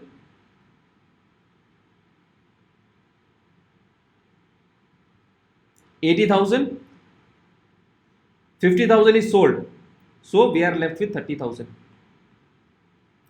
and closing balance is 50,000. So 20,000 is purchased, but again 5,000 of pre-acquisition dividend is credited, so 25,000 is the purchase value. Okay, so that is what is an outflow. Then equity shares, 5 lakhs has become 6 lakhs. So 1 lakh we have received from proceeds of equity shares. So 2 lakhs we have redeemed, 1 lakh we have received from fresh issue, 1 lakh is the capital redemption reserve. Debentures, 2 lakhs is the balance change, 1 lakh has been issued against purchase of machinery, so only 1 lakh will consider here. Interest paid 18,000, we have already captured. Dividends paid 60,000, opening balance paid. So this is the thing. Now, how to ensure you have covered everything? After you have prepared the cash flow, if it balances, you have covered everything. That is one way. Or you have to see, did we consider equity shares? Did we consider preference shares? Did we consider CRR, capital reserve, general reserve, P&L? Each item you have to see whether we have considered or not. Now, sir, will we get this question in the exam? You will not get. Don't worry about it. If you are able to solve other questions independently, it is perfect. But I want you to do this before the examination, because you have a grip on how to handle different information which is coming from different ledger accounts. That is the only thing which is needed in this particular question. Okay, so we have covered how to prepare the cash flows from using different methods. The remaining question which has not been solved is, you can consider it to be your homework and you can do it on your own. It is nothing very difficult. Whatever you learn now, same thing you will learn in CA final also, right? Okay, so there is nothing we need to cover in cash flow statement. Now, this particular chapter on accounting for branches, including foreign branches, one is this separate discussion altogether. What is one challenge that you face in this particular chapter? I wanted to know from your side, and before I actually get into the discussion on what is to be done. What is that one challenge you face in this particular chapter? Of course, it is a lengthy chapter, one of the lengthiest chapter, I would say. But what are the challenge? Apart from that, it is lengthy chapter. What are the other challenges? Identifying which method to use in some questions. Okay. Confused between stock and debtors method. Okay. Same. Okay. Fine. Now, as far as examination questions are concerned, this foreign branches is more simpler. The reason why I say this is simpler, because you just need to convert the balance sheet or trial balance, prepare the balance sheet or P&L. You can handle it more easily and comfortably. When it comes to the domestic branches or inland branches, we have dependent branches and independent branches. Under dependent branches, we have debtors method, stock and debtors method, trading and P&L method, then wholesale branches. Right? Now, when we do this revisions, what we'll do is how to identify which method to follow where. And the problem is, cost method is there, selling price method is there. So cost method, 3 methods, selling price, 3 methods, wholesale, this method, branches. So many varieties of questions are there, and sometimes you are lucky when the examiner says this is what you have to prepare. You'll prepare that and you'll do it. But sometimes it is difficult because they will not say you have to determine. Okay, right? So whenever you get a question on branches, if it is a domestic branch, even foreign branches, it is slightly easier than you do. First, you have to figure out whether it is a dependent branch or an independent branch. Dependent means the branch is dependent on the head office for everything. Goods will be supplied by head office. Prices will be determined by the head office.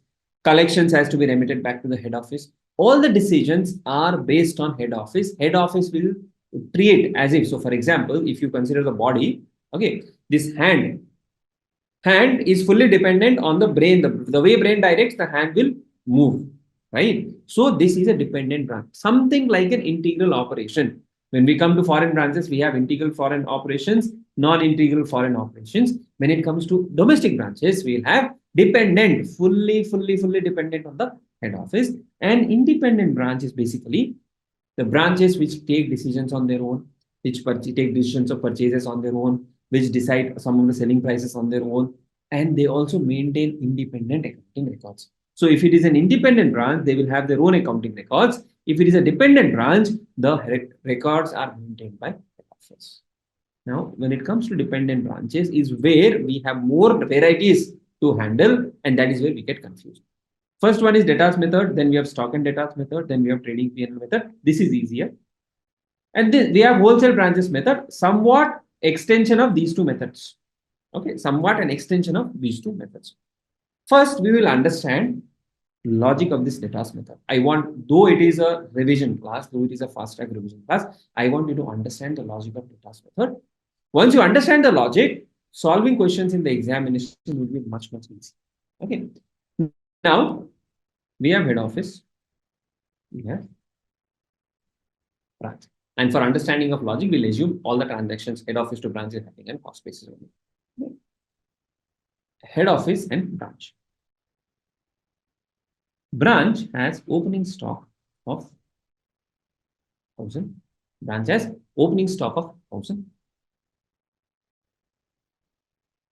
Debtors. When I say debtors, this debtor is the branch debtors. Debtors of 500. Head office send goods to branch at cost of, let us say, 20,000. Branch sold goods, let us say 15,000. That is what they could sell. And closing stock, we sold goods of 20,000. We sent goods of 20,000. Closing stock, you know, if you have to say how much is the closing stock, let us say closing stock is 10,000. Okay. So branch, what they have done is they had opening stock of 1,000. They got from head office. Head office sent goods 20,000. They sold something for 15,000. Closing stock is 10,000. Now, how much is branch profit? Let us first calculate independently. Okay, how much is branch profit? Let us first calculate independently. This head office sent goods, it is like my purchase. If I am a branch, it is as if I have purchased this. So if I have to calculate the profit, what will I do? I will say opening stock 1,000, opening stock 1,000, purchases, assume for a moment, just for the logic purpose, purchases 20,000, sales 15,000, closing stock 10,000. What is the profit? Profit, you would say, sir, 15 plus 10, 25, 25 minus 21, 4,000 is the profit. 4,000 is the profit. Now, because the branch is not maintaining independent record, the head office calculates this profit of 4,000 by using something called as debtors method. Now, when I say debtors method, I am not referring to this branch debtors. When I say debtors method, head office treats this branch as a debtor. Now, so what is the meaning of head office treating branch as a debtor? Head office simply says, branch, you are like my customer or you are like my debtor. Means you have to pay me money. Why will the branch pay you money? Because head office has sent goods to the branch. Head office has sent maybe sometimes cash to the branch. Okay. Head office has, you know, incurred some expenses for the branch. So head office says, Mr. Branch, you are like my customer. Not exactly a customer. You can say you are like my debtor. You are like my debtor. When I say debtor, what basically means is I will apply the principles of whatever I give it to the branch, I will debit it to the branch because I have to receive that from the branch. So think of it. This opening stock of 1,000 is there. This opening stock of 1,000 belongs to head office. This customer outstanding of 500 also belongs to head office. This customer outstanding of 500 also belongs to head office. Okay. Closing stock of 10,000 also belongs to head office. So basically head office is saying, branch, as on 1st of April of this year, you have to give me 1,000 plus 500, 1,500. Now, when it comes to closing stock, when it closing balances, let us assume closing balance of, I'm writing it separately. We have debtors account. This is, you can call it memorandum debtors account. This is debtors of branch. So you had opening balance, debtors of branch 500, to sales, assume for a moment everything was on a credit basis, 15,000, by Cash. This by cash is being prepared by the branch. This is a rough work of the branch, not of the head office. I'm just telling you the logic. By cash, branch cash, let us say the customers, they paid 12,000. By balance, if I have to do 15,000 plus 500, 15,500 minus 12,000, 3,000. Now, this 3,500 is the closing balance of debtors at the branch. Whom does this belong to? Head office. Head office says, branch, you have to pay me 3,500. You have to pay me 3,500. Okay. Then, this cash was collected 12,000. This cash was collected 12,000. Assume there are no further expenses. There are no further expenses. What did branch do? This is the branch cash account.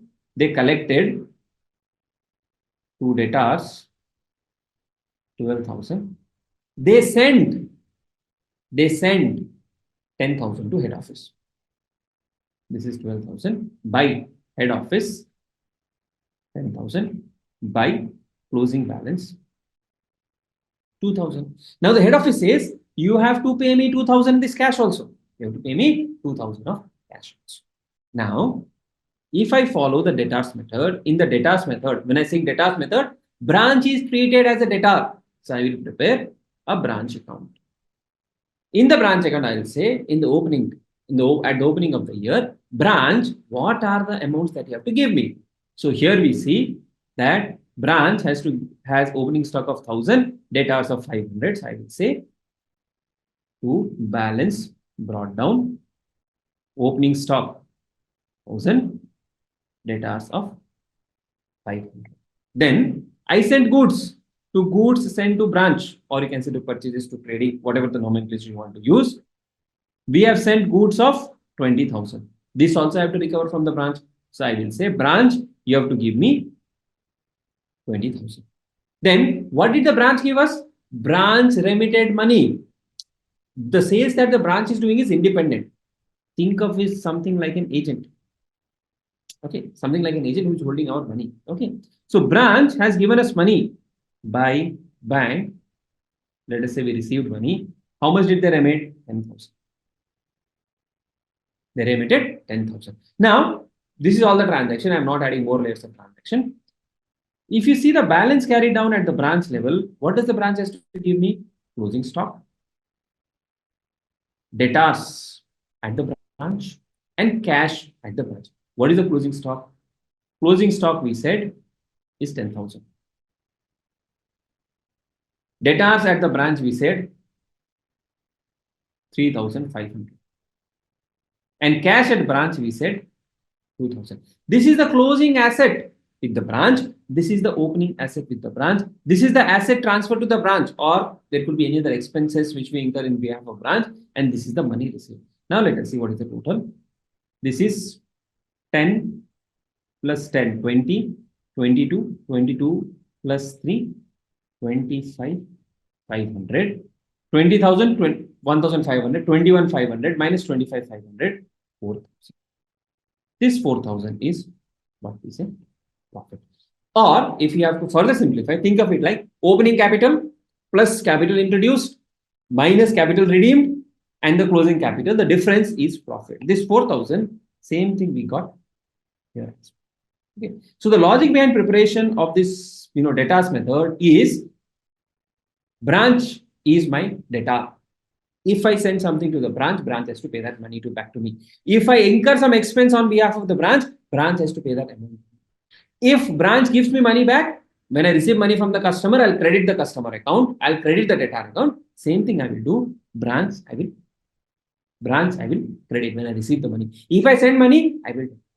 And whatever are the closing assets, I will see. So basically, opening assets plus assets sent. When I say assets sent, goods which are sent to the branch minus money received or minus asset received, and then you have this closing balance minus closing balance. If you do that, the balancing figure becomes your profit.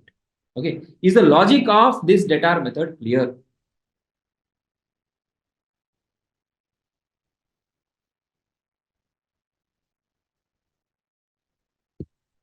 Clear?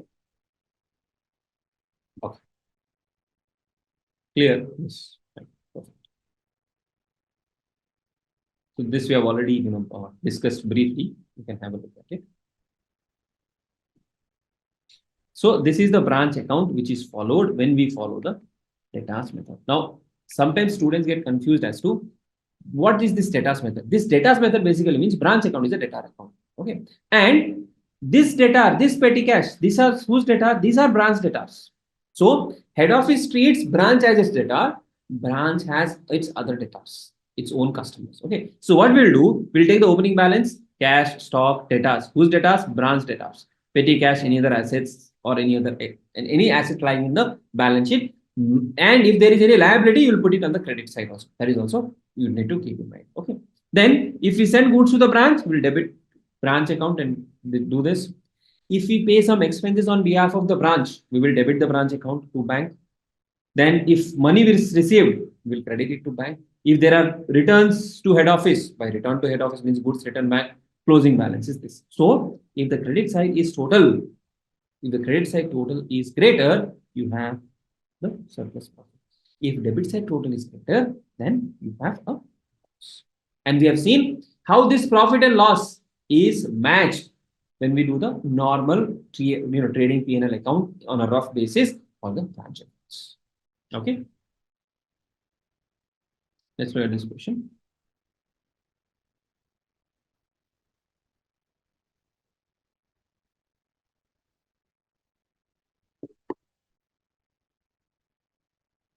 Buckingham Rose, Bombay, have a branch at Nagpur. They send goods at cost to their branch at Nagpur. Direct purchases are also made by the branch for which payments are made at head office. So head office handles that. All daily collections are transferred from branch to head office. So whenever you see this, daily collections are transferred, head office make the payment and all of that, it is an indication that this is your, what do you call, a dependent branch. And whenever you see the dependent branch and they have said debtors method, when I say debtors method, branch, I'm repeating once again, is my debtor. Branch is my debtor. So I'll have opening balance, I'll have closing balance, and whatever are the transaction between the head office and the branch will be recorded here. Please remember, whatever transactions are happening between the branch and its customer are not recorded. What we are bothered about is the opening balance, the closing balance, and transaction between the head office and the branch. We are not concerned about transactions between the branch and its customer. So if the branch gives some discount, if the branch incurs some bad debts and all of that, no need to worry about it. All right. Okay. Opening balance, impressed cash is 2,000. Sundry debtors 25,000. Stock transferred from HO 24,000. Direct purchases 16,000. Cash sales 45,000. Credit sales 130. Sales we will not account for it directly. Only when the remittances that happens, that is what we will consider. Direct purchases 45,000. This is a transaction between the branch and the supplier independently. That will not see. But head office pays for it. So when the head office is paying, that is what you will consider. Returns from customer 3,000. Goods sent to branch from head office 60,000. Transfer 4,000. Bad debt discount, remittances to head office, not received by HO. So if not received, it will be a part of the closing balance. Branch expenses directly paid by HO 30,000. Closing balance. Stock direct purchase 10,000. Transfer from HO 15,000. Debtors, how much is the amount? Interest cash, how much is the amount? Petty cash expenses 4,000. So here these two numbers are not given. When these two numbers are not given, we need to derive. So how do we derive? As far as debtors are concerned, you will take opening balance, you will take the sales, you will take the bad debts, you will consider the discount, and then you will take the amount received, and finally it will be the closing balance. So debtors account we have to prepare, cash account we have to prepare, and they've said petty cash expenses is 4,000. Okay, so first let us target this debtors account. Why are we saying memorandum debtors account? Because this is a rough working. We are not actually preparing the debtors account. Okay. Now, sundry debtors opening balance 25,000. We will post it to the debtors account. Then credit sales 1,30,000 will come on the debit side of the debtors account. Return from customers 3,000. Sales return credit side that will come. Then bad debts 1,000 credit side. Discount to customer 2,000 credit side. Then they have not given us information of the collection from the customers. How much has been collected from the customers, that is not given. So let us plot the remaining values. Balance brought down 25,000, sales 1,30,000, sales return, bad dates, discount, and closing balance also we don't know, cash also we don't know. So if we don't know this cash, what should we do? We should look at the cash account. And there, the balancing figure may be the amount collected from the customer. So what we will prepare? We will prepare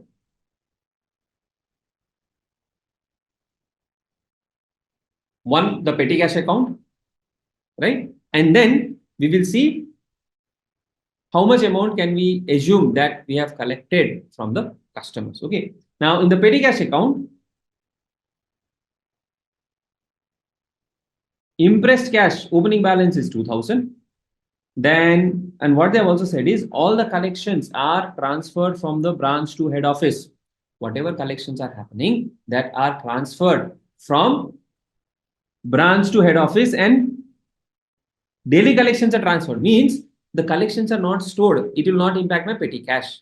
Then what do? Then I will have to see how much collections I have sent. I have sent 1,65,000 to the head office. I've sent 1,65,000 to the head office. So that is one number what we have that has been received by head office, and 5,000 we have sent, head office has not received. So 1,70,000 is sent by the branch to head office. This is from daily collection. Now when I say this is from daily collection, that daily collection can be my cash sales, that daily collections can be my credit sales. Of course, my cash sales is here 45,000. So out of this 1,70,000, 45,000 is my cash sale component, which means 170 minus 45. Can I say 1,25,000 is credit sales?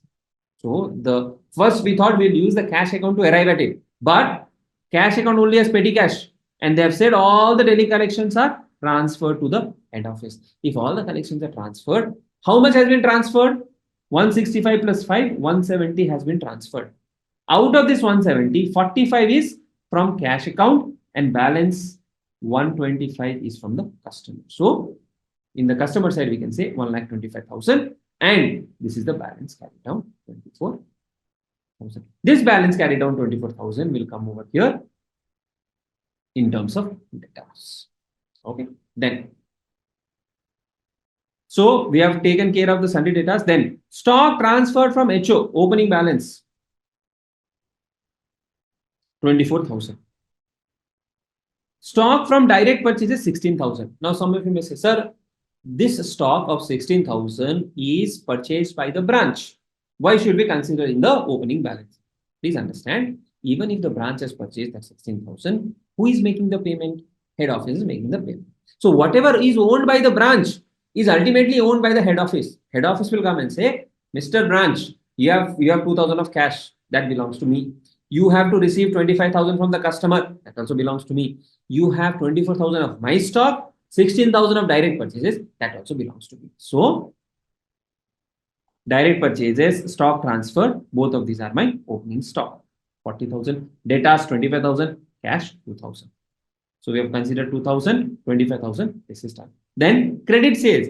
Will I record credit sales? I will not record here. Why? That is between the branch and the customer. So this credit sales will be recorded in the memorandum, customers account or memorandum. Direct purchase is 45,000. Now this direct purchase is 45,000. The branch has done. But who pays for it? It is paid for by the head office. That is what the question says, right? Direct purchases are made by the branch for which payments are made at the head office. So that 45,000, this entry to creditors for direct purchases. So what are we doing? We are saying branch account to, you can say to bank also, if the company is immediately settled. If the company is immediately not settled, we will say branch account debit to creditors. What does this entry signify? This entry signifies that I have to recover 45,000 from the branch. So I have debited the branch account and I have to pay to the creditors. So I have credited the creditors account. Returns from customers will not come in the branch account. Goods sent to branch from head office 60,000 and transfer for petty cash expenses 4,000. So goods sent to branch 60,000, bank for petty cash expenses 4,000. Whatever money has been transferred, that will get a problem. Then bad debts will not record here. Discount from customer is between the branch and the customer, that will not record. Remittances to head office 1,65,000. So here you would say remittances received from the bank branch 45,000 and from debtors 1,20,000. Okay, that is 1,65,000. Now remittances not yet received by head office. What you can do is you can show it as cash in transit, or you can say closing branch assets. Here you can say cash in transit. Either you can include as a part of remittances received, or you can say it is still with the branch, it is cash in transit. Okay, so that will become 5,000, which is 1,70,000. Then branch expenses directly paid by head office 30,000. Bank 30,000. Closing balance.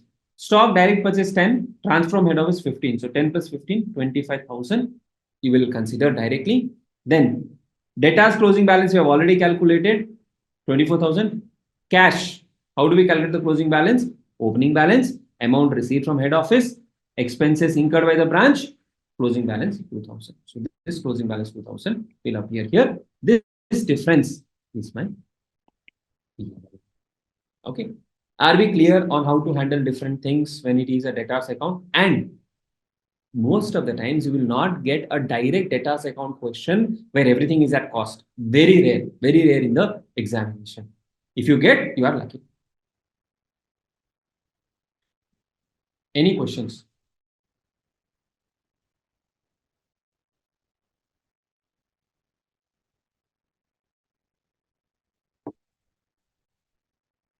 Okay. So in debtors method, branch is treated as my debtor. I will recover the money from my branch, my assets opening balance, my assets closing balance, and only the transaction between the head office and the branch will be considered, or any expenses made by the head office on behalf of the branch will be considered. All right. Then the second variation is stock and debtors method. Now the stock and debtors method, basically what it means is you will maintain, you want more details of the expenses and all that has been done. So when it comes to stock and debtors method, what you do is you will prepare a stock account. Whose stock account? Branch stock account. You will maintain branch stock account. Then you will maintain branch debtors account. See, this branch debtors account, if you ask me, this is not relevant for P&L purpose.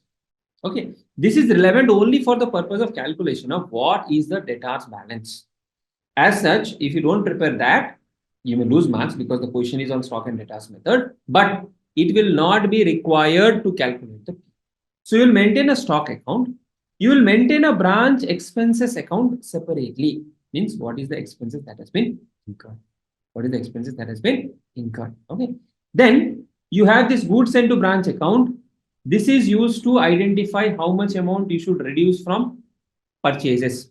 So for example, if I have 10,000 of purchases, I send 4,000 to the branch. So my net purchases for my P&L purpose, for head office P&L purpose, should only be 6,000. So that is the purpose of this account. Then you will maintain branch cash account to know the closing balance of cash. Branch fixed asset account, if at all the branch owns fixed asset. Sir, what if in the debtors method we have fixed asset? Then you will consider that as a part of your opening balance only. Okay, so if fixed assets are there in the branch, okay, and you want to have a control that okay, branches purchase some fixed asset that also we own or it is with the branch, that you will show it in the balance. So what happens is opening balance, fixed asset, let us say 10,000. Closing balance, fixed asset 9,500. The 500 of depreciation automatically gets captured. Okay. Then we have branch P&L account. In this branch P&L account, we'll take from the stock account and from the expenses account and we'll transfer the amount to the thing. So here, generally in the examination, you will be required stock account, debtors account, expenses account, This may be asked, may not be asked, and the branch P&L account. If cash is missing or fixed asset account is required, we need to prepare that as well. Okay.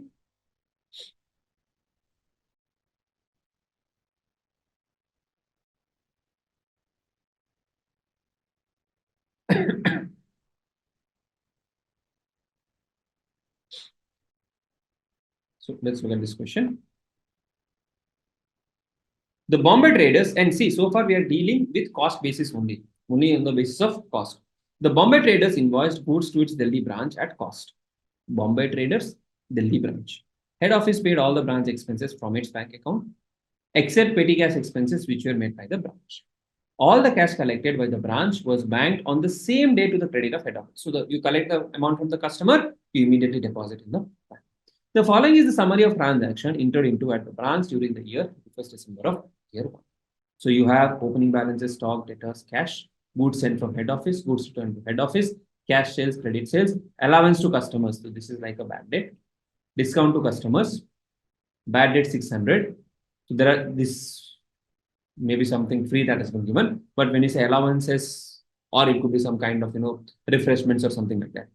Goods returned by customer 500. Now please understand, if goods are returned by customer in the debtors method, we are not bothered. Only in the stock and debtors method, we are bothered. Salary and wages 6,200, rent and rates 1,200, sundry expenses 800, cash receipt from customers 28,500, balances 6598 100. Now, these expenses, except petty cash expenses, are made by the petty cash expenses were made by the branch, other are made by the head office. So, rent rates, sundry expenses, cash receipt from salary and wages, these expenses are incurred, or these expenses are incurred by the branch but made by the head office. Prepare branch account debtors method, then second method and third method. So when it comes to branch account or the debtors method, what do? We'll take opening balances, stock, debtors, petty cash. Stock, debtors, petty cash, opening balance. Then goods sent from head office 26,000, debit branch 26,000. Goods returned to head office 1,000. Head office has received back, so you will credit the branch. It is like I sell to the customer, I debit the customer, I return it back, I will credit the customer. Then cash sales, credit sales 17,500, 28,400. Every collection is banked immediately. So this entire amount is credited here. Means branch has given the amount to the head office. Head office says I have received in the bank 17,500 and 28,500. Okay. Then allowance to customer, discount to customer, bad debts and goods returned by customers is between the branch and the customer. In the debtors method, this will not come. Okay. Then salary and wages, rent, rates, sundry expenses. This has been paid by head office on behalf of the branch. So what do? We'll debit the branch, we'll credit. We'll debit branch, we'll credit bank. Sorry.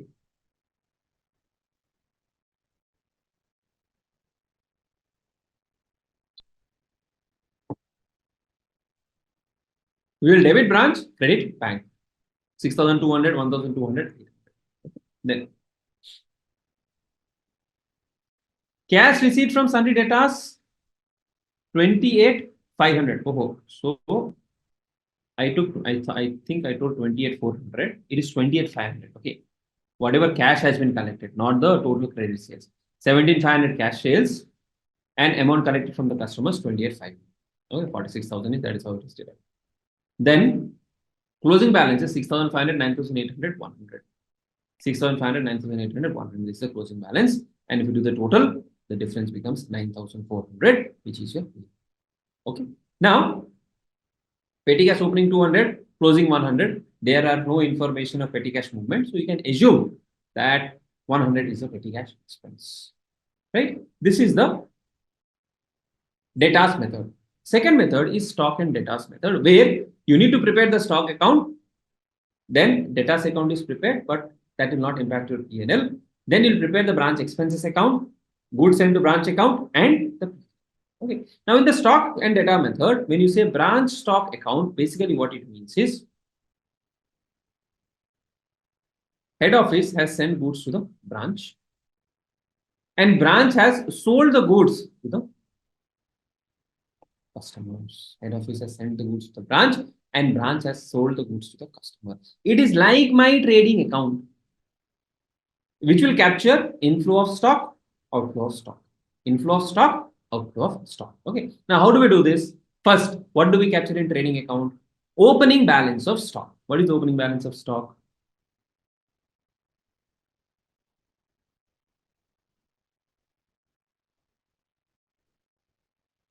Opening balance of stock is 7,000.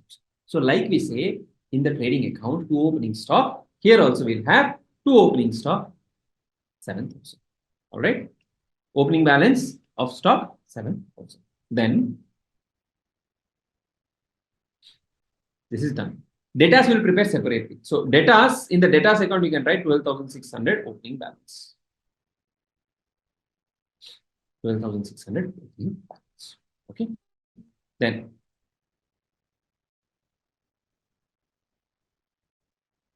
goods sent from head office 26,000. Now goods has been sent from head office. Where did we send it to? We sent it to the branch. So this will increase the stock at branch. So in the stock branch stock account, you will say two goods sent from head office.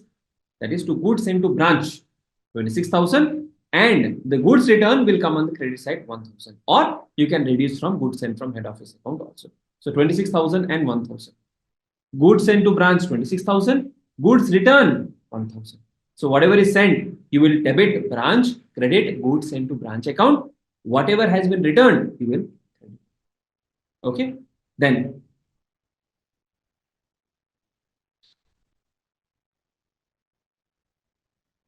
we have sales 17,500 and 28,400. Now in trading account, what do we do with the sales? We credit the sales to the trading account. Here we are crediting the sales to the stock account. Here we are crediting the sales to the stock account. 17,500, 28,400, and goods returned by the customers 500. See, bad debt, allowances, discount, these are not my trading account items. These are my P&L items. So I will not touch them. What is the sales that I have made? 17,500 plus 28,400. I will credit that to the branch stock account. And whatever has been returned by the customer, I will reduce that. So 17,500, 28,400 sales minus sales return 45,400. So this is like my sales. And closing stock 6,500. This number. All right. After I do all of that, I will transfer this amount to the branch P&L account. Which account? To branch P&L account. Okay, 19,900. Treat this as your trading account or trading P&L. All right. Then, when you prepare the data's account, this will capture transaction between branch and customer. Branch and customer. So, opening balance, sales, credit sales, cash collected, sales return, allowances, discounts, bad debt. All of this has been given. And closing balance of 9,800. This is a normal thing. This will, as I again told you, this will not impact your P&L. Okay. So in the exam, what you can do is you can prepare this towards the end also. Then branch expenses account. Trading account or the branch stock account is your trading account. This is kind of your branch expenses account. That is the P&L part of it. Okay. Now, what do we capture here? All the expenses. What do we capture here? All the expenses. So what are the expenses? It is done. Allowances to customer 200. This is an expense. Discount to customer is an expense. Bad debt is an expense. Salary and wages, rent and rates, sundry expenses. All of these expenses. And petty cash opening balance is 200. 100 is the closing balance. This 100 is also the expense. So Delhi branch expense account. So you can say to bank and note this down, or you can write it this way also. Not a problem. Okay. 6,200 salary and wages, rent, sundry expenses, petty cash expense. This be careful in the examination. Allowance, discount, bad debts. All are the total expense will be transferred to the branch. What is the P&L account capture? Gross profit from the stock account, branch expenses from the expenses account, and the net amount is 9,400, which is your 9,400, which is your P&L. Is it the same number? It is the same. Okay. So this is the easiest. This is the second one. Where you have to remember what are the accounts? Stock account, debtor account, expenses account, P&L. Okay. Now, so do we need to prepare goods sent to branch account? If asked in the question, you can prepare. Otherwise, if it's a very lengthy question, you can ignore also. Okay, that can be done. Then the third method is trading and P&L account, like we normally prepare trading and P&L account. So how to prepare this? This trading and P&L account basically is a combination of branch stock account plus branch expenses account. Means if you have done the stock and debtors account properly, this account you can do it directly. You can do it directly. How? Opening stock 7,000. Same number. Then goods sent to branch 26,000. That is kind of your purchases. Minus goods return 1,000. 25,000. You can put it on the other side also. 26,000 minus 1,000. 25,000. Same way sales. Cash sales, credit sales, returns. Total sales 45,400, which matches with the sales number here. Then closing stock and gross profit. Same gross profit we calculated in the branch stock account as well. Then all the expenses, salaries, rent, sundry expenses, petty cash expenses, allowances, discount banded, all these expenses will plot here, and the net profit is 1,000. Okay, so this is how you can understand the three methods. That is the stock method, sorry, the debtors method, the stock and debtors method, and P&L method on cost basis. Okay, now we will stop here. What I want you to do is, after the class gets over, go back and try to do all of these questions, because the subsequent thing tomorrow when we start, when goods are invoiced at selling price, this understanding is important. So you should know in which method, how did we do the accounting form. Any questions, or is it all clear? All clear? Great. Okay, so we'll continue tomorrow the branches accounting, and we'll try to finish it up tomorrow. Sure. Thank you.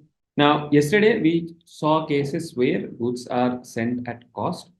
Now we are looking at cases where goods are invoiced at selling price. Now, selling price basically, why do they do that is, typically, if you understand the scenario, head office is sending goods to branch.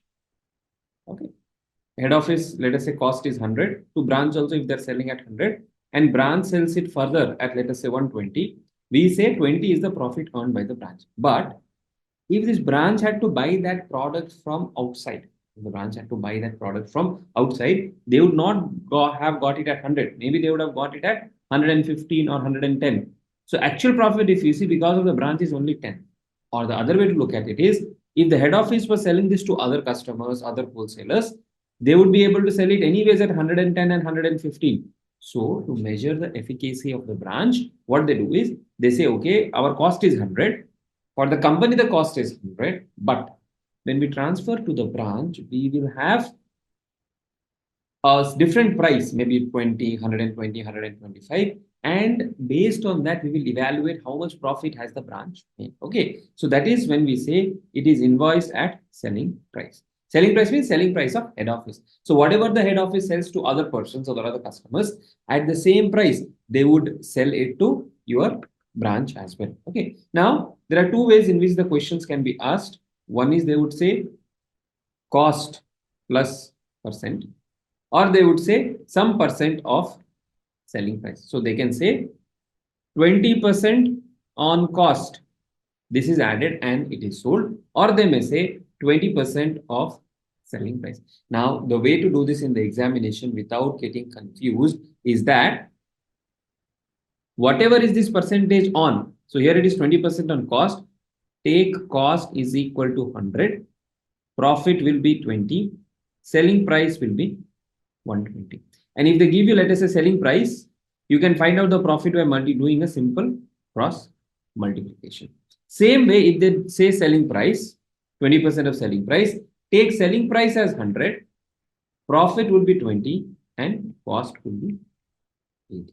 Okay, that is one thing. Now, when goods are sent at selling price, when goods are invoiced at selling price, at what value do we record and how do we prepare the accounts? So typically, if you follow, one is your stock and debtors method, and the other one is the debtors method. A P&L method is of course much simpler.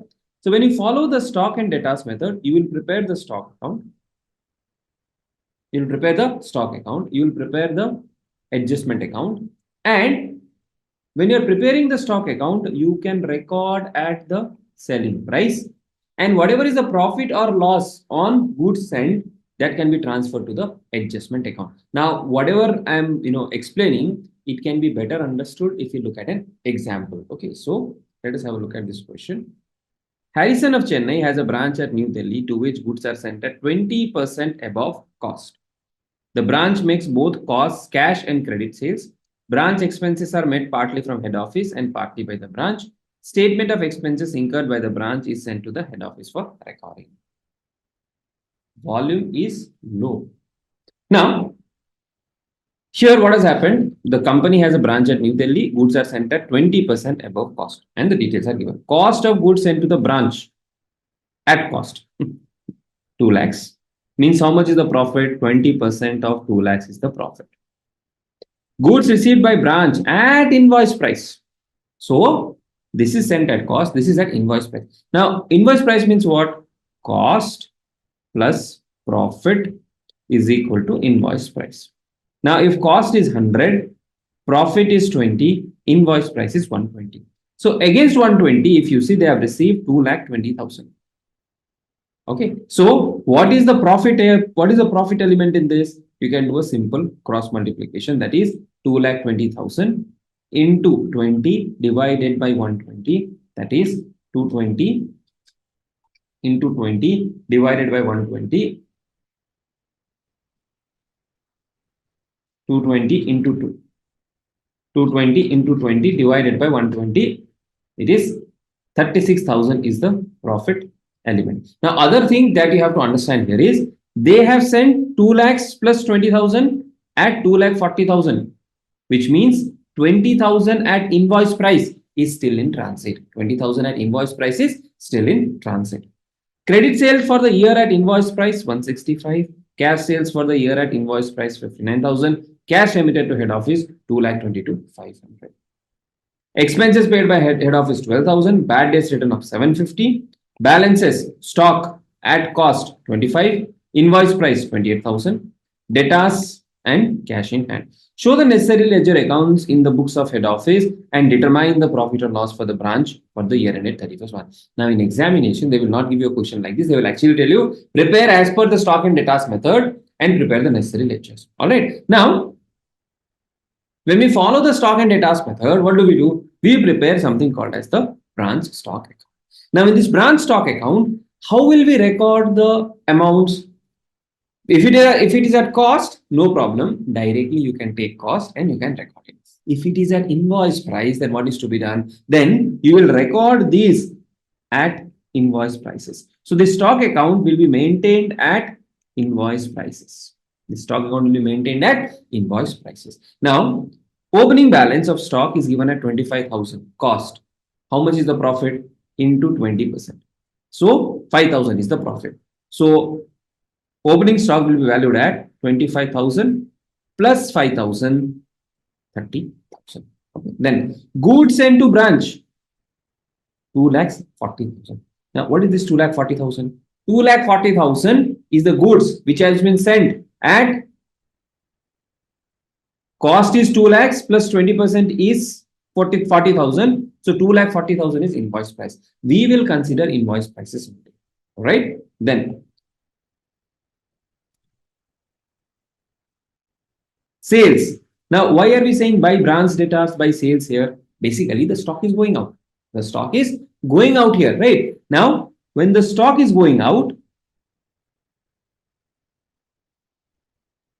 if you see the sales at invoice price 1,65,000 means the branch has issued or branch has dispatched goods worth 1,65,000. So that is what you will credit here. Same way, cash sales at invoice price 59,000. So what you have to understand here is everything is recorded at invoice prices only. Everything is recorded at invoice prices only. So 1,65,000 and 59,000 basically goods which has been sold by the branch. Goods which has been sold by the branch. This is basically stock out or stock going out. Okay. Then, sir, what if they sell at a higher value? Then you will record at the higher value itself.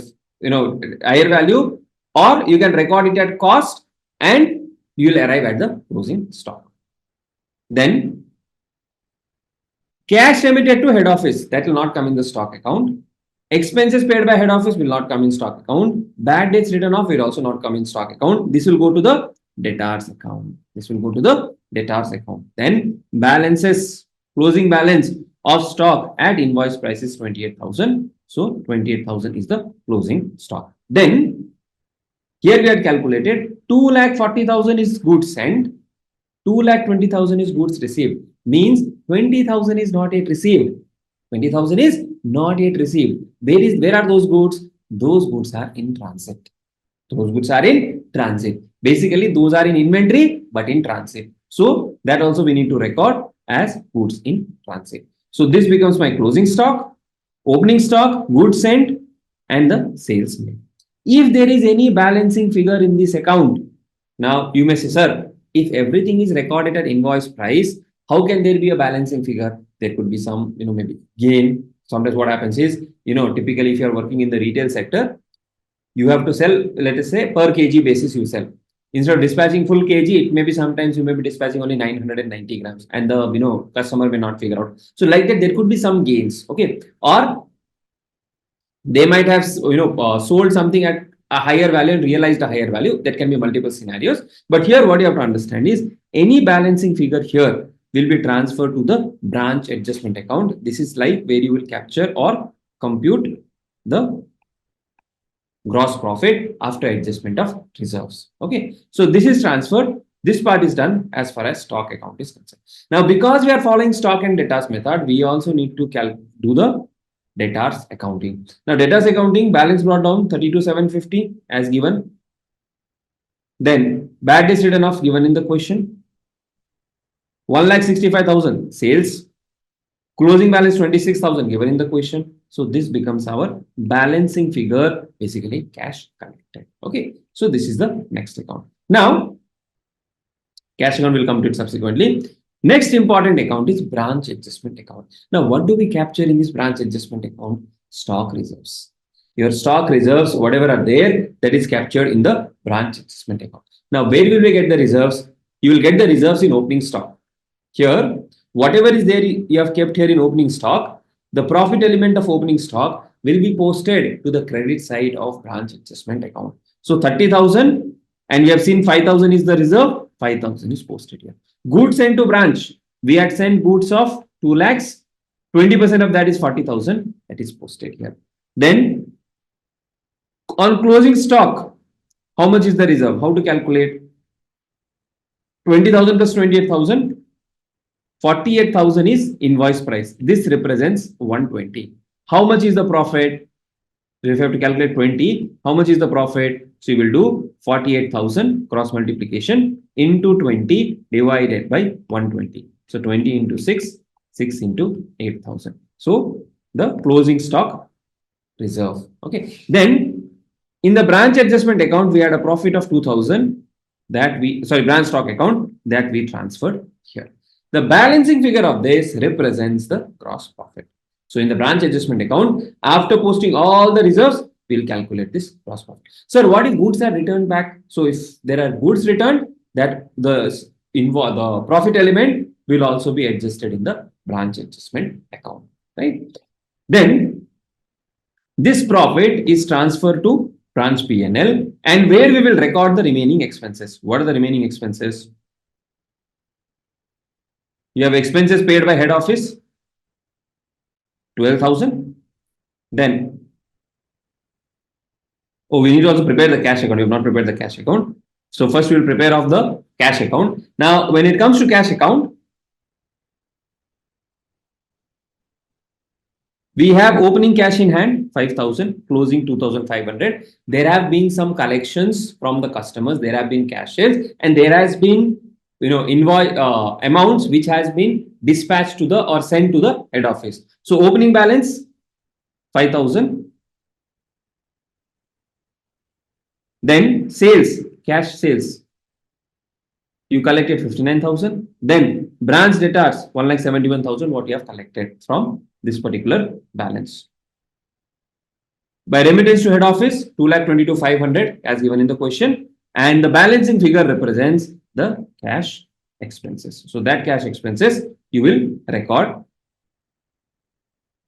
in the branch P&L. So instead of doing this separately, what you can do, branch expenses 12,000 and the head office and branch cash. So basically, expenses paid by head office 12,000 and expenses paid by branch 10,000. So 12,000 plus 10,000, 22,000 is your branch expenses. Bad debt return of 750 and the balancing amount will be the net profit. Okay. This is again, we can prepare this goods sent to branch account by branch stock account. Then this 40,000 is your branch adjustment profit to be reduced and the balance amount will be reduced from the purchases. This, if not asked in the question, you can exclude also. But more importantly, when they ask you the stock and debtors method, stock is important, debtors is important, cash account, if at all there are missing figures to determine that, branch adjustment account and branch P&L account. This expenses account can be recorded directly in the branch P&L account. Okay. Are we clear with the step? Any doubt in this particular question? Let's look at this question. 10 marks. Jolly Industries is a trader in spices. It has branch at Jalandhar to which head office invoices goods at 20% on sales. So here sales is 100, profit is 20, cost is 80. The Jalandhar branch sells spices both on cash and credit. Branch remits all cash received to head office. Thus all expenses of branch are also paid from the head office. From the following information, prepare branch accounts in the head office using stock and debtors account. So where are we preparing? We are preparing in the head office books. Branch is not maintaining anything. We are preparing in the head office books. Branch does not maintain any books but sends fortnightly returns. Stock at Jalandhar branch as on 1st of April, cost price 1 lakh. That is 80. Sundry debtors at Jalandhar as on 1st of April, 1,10,000. Cash received from debtors 345. Bad debts. This will be our expense. Discount allowed also expense. Goods received from head office at invoice price 6 lakh. So this represents 100. This represents 80.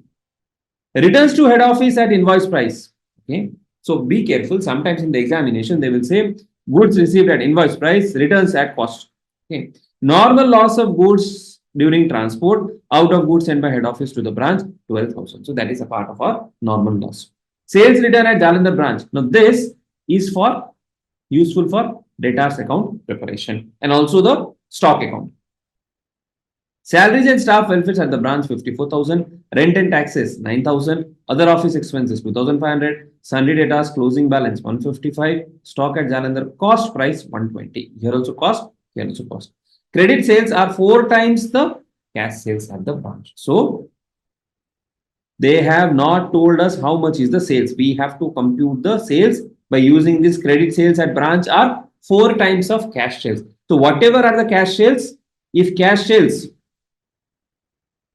is X, credit sales will be 4X. Okay. Now, first, we have to prepare when we say stock and debtors, we have to prepare the stock account and debtors account. In the stock account, the opening stock 1 lakh. Now, this 1 lakh represents 80. So, what do we do? If 1 lakh represents 80, 1 lakh divided by 80 multiplied by 100. If I do 1 lakh divided by 80 multiplied by 100, we get 1,25,000. Okay. Then they have not given sales account. So to prepare the sales account, we need to the debtors account. We need to prepare the debtors account. Did we miss the information? Just a second.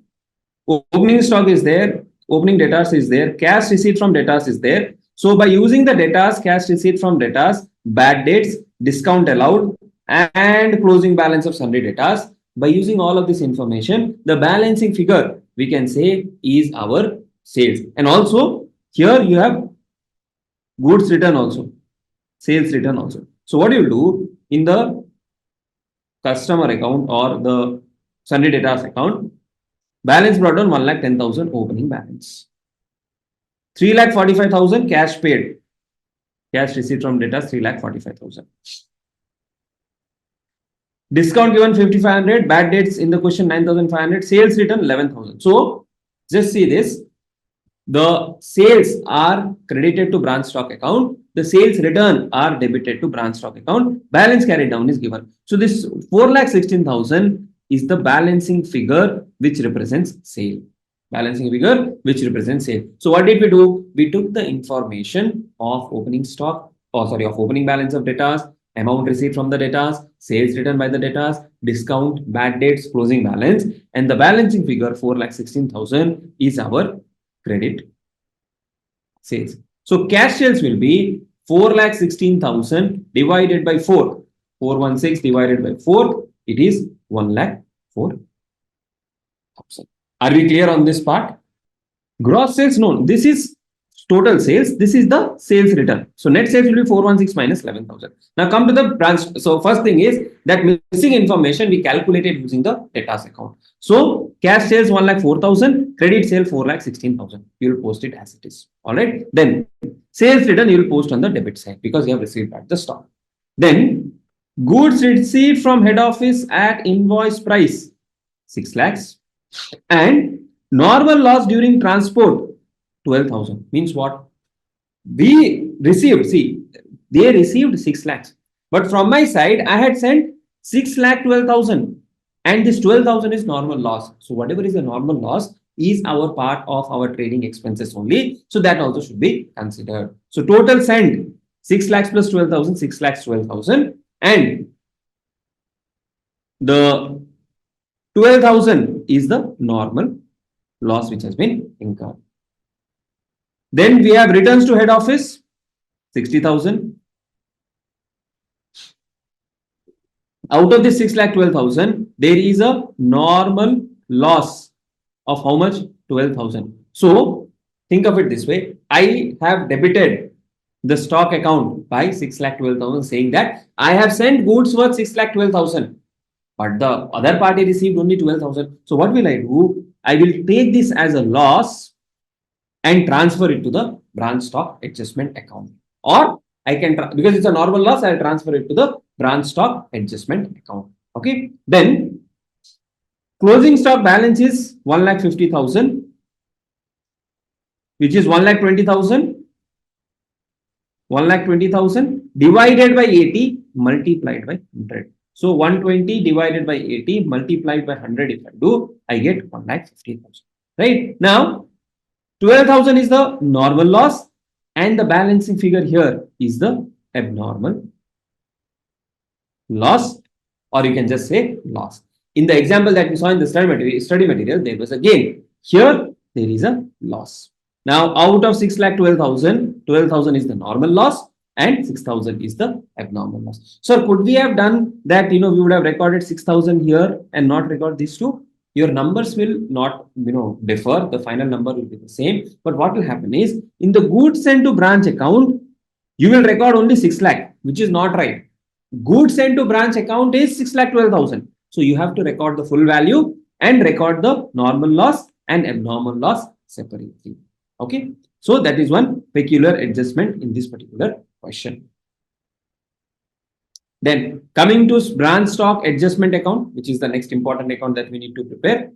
On opening stock, 1,25,000. You have 25,000 of stock reserve. Then on goods sent to branch account, that is returned. Okay, or first we'll do the goods sent to branch account directly. 6,12,000.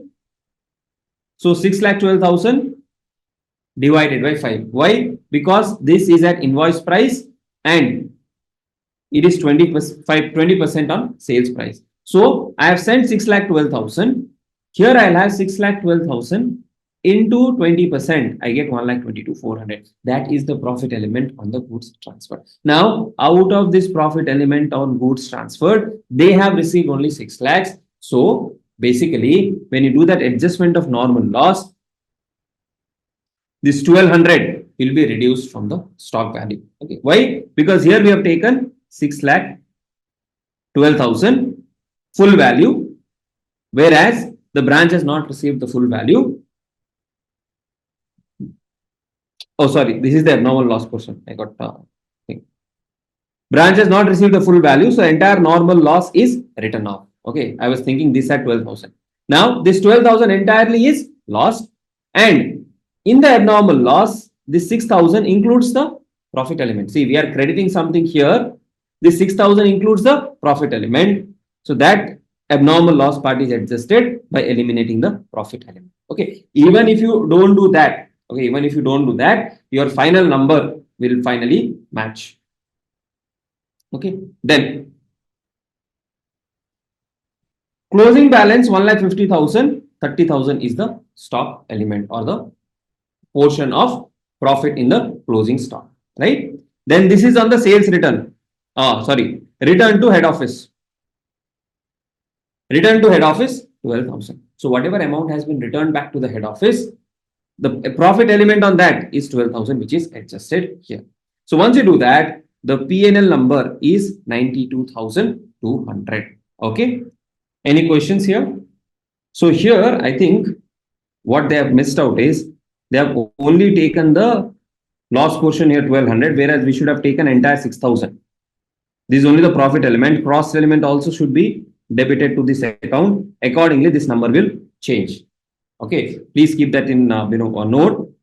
If you are taking 1,200 as loss, this 4,800 of loss also should be taken, or this 4,800 directly you can debit to the P&L account here. Okay, so that is how it is balanced. So basically what we are saying is this is our total loss of 6,000.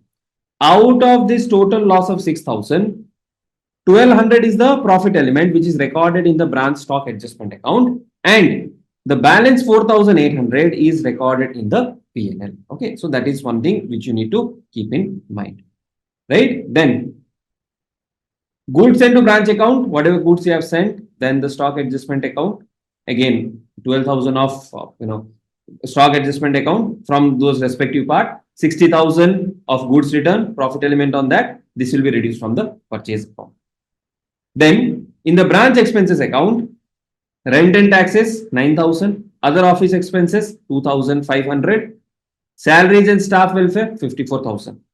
So you will record 54,000, 9,000, and office expenses 2,500.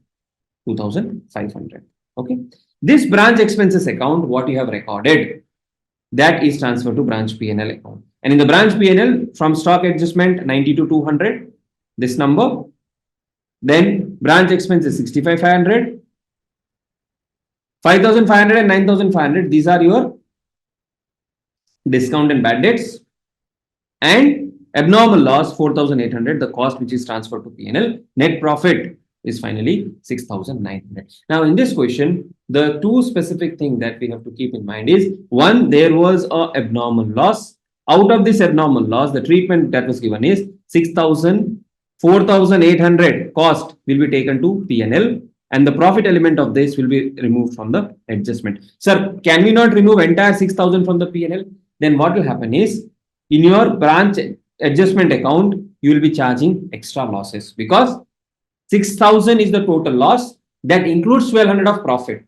So 1,200 of profit element we have removed from the stock account or the adjustment account, and 4,800 has been removed from the cost account. Now, generally when you get these kind of adjustment, and if you're seeing it for the first time, what could happen is, you might have taken entirely 6,000 in the adjustment account. Then in that case, what should we do?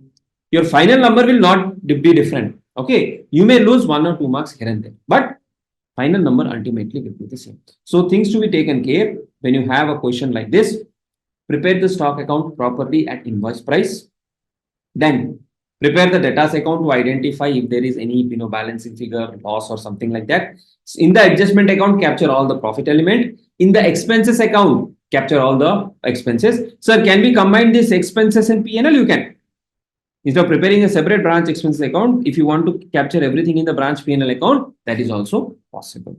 Okay, so this was asked for 10 marks, and see, it's a lengthy question, but 6 to 8 marks we should be able to score. 6 to 8 marks we should be able to score. All right. Yes.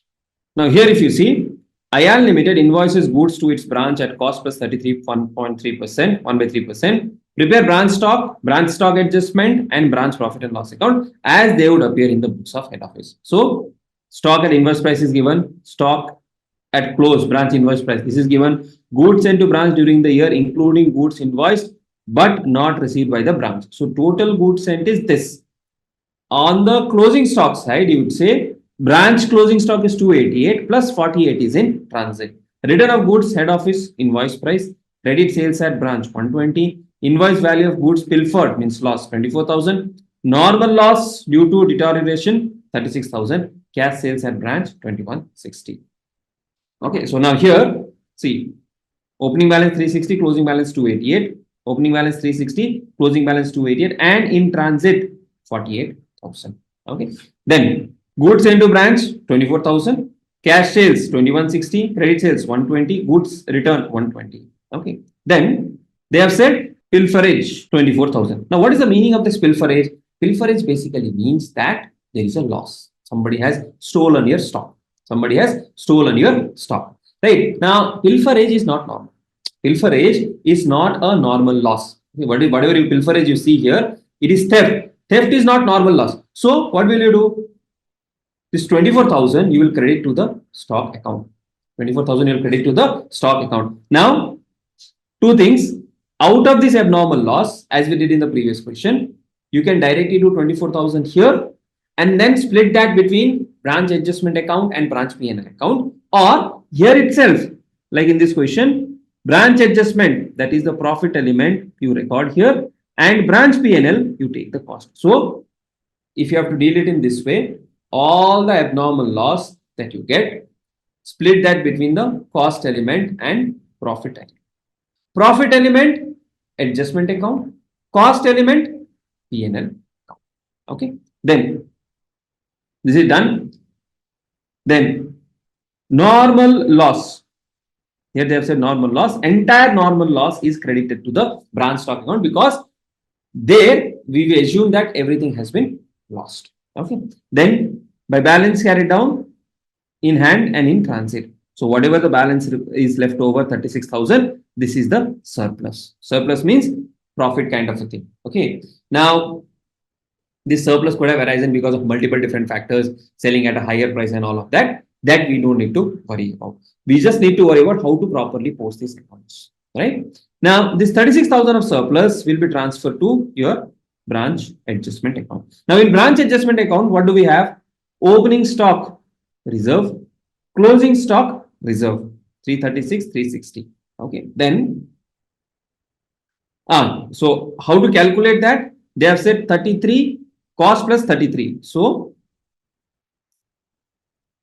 if cost is equal to 100, profit is equal to 33.3, selling price is equal to 133.33. So profit, if you have to calculate, 33.33 divided by 133.33, that is 33.33 divided by 133.33, that gives you 25%.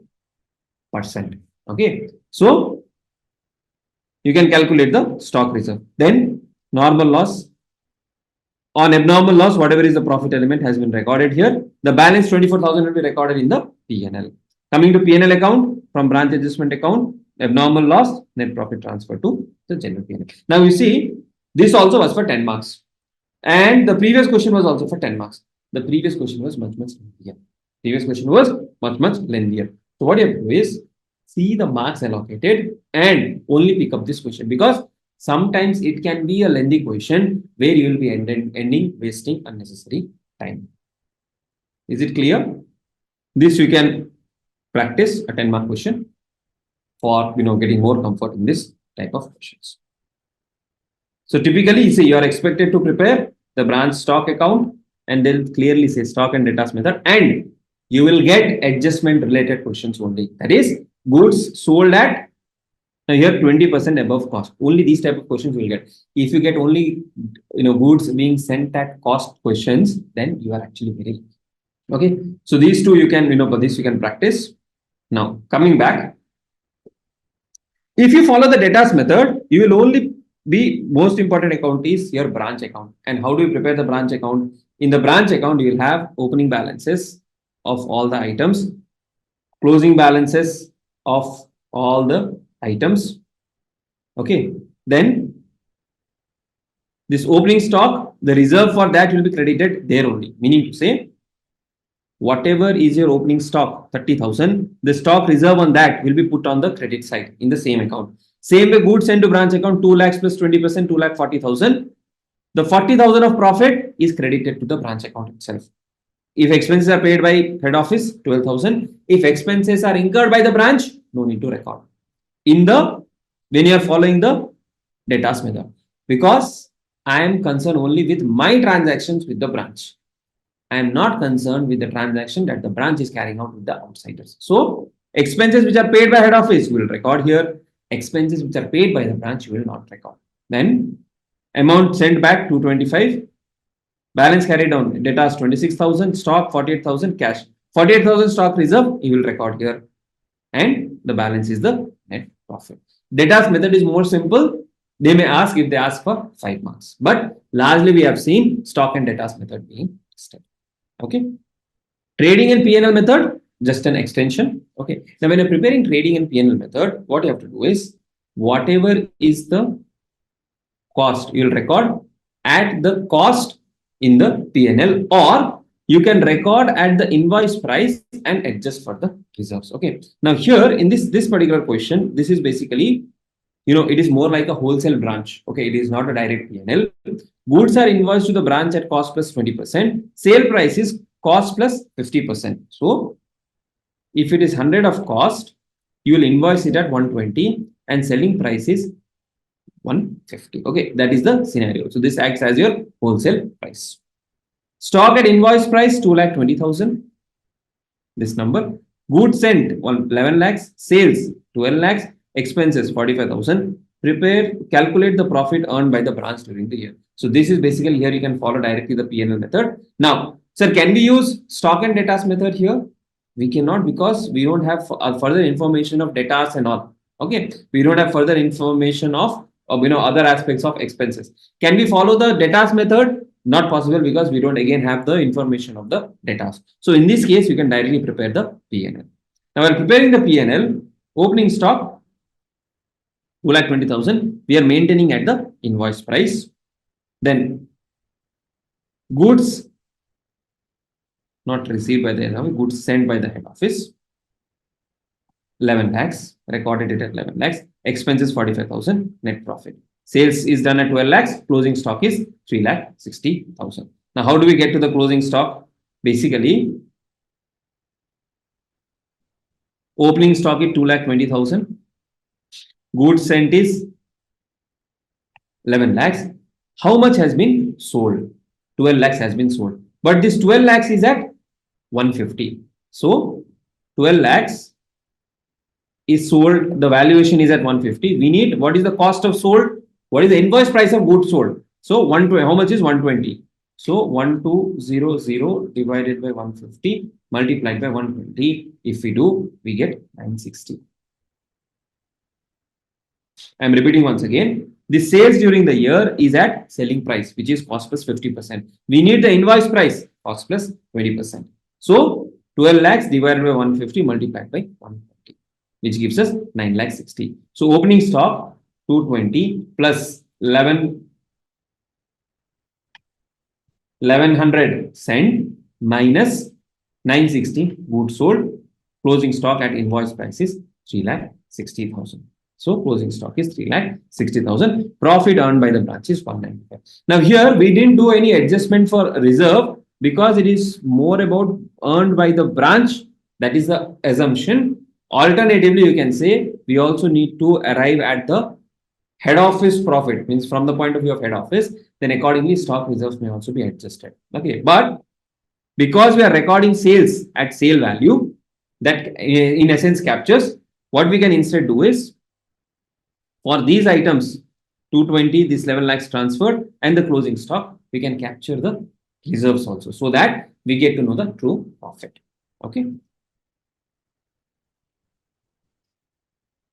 Then the previous example that we saw, it was more like a goods invoice at wholesale price to the retail branches. Meaning to say, my cost is 100, my wholesale selling price is 120, my retail selling price is 150. So I will dispatch or I will transfer the goods at 120 to the branch to evaluate how much profit is the branch making.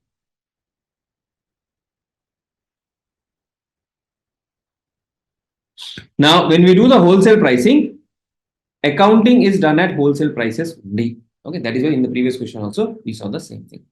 Mr. Rahul operates a number of retail outlets to which goods are invoiced at wholesale price, which is cost plus 25%. They sell the goods at retail price, which is wholesale price plus 20%. Now, sir, how do we identify whether to follow wholesale method or the stock and debtors method? Here you can see, two types of profit elements are given. So, for as far as the accounting part is concerned, for the branch, this is what is relevant, and this is the final selling price. Okay.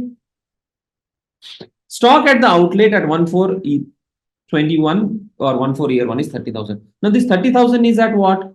Is it at 100? Is it at 125? Or is it? So if cost is 100, wholesale price is 125, retail selling price is 125 into 1.2. That is 125 into 1.2, we get 150. Now this 30,000 is the stock at outlet at which value? At the wholesale price of 125.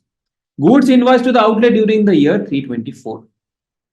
Gross profit made by the outlet 60,000. Goods lost. Oh, there is a goods lost by fire missing. Expenses 20,000. Stock at the outlet 36,000. Now, this is the closing balance. So, how do we calculate how much of amount has been lost due to fire or how much of stock has been lost due to fire? So, for that, you will prepare the stock account. Opening balance 30,000. Wholesale price. Closing balance 36,000. Also at wholesale price. Goods sent to outlet 324 again at wholesale price. Then they have said gross profit made by the outlet 60,000. Gross profit made by the outlet 60,000. Now, how much is the sales and how much is the goods lost by fire? If goods lost, if the gross profit is 60,000, so basically, what is the profit at branch? Profit is equal to, for the branch, retail selling price minus wholesale selling price. That is 150 minus 25, that is 25. So, if gross profit is 25, your retail selling price is 150. So, if gross profit is 60, how much is the retail selling price? You can do a cross multiplication. 150 into 60 divided by 25. 150 into 60. 150 into 60 divided by 20. 150 into 60 divided by 25, we get 360,000. So this is the sales number. And the balancing figure is goods lost by 5. Okay, so that's the first thing. Then profit and loss account. In the profit and loss account, you have gross profit coming from this 60,000. Then the loss due to fire is debited here, expenses debited here. This is the profit for the branch. Okay. Now, as far as the head office is concerned, they will make a higher profit because on these, all of these also, there is a stock reserve element because we are selling it at a higher price. Now, here they have said stock reserve account. In the stock reserve account, what you will do? This is on opening stock. That is 6,000. Then this is on closing stock 7,200. That is the stock reserve. Opening stock transfer to P&L and closing also transfer to P&L, or you can just transfer the net amount to P&L. Both of that is acceptable. Okay, so that is the stock reserve account. Now, whenever they say stock reserve account, it is only on the opening stock and closing stock. So why not on this? See, for this goods sent to outlet account, that you will separately adjust by passing a contra entry when the goods are sent. Stock reserve basically represents only the opening stock and closing stock as far as the books are concerned.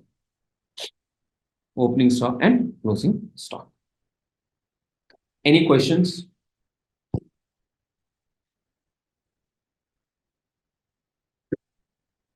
Clear? Okay. So my pencil also needs recharge. So we will take it's 10:55. So we'll assemble back at 11 by the time the pencil also would get recharged. And then we'll go on for accounting for independent branches, which is again a very important topic as far as the examination is concerned. All right. So now we'll move to the independent branches. Before that, a quick recap.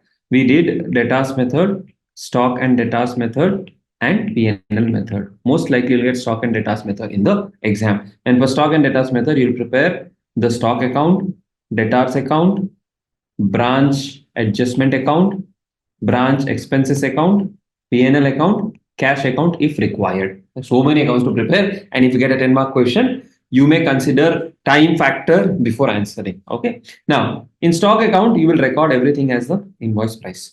Okay. Then, in the branch adjustment account, you will have the recordings or the items related to the stock reserves, profit on the stock, goods and goods received. Okay, then goods and goods both are same. Goods returned, right? Opening stock, closing stock. If there is any normal loss, full amount is written off from the stock account. And if it is abnormal loss, full amount is written off from the stock account. Profit element is written off from the branch adjustment account, and the cost element is written off from the branch P&L account. In the expenses account, you will capture all the expenses. Debtors account may be needed to prepare or to identify what is the, if at all there are any, bad dates, or if at all there are any, if they have to determine sales. So be careful of the balancing figures, right? That is about dependent branches. And now we'll move to the independent branches. Independent branches means the branches will maintain their books of accounts on their own. Okay, head office will not be maintaining. So branch will do is branch will prepare its PB. Branch can also prepare its trading P&L, and this P&L number will be transferred to head office. Okay, so think of it like head office is the investor and branch is the company which has been started by the head office. So whatever the branch prefers, whatever the profit is there, what do we do? If, for example, you are preparing partnership account, or if you are preparing sole proprietors account, the profit and loss is transferred to the owner. So here the profit and loss will be transferred to the head office, the head office being the owner kind of a situation. So, scenario. That is one. Second is, if the head office wants, what head office can do is all the balances of the branch account books, those are incorporated into head office. So head office will take or record all the sales and everything from the trial balance and close the books of the branch and prepare the P&L. What do I mean by that is, let us say branch trial balance has sales number, sales 10,000. One option is branch will prepare the P&L based on this and you will continue. The second option is this 10,000, what HO will do is HO will record sales of 10,000 and they will debit branch account. Basically, it's not a single entry. List of entries is passed like this together to incorporate the balances of branch account in the head office books. Okay. And in the next year again, with the assets and liabilities, the entry is reversed so that the branch can continue. Okay.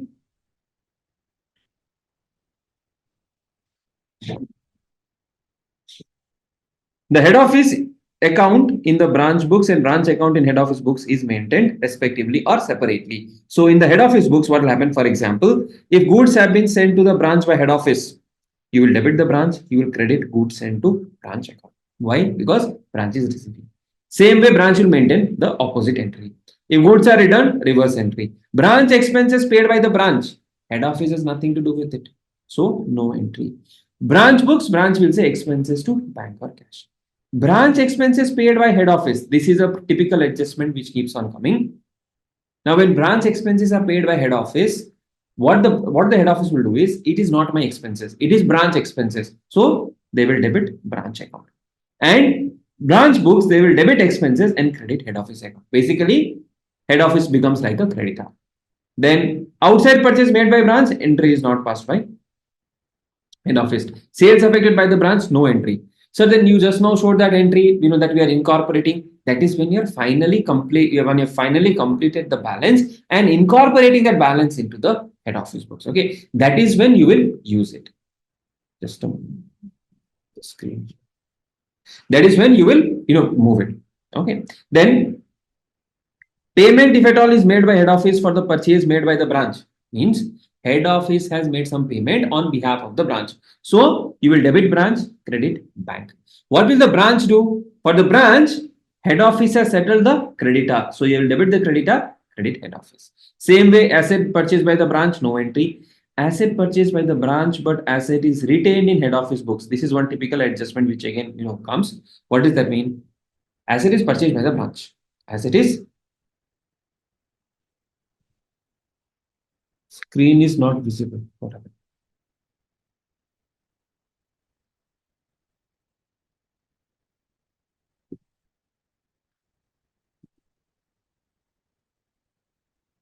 Just a moment. Is it visible now? Okay. So I'll repeat this part. Asset payment by head office for purchase made by the branch. Who is making the payment? Head office. Head office will say to bank. Whom will they debit? We are making on payment on behalf of the branch, so we will debit the branch. Okay. Then if asset is purchased by the branch but retained in head office books, means what? Asset is purchased by the branch. Payment has been made by the branch, but asset account is maintained at head office. Possible? Yes, possible. In that case, what the head office will do is, in the head office book, they will say, we have an asset at the branch. So we'll debit the branch account. We have an asset at the branch, so we will debit the branch account. Then, how will we settle, or what will be the credit entry? See, if I had purchased, if the head office had purchased, the head office would have said to creditor. But head office has not purchased. Who has made the payment? Branch has made the payment. So we have to pay that amount to the branch. So we will credit the branch account. In the branch account, you will have head office debit to bank. Now, why head office debit? I have transferred the asset to head office. So I will debit the head office account, and I have made the payment by bank. I will transfer. Depreciation on this asset purchased. It is an expense. Expense for whom? For the branch. So branch will say depreciation account debit to head office. Why to head office? Because depreciation is being incurred, or you can think of it that I have transferred the asset to head office. So let us say 1,000. Now I'm recovering some amount from that head office. Let us say 100. Depreciation 100 to head office 100. Here branch account 100 to branch asset 100. Here branch asset 1,000. So ultimately branch asset 1,000 minus 100 will be recorded at 900. Okay. Remittances by head office to branch. If I have made the money, paid the money, branch to bank. Okay. Transfer of goods from one branch to another, generally not tested, but still, if I'm transferring from one branch account to another branch account, whichever branch is receiving, debit the receiver, credit the giver. Debit the receiver, credit the giver. Okay, so these are some entries. Reconciliation items will come when we solve the questions directly. Okay, there is nothing specific for us to understand. Okay, so let us see this. Give journal entries in the books of an independent branch to rectify or adjust the following. So basically what they're saying, you have to pass the necessary journal entries to rectify. Rectify means basically we are passing the entry. We are passing the entry in the books, or we are adjusting the entry. Branch paid rupees 5,000 as salary to head office supervisor, but the amount paid by the branch has been debited to the salary account in the books of the branch. Now, when there is an error, if you remember how you rectified the entries at foundation level, perfect, no problem. If at all you have forgotten, what you have to do is, what is the correct entry? What is the wrong entry? What is the correct entry? Branch paid 5,000 as salary to head office supervisor. So we are incurring the expenses on behalf of head office. So what we will do, it is head office expense. No, we will debit head office to, we have paid 5,000. We should have done to bank 5,000. 5,000. But what did we do? We debited to salary account in the books of bank. This is the correct entry. Wrong entry is salary to bank. So basically bank and bank is correct. Salary we have debited by 5,000. That is not our expense. That is the expense of head office. So debit head office. The correct rectification entry will be head office account debit to salaries account 5,000. 5,000. Okay. Then asset purchased by branch 25,000, but asset account was retained in head office books. Where do we need to pass? in the books of the branch. I purchased head office, I gave the head office to the, I purchased asset, I gave the asset to head office. I've given the asset to head office, so debit the head office. Credit bank or liability because we have paid the money. So think of it. The branch bought this asset, this is the asset. This asset has been given to head office. So debit head office. We paid money to the supplier, so credit the bank. Okay. Then a remittance of 8,000 sent by branch has not been received by head office. Money has been sent by branch. It has not been received by head office. Okay. So if head office has not received, do I need to worry about it? I don't need to worry about it. Sir, do we need to pass a fresh entry? See, here they have said rectify or adjust. I have sent the money. It is not an error from my side. I don't need to make any adjustment. Okay. So in the next part, there is no entry in the branch books. There is no entry in the branch books. Then head office collected 25,000 directly from the customer of the branch, but fails to give intimation to the branch. Head office collected 25,000. Who collected? Head office. From whom? A customer. Whose customer? Branch customer. So when I receive money from branch, what should I do? I should credit the customer. What will I debit? Can the branch debit cash account? It cannot because cash has not been received. Who received the money? Head office. So I will say I have to collect that amount from the head office. So I would debit head office and credit the debtors account. Typically, you get questions on passing these kind of entries in the examination. So try to be comfortable with passing these kind of entries, which will actually help you to score good marks. Right? Then remittance of funds by HO to branch not entered in branch books. Who has sent? Head office has sent. To whom? Branch. You have received the money. Branch has received the money. So branch will debit branch bank account, credit head office. Any question in these entries? Any questions?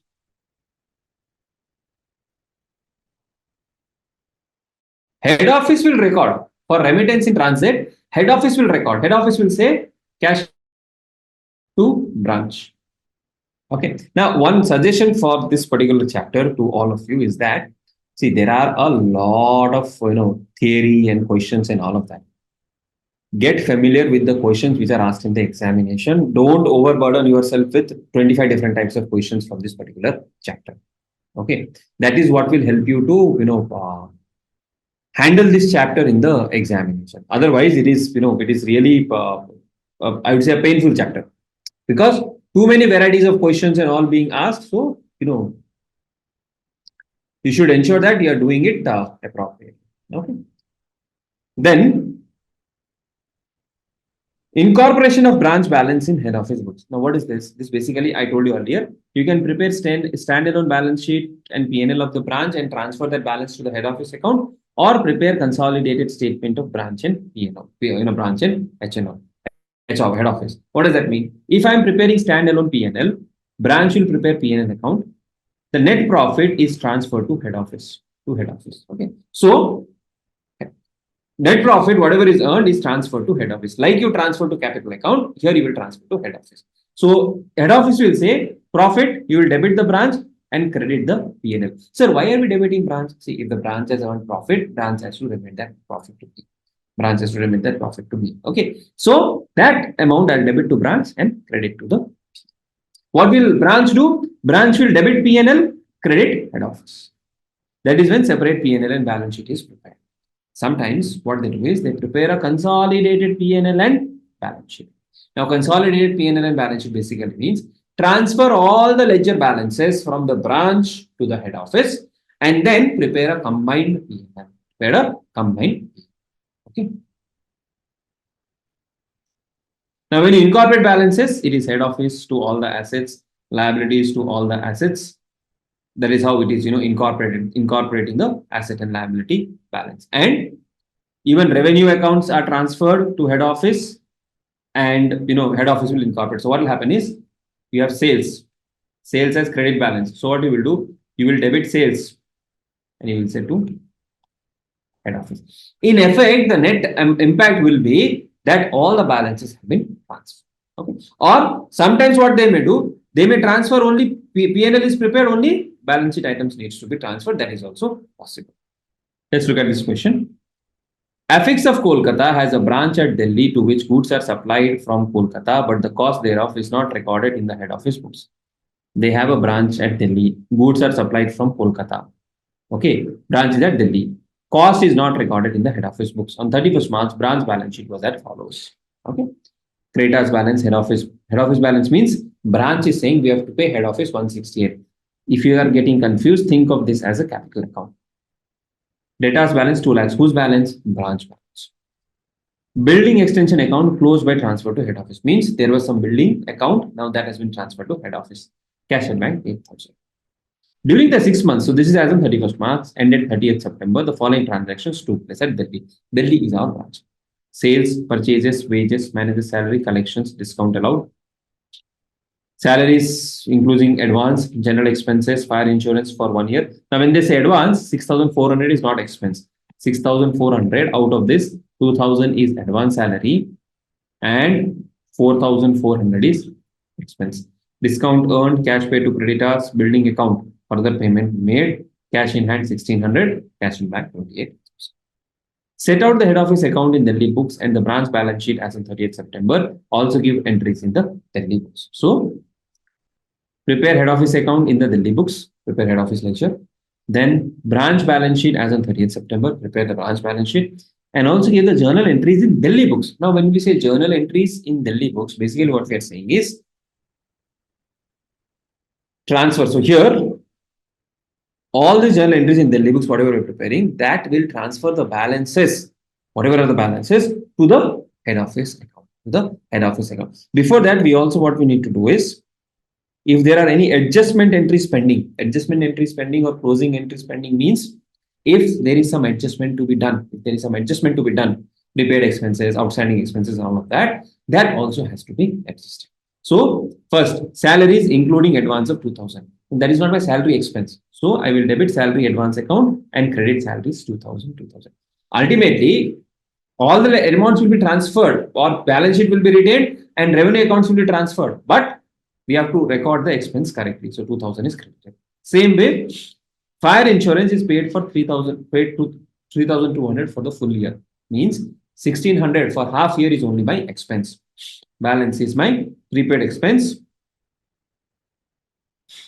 to fire insurance 1,600. Okay. Then, okay, all of that is done. These are all expenses and collections and all. Now, transfer of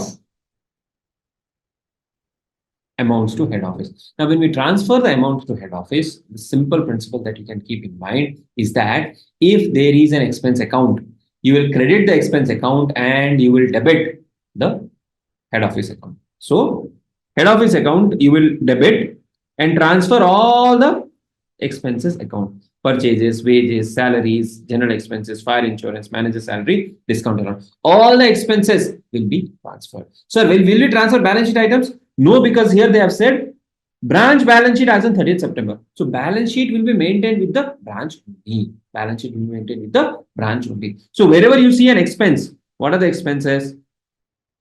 Purchases, wages, manager salary, discounts allowed, salaries, general expenses, fire insurance, discount on this an income. Okay, yeah, that is transfer. Then, whatever is the income, sales account and discount earned, you will debit the account and you will transfer to head office. Then, building account, they have said they will transfer in the balance sheet. If you see, transfer to head office by closing the account. So you'll close the account. So building extension account also will be closed by transferring to head office. So debit head office, credit building account, 4,000, 4,000. Okay. Now, in head office account, how will the ledger appear? In head office account, you will have head office account debit 88,400, 88,400. Head office account credit 241,200. And again, head office account debit 4,000. These are coming from the journal entries. Then opening balance is given in the question that you will transfer. Then whatever amount has been remitted, here if you see, remittance to head office 38,400. If I have paid some amount to head office, I will debit head office and I will credit bank. So head office to bank 38,000. Right? Yeah, 38,400. And balance carried down 278,400. Okay. That is how we will do. Then, when we prepare the balance sheet, they have given us the information. Information of cash in hand is given, cash at bank is given, debtors account is not given, creditors account is not given. That we can prepare. Okay. So, cash account opening balance is available and cash in bank closing balance is available. Then you can prepare this account, the cash and bank account, to ensure that all items are recorded. All items are recorded, nothing is missed out. If something is missed out, then that balancing figure you have to assume something. Okay. Now here, let us see one by one. The transactions, you have sales of 240. Okay. Now they have not given a split of cash sales and credit sales, but because we have customers, because we have debtors balance 2 lakhs and we have sales of 240 and then we have collections from debtors, we can assume all the sales are on credit basis. So what you will do, you will prepare a debtors account as well.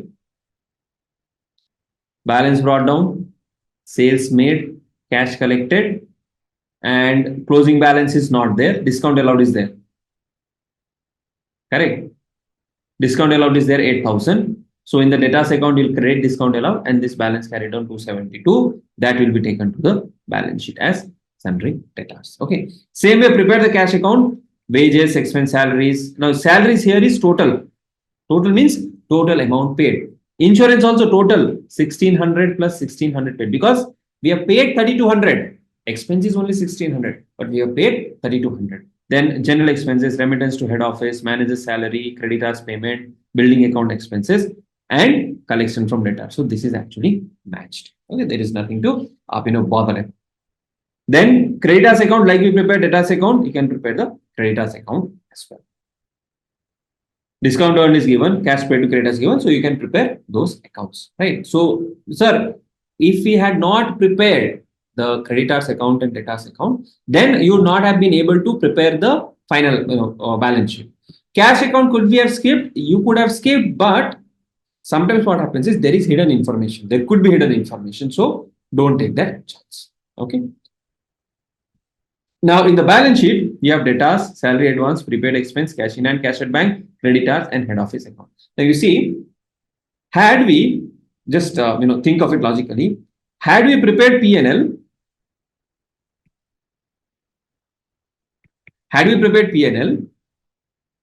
this head office account balance would have been same because all the expense and income we have directly transferred. Here, if you see,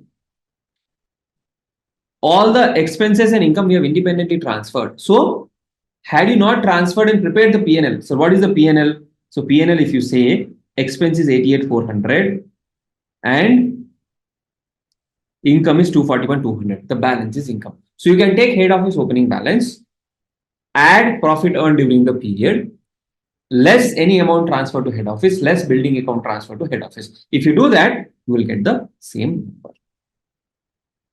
Okay. Is that clear? Any questions?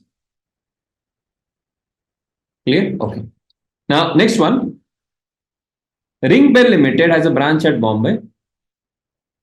Sometimes they ask, we will come back to the questions also. Sometimes they ask for incorporation.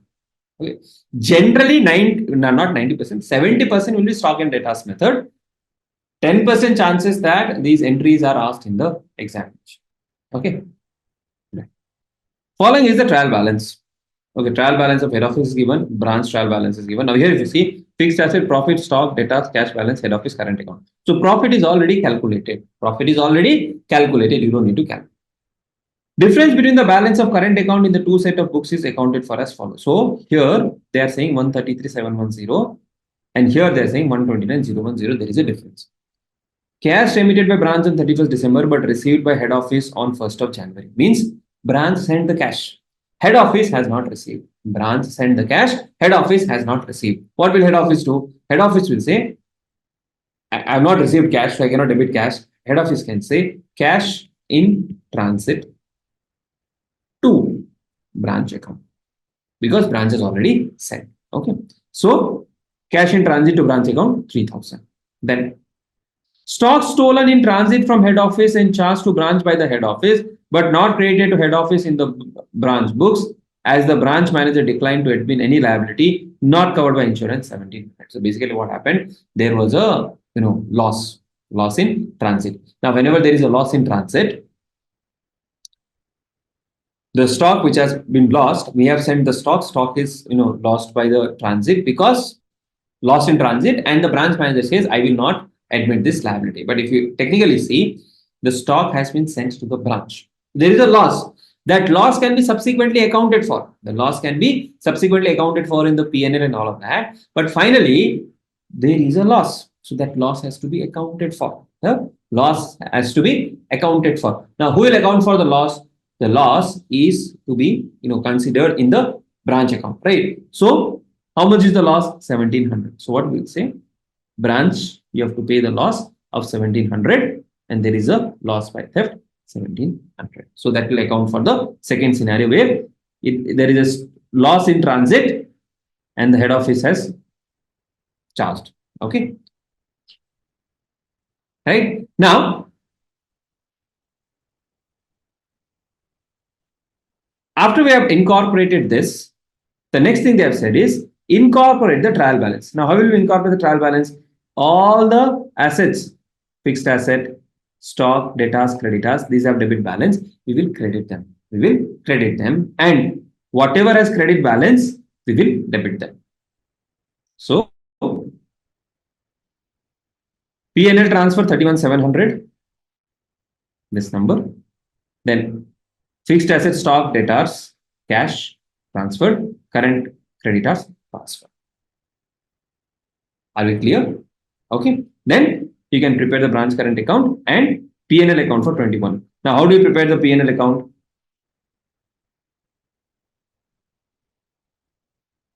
Profit and loss account, what we have,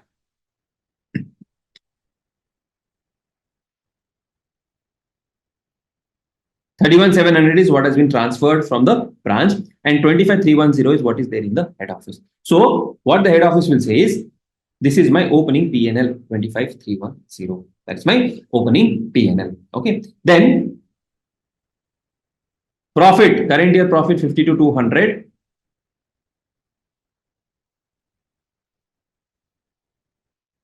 Profit 52,200. Branch profit 31,700, which has been transferred. 31,700 by branch. Then there is a loss by theft, which the branch had not agreed to take the burden. So we had credited the branch account and we have borne that loss. 1,700, balance carried down 107,150. And the branch current account, once you prepare, all the balances have been transferred, and the account would be showing a zero balance because all the assets and liabilities have been transferred. Next year, when we reopen, what we will do is we will again give back the assets and liabilities of the branch, and the branch will continue to maintain the accounts. Okay. Now, this question, 10 marks question, just now what we had discussed from the study material was asked for 10 marks here. Okay. Not repeatedly asked, but asked. Then this one again, same thing, similar thing that we had done. Again, passing journal entries, and here a separate trading and P&L account is required to be prepared. That profit has to be transferred to head office. So this will have a look at this question quickly, and then we'll move to the further questions. Okay. Now here, if you see, on 31st March, Chennai branch submits the following trial balance to its head office at Lucknow. Furniture, depreciation, salaries, rent, advertising, postage, sundry, office expense, stock, goods received, debtors, cash, carriage inputs. Credit balances, outstanding expenses, goods return, sales, head office. So this is a matched trial balance. Stock on 31st March was valued at 62 lakhs. On 29th March, head office dispatched goods costing 10 lakhs to its branch. Branch did not receive these goods before 1st April. Hence, the figure of goods received from head office does not include these goods. Also, the head office has charged branch 1 lakh for centralized services for which the branch has not passed the entry. Now, here what has happened is, branch has not received the goods. Branch has not received the goods. Head office has sent. Now, branch, what the branch should do is, head office has sent the goods. Those goods now belong to the branch. So what the branch will say is, there are goods in transit to head office 10. Now, this goods in transit is basically a part of your closing stock as well. Okay. Then the The head office has said 1 lakh of common expenses. Head office has said 1 lakh of common expenses that has to be borne by the branch. So you'll debit expenses, credit head office 1 lakh, 1 lakh. Accordingly, the head office balance will undergo a change. Okay, right? Then once that is done,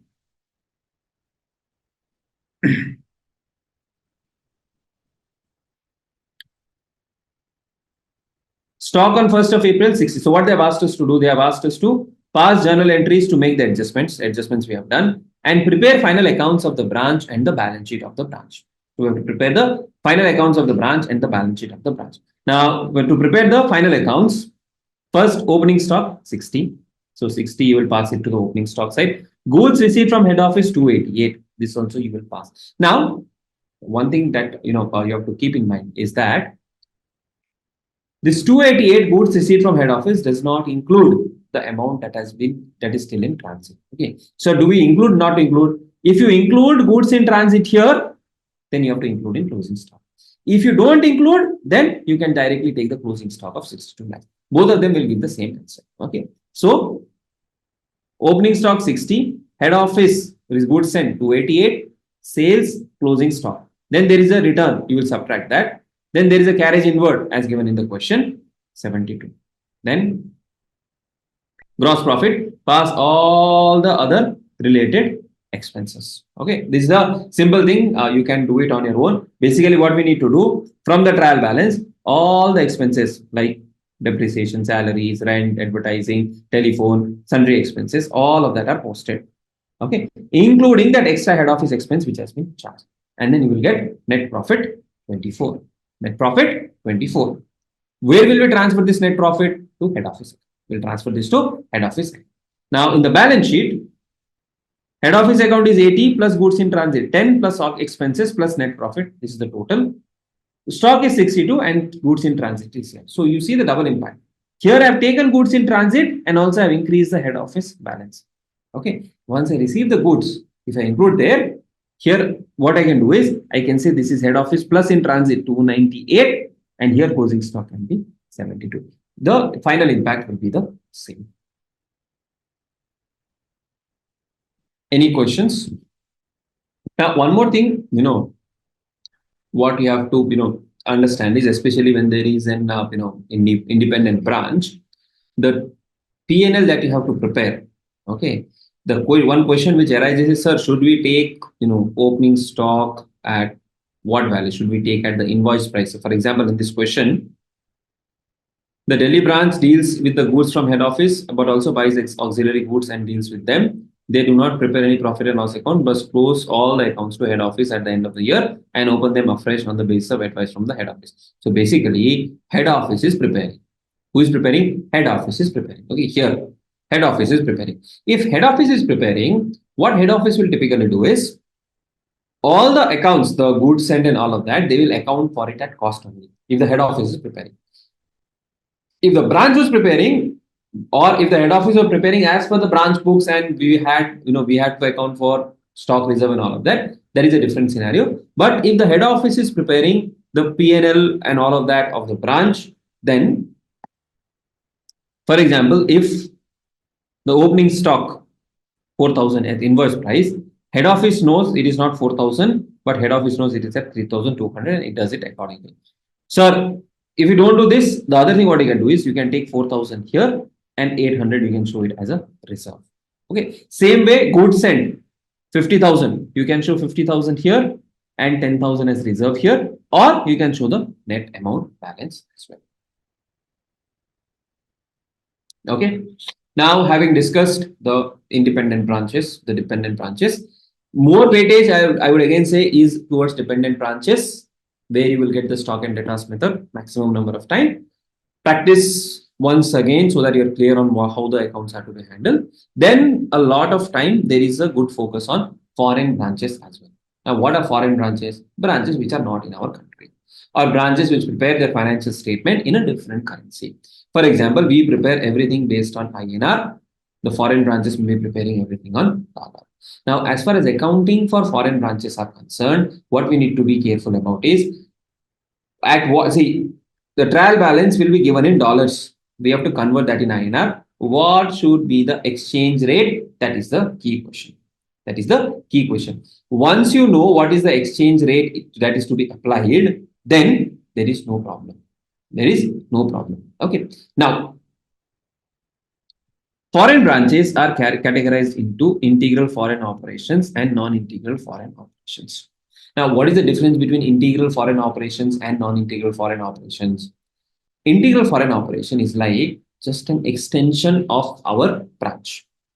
Integral foreign operation is like just our extension of our business, integral part of our business. Okay. So it is like what will happen is typical in case of integral foreign operations, head office will send the goods to the branch, then the branch will make the sales. Whatever amount is collected is sent back to the head office. Generally, they will not purchase from outside. Integral foreign operations rely on the head office for all their finances. Okay. So that is what is called an integral foreign operation. Questions will generally mention. If they don't mention, then you have to see the information.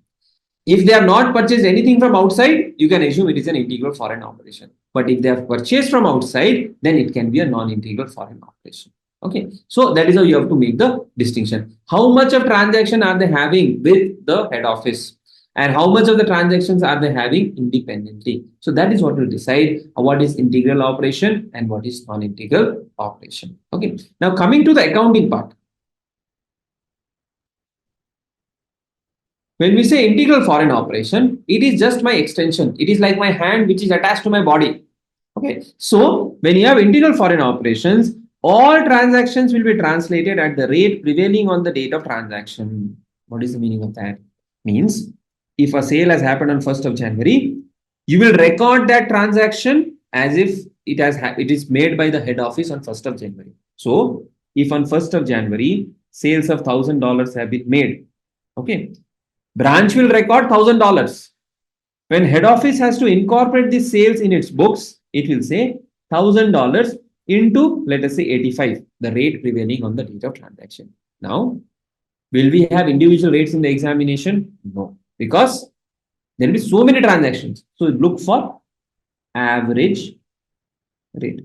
For the period, what was the rate? At that average rate, we will translate everything to the, okay. So weekly or monthly rate is permitted if there are no significant variations. From examination point of view, we will have the average rate. Okay, that is as far as the transactions are concerned. Then translation at the balance sheet date. That is for individual transaction. First, monetary items. Now, what are these monetary items? Monetary items are something like cash and cash equivalent, amounts which are determined in terms of money, sundry debtors, sundry creditors, and all of those things. Always remember, monetary items are closing rate. We have understood this in accounting standard 11 as well. Yes, we have understood this in accounting standard 11, so no problem. Then, so monetary items is basically for a balance sheet. Everything will happen at the closing rate. Non-monetary items. Non-monetary items. What are these non-monetary items? Like fixed asset. Now, how do I value these non-monetary items? Let us say I have fixed asset of $1,000. At what rate should I convert? So what you should do is, because I am an integral foreign operation, I should use the rate on the date of transaction. I'm repeating once again. Because I am an integral foreign operation, I should use the rate on the date of transaction. So then why did we not use this for monetary items? See, monetary items as per accounting standard 11 anyways has to be restated. Monetary items as per accounting standard 11 anyways has to be restated. So I will directly take the closing rate. But for non-monetary items, I don't need restatement. So I will take the rate on the date of purchase of the asset. The rate on the date of purchase of the asset. Okay. Depreciation will also be calculated according to that rate T. So if I purchased fixed asset when the dollar was 50, this is the value I will consider for calculation of the closing balance and depreciation. Okay. But we have one more model called revaluation model. As far as revaluation model is concerned, take the fair value date and rate of that particular date for calculation of value and subsequent depreciation. All right. So monetary items, closing rate. Non-monetary items, you will consider the exchange rate on the date of purchase, and if we are doing fair valuation, you will consider the fair value date, that particular date. So basically, you keep in mind it is rate of date of transaction, except monetary items which are taken at closing. Then cost of inventories is translated at the exchange rate that existed when the cost of inventory was incurred, and realizable value is translated applying the exchange rate when the realizable value is determined. What is that? This again is basically your transaction date. Inventory, when you purchase the transaction, or when you purchase the inventory, what was the rate on the date of transaction?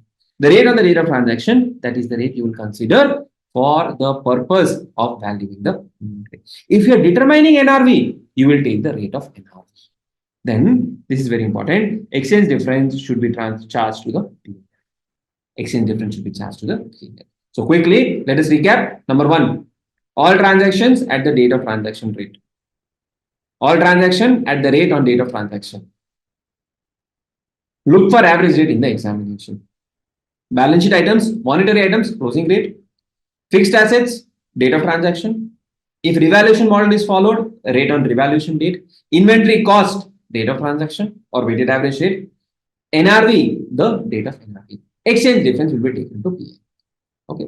If you get a question on integral foreign operation, 10 out of 10 should be in your pocket. No question asked. Right? Then, how about non-integral foreign operation? These are more like independent. They are doing things on their own. They are doing things on their own. Now, it is simpler to translate because for non-integral foreign operation, you will transfer the balance sheet items at closing rate only because it is doing independently. It is not related to me. So for me, what is important is on the date of balance sheet, what is the valuation? I will take that and I'll incorporate. But in case of integral, it is a part of my body. So I should treat it as if I have done the accounting. As if I have done the accounting. Okay. Income and expenses, actual exchange rate on the date of transaction or average rate. Resulting exchange rate difference should be accumulated in foreign currency translation reserve until the disposal in the foreign operation. Okay. So this is how we will do the accounting. Any question?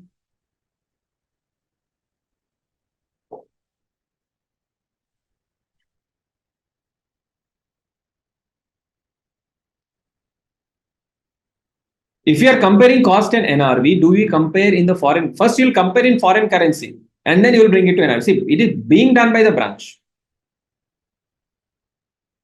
And that value of inventory is in that particular currency.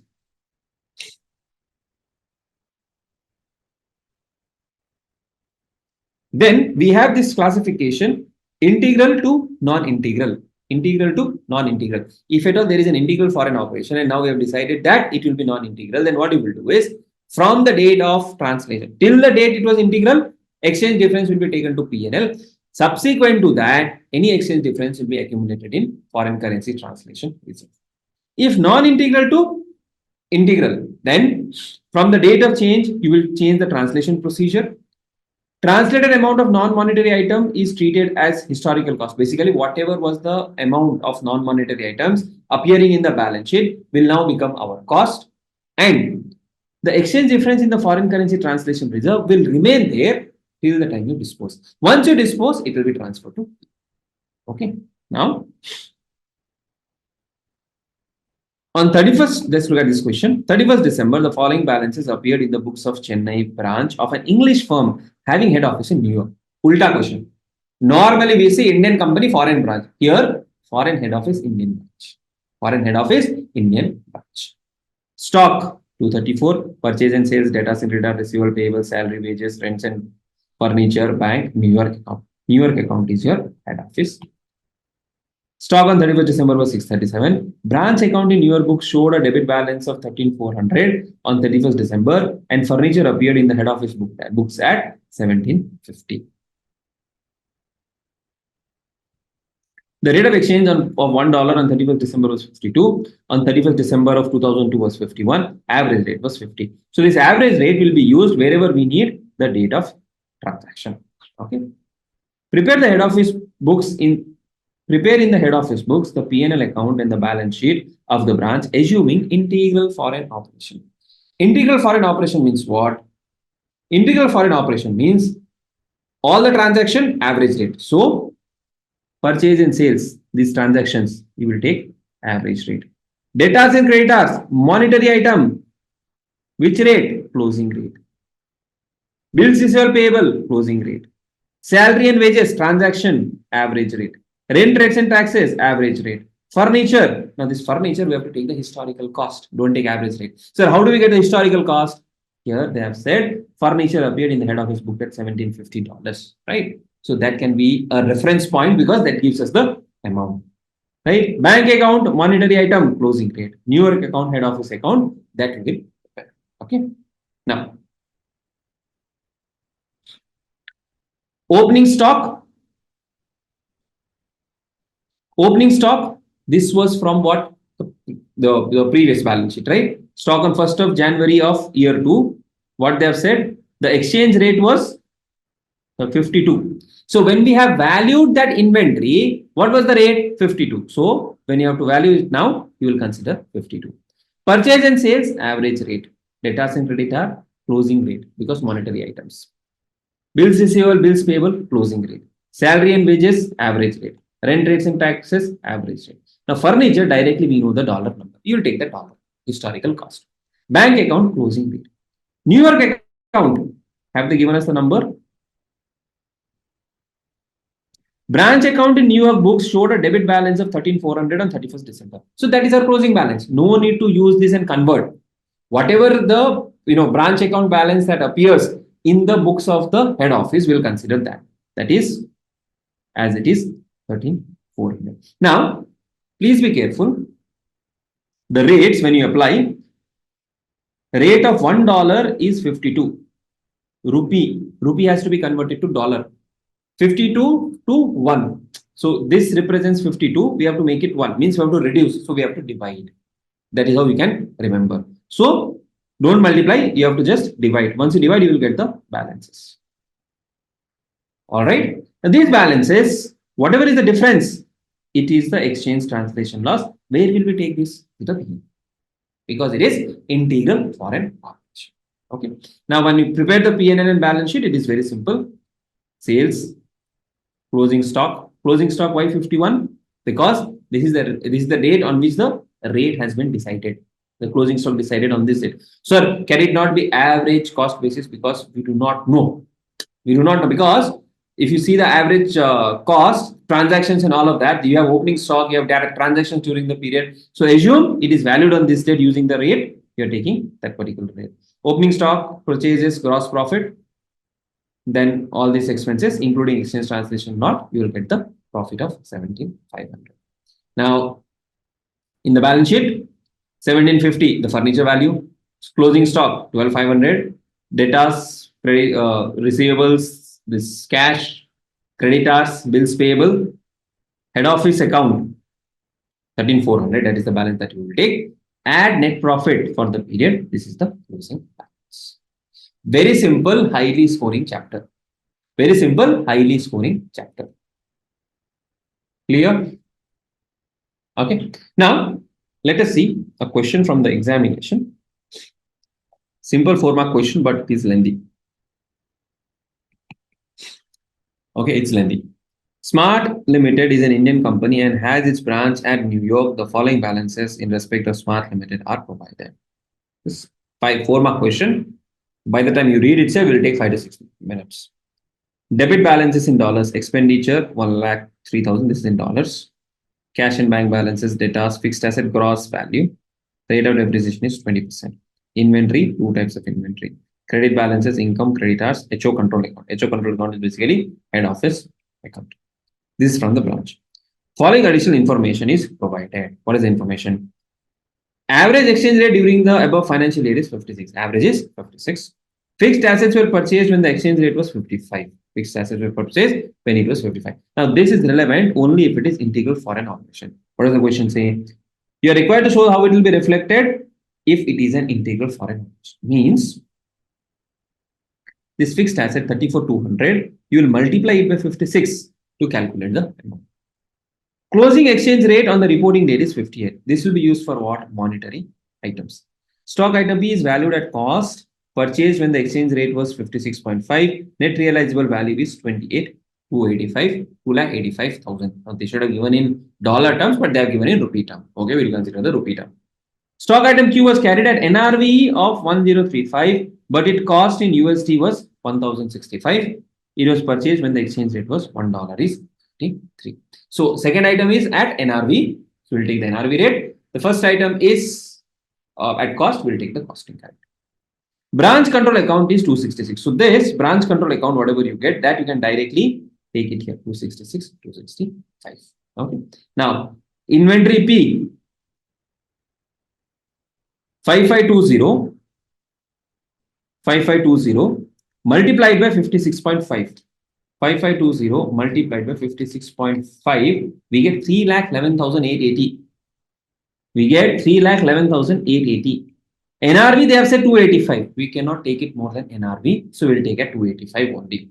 So we'll take it at 285. Okay. Then second, see, the thing in this question is NRV, when you say it has to be based on that New York place. Okay. It cannot be based on INR. I am selling at New York. So I should take NRV as per that. But because this I cannot show at more than 285, I'm restricting it to 285. Q was carried at NRV of 1035. Cost is 1065. So cost is 1065. NRV itself, they have said 1035. So NRV is lower. When did we calculate NRV? NRV on the balance sheet date. Okay. Purchase rate is 53, but closing rate is how much? Closing rate is 58. So 1035 is the NRV into 58. 1035 into 58, we get 60030, and cost 1065 into 53, that is 1065 into 53, we get 56445. So cost is lower, so we'll value it at cost. Okay, value it at cost. And one more thing, it is integral foreign operation. So I am recording the transaction as if it is 56,445 for me because I have purchased inventory at this particular rate. Okay. Then expenditure will take the average, cash in bank will take the closing rate, debtors will take the closing rate, fixed asset, the date of purchase, depreciation will be based on that particular value. Okay, same value. Then income, average rate, creditors, closing rate, control account directly will take, difference will be taken to the P. Clear? See, now if you ask me for 4 marks, this is a long question. Okay, if you have time, that is when you have to do it. 8 marks question. Mrs. Rani and Company has head office at Singapore and branch at Delhi. Head office Singapore, branch at Delhi. Delhi branch is an integral foreign operation of Rani and Company. Furnishes you with the following trial balance. Again, stock, opening balance. Purchases and sales. Purchase and sales, you will take which rate? You will take the average rate. Salary debtors, creditors, closing rate. Monetary items, closing rate. If it is NIFO, everything is at closing rate and transaction is at the average rate. Bill of exchange, closing rate. Wages, average rate. This is at average rate, average rate. Computers, you will see what is the date of purchase. Bank balance, closing rate. Singapore office account, 3040. Okay.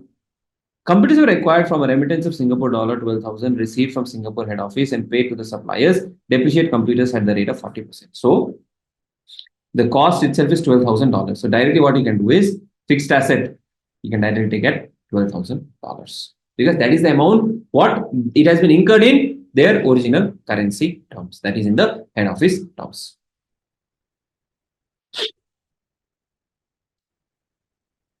Depreciate computers at the rate of 40% for there. So on this 12,000, take 40% and depreciate. Closing stock of Delhi was 1560 on 31st March of 2019. So that is the closing stock. So closing stock 1560 and we'll take the closing rate of 31st of March 52. Okay. Then now you may have a doubt, sir, why don't we take the average rate? As I told you, the closing inventory comprises of multiple different parameters. Unless they tell us the details of the various transaction dates, we cannot do it, and hence we have taken the closing rate directly. Assuming that is the date on which we have determined the NRV. Okay, then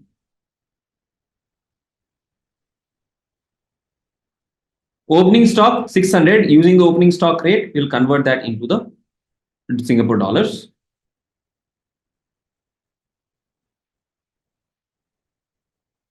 So that is basically 600 divided by 50. 600 divided by 50.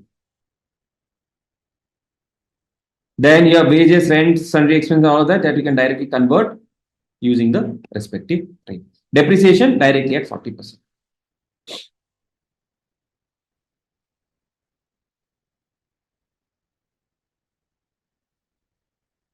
Average exchange rate for the year is 51. Given I have taken. Conversion shall be made up of this two decimal currency. Delhi branch account showed a debit balance of Singapore dollar 59,897 on 31st March in the head office books, and there is no item pending for reconciliation. So this becomes my closing balance of head office. And whatever is the loss, that loss you will take and you will transfer it to the head office account. Okay. Now here, one more thing what we should be doing actually is to convert this into dollars and see if there are any exchange differences. They have not done in this question, but you should do that in the examination. First, convert this trial balance using the Singapore rate, and then go ahead and prepare the P&L and the balance sheet of the branch. Are we clear?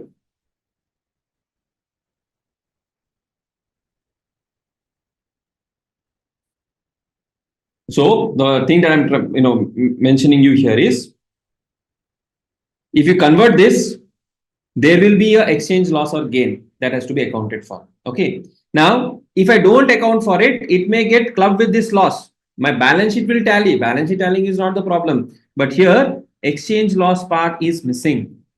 Or it may be possible that there is no exchange loss. That is also possible. So we have to first take the trial balance, convert the trial balance into our currency, into the Singapore currency, see if there is any difference. That difference should be captured separately in the P&L. Okay. Oh, they have done it here. So there is no difference. I thought this is the answer, but they have done it here. This is first you should be doing. There is no difference and hence there is no loss or gain. Now, see this. How many marks? 8 marks. 8 marks means we have 8 marks into, if I take 1.8, but questions are lengthy, so that becomes difficult. So you have rough 1.8 into 8. If I do, you have roughly about 15 minutes. In 15 minutes, you have to prepare this. Then you have to, after you prepare this will not take much of time. But typically you see is a lengthy question. Time management is pretty crucial.